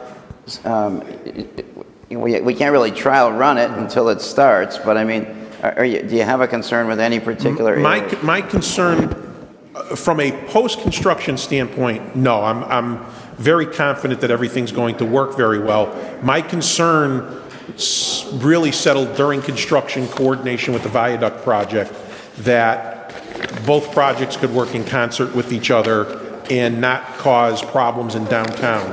And that was one of the reasons I was pressing for back in the early stages of the fall to get all the utility work done, because we've gotten a majority of the utility work done at this point.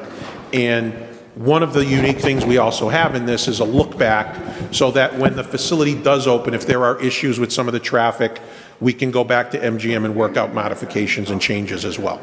Any issues with the viaduct is now 8 months, completion is 8 months ahead of this? Roughly, yes.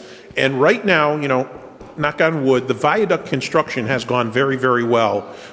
Minimal issues in the city of Springfield. Traffic is flowing. We get very few complaints. Parking, with regard to this facility, has found other locations. That was one of the things I was a little nervous about, that all of a sudden if people are parking in different places, does all of a sudden traffic become an issue in a different spot that we weren't anticipating?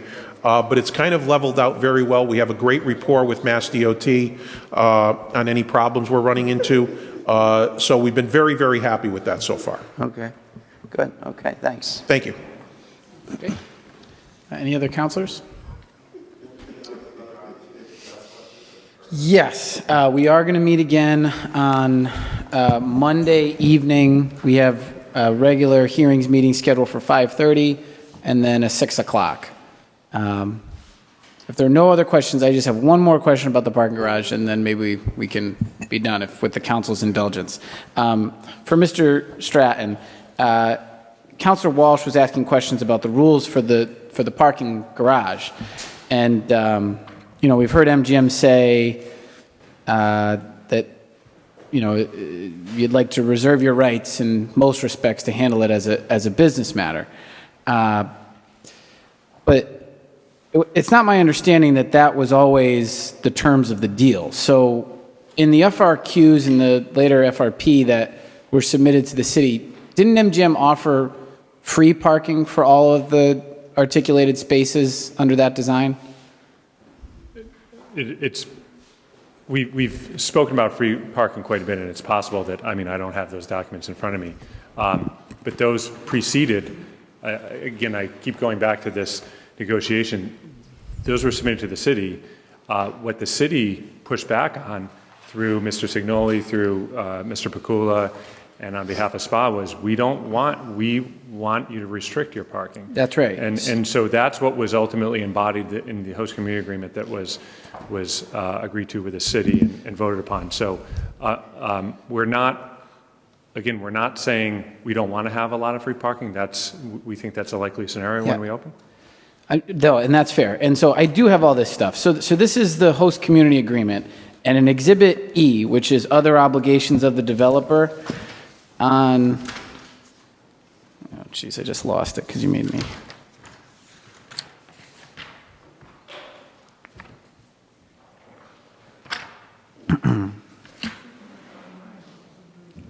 Okay, in section 12, it says off-street parking.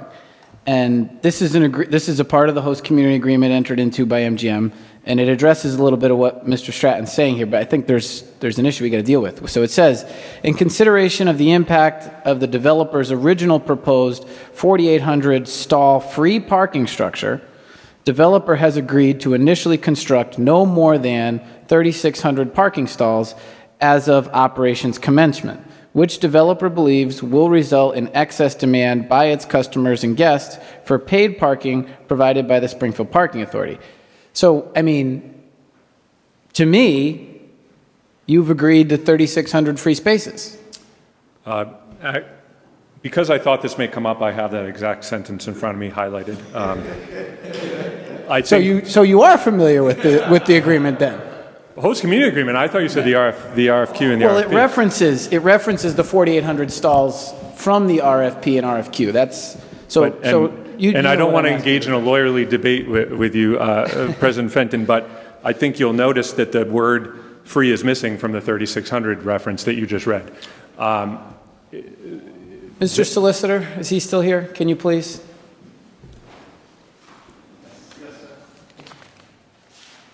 What do you think of this restriction? Does this give us 3,600 free parking spaces? No. It doesn't. What was the intent? The intent was to find the right balance so that the market could control. Let's give you some hypothetical examples. The initial, if you take a look at your host community agreement and you look at the section that talked about zoning, there's a part there that talks about, it's the B clause, which talks about trying to set up basically spin-off, that we're looking to get the ripple effect, the most bang for the buck for this. So, in other words, we never wanted a casino in a vast wasteland. We wanted something transformational that was going to, in concentric circles, have effects throughout the city in a good way, to get as much benefit as we could. And to that extent, I think we're seeing part of it come up with, for example, the residential moving off-site. The residential that was going to be on Main Street, that, the more and more you looked at it, just didn't seem to make sense. And from a functional standpoint, is now planned to move off-site. Mm-hmm. Well, where are those people going to park? What's going to happen there? What parking is going to be related? If condos get built next door, are we going to say, well, you get to park for free in the MGM parking garage? No. Yeah, no, I'm not arguing that it should be free. The point is, it's a balancing, mm-hmm. and we felt that 4,800 spots was way too much, particularly if they were going to be free. They've come down to 3,600, and we came to that number to say, okay, that's going to cover us 90% of the days or whatever the number is. You can talk to the traffic people on that for the counts, leaving some excess, which I think the market will adjust. But again, we run into the issue of affecting other parking businesses, putting burdens on a developer, giving rights to other people that don't exist. It's a balance. That was the intent. The intent was not to say, you're guaranteeing us free parking for anybody who wants to park there. Got it. Okay. So in conclusion of the garage discussion, why don't we get a sense of the council if people feel that MGM should be able to dictate the rules of the garage, or if a majority of people think that we should have some type of understanding before the end of this as to what the rules are going to be in terms of who can use it and when. So let me think of how to do this.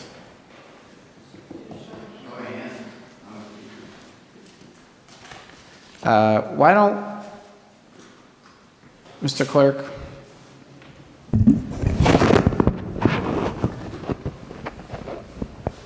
I'm trying to figure out if a majority of the council feels that there should be rules regarding the park, or if we should just let it.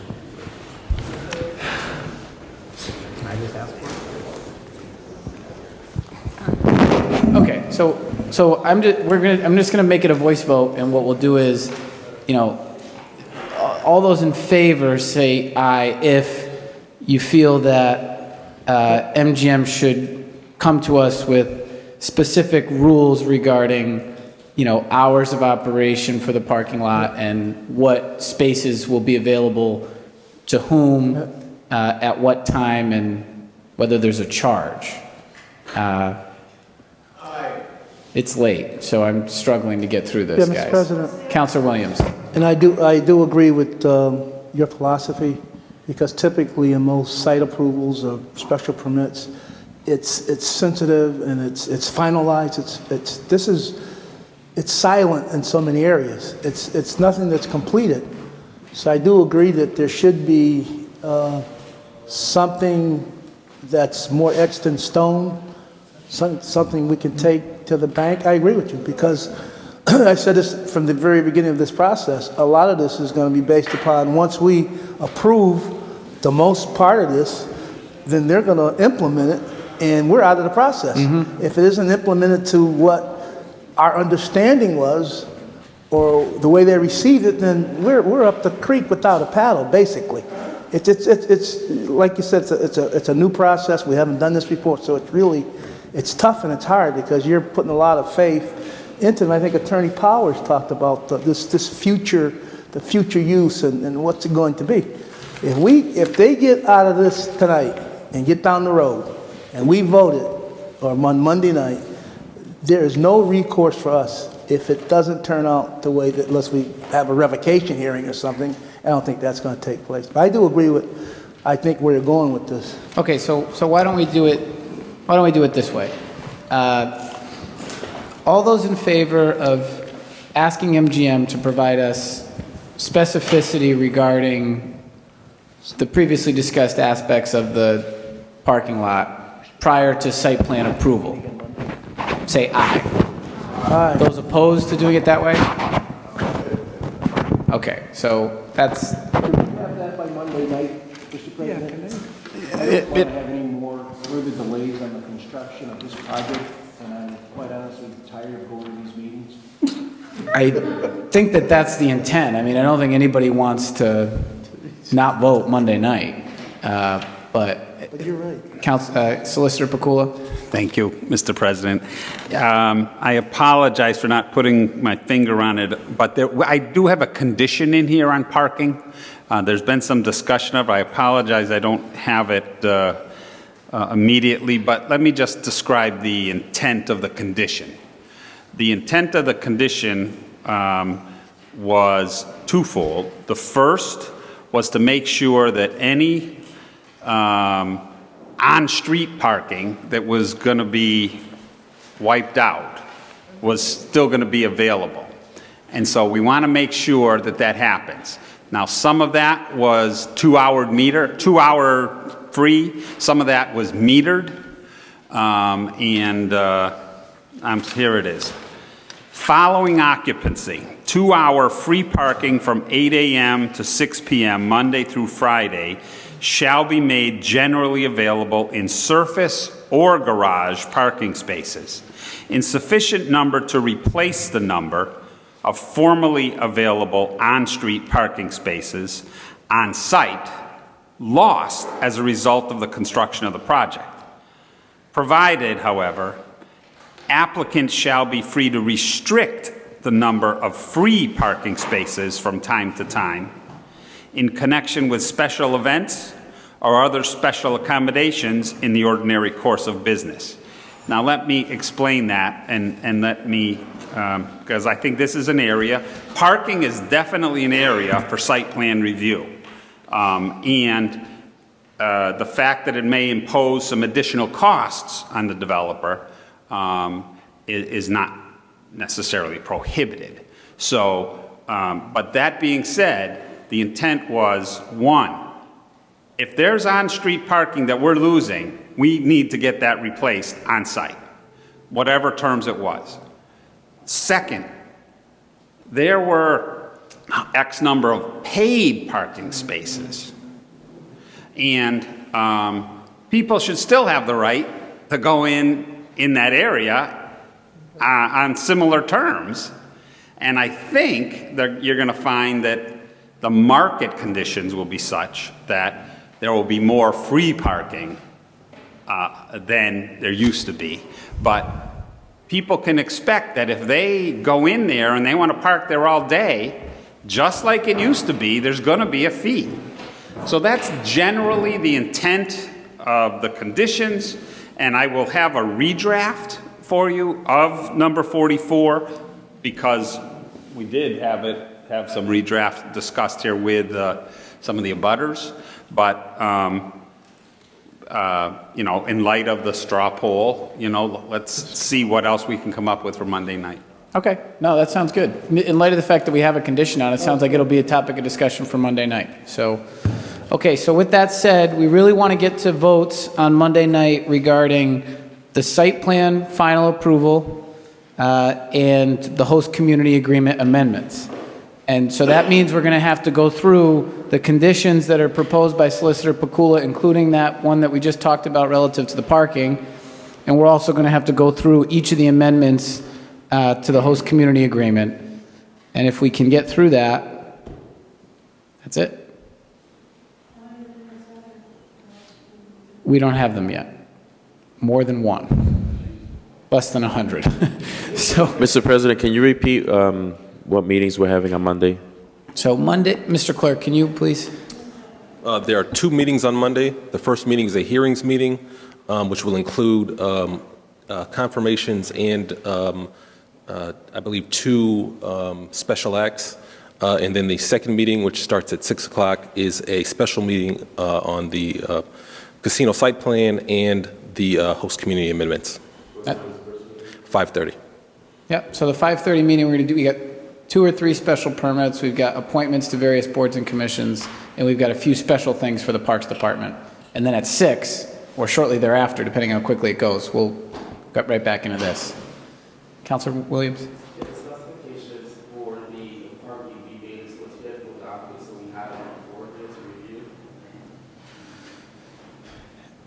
review. You can request that, sure. Okay, so you're requesting that the specifications regarding the parking be provided separately as a part of that analysis, so it's easy to tease out. Mr. Solicitor, so the request is that before Monday night, if we could get a single document that sort of spells out the parking rules in that condition, so councilors aren't going to condition 44 and sort of trying to find Waldo. I'll do a brief memo. Okay. Brief. Okay, is there a motion to adjourn? Motion to adjourn made by Councilor Edwards, seconded by Councilor Gomez. All those in favor say aye. Aye. Those opposed, the ayes have it. Mr. Clerk, this hearing will remain open until Monday evening at 6 p.m. All right, good luck.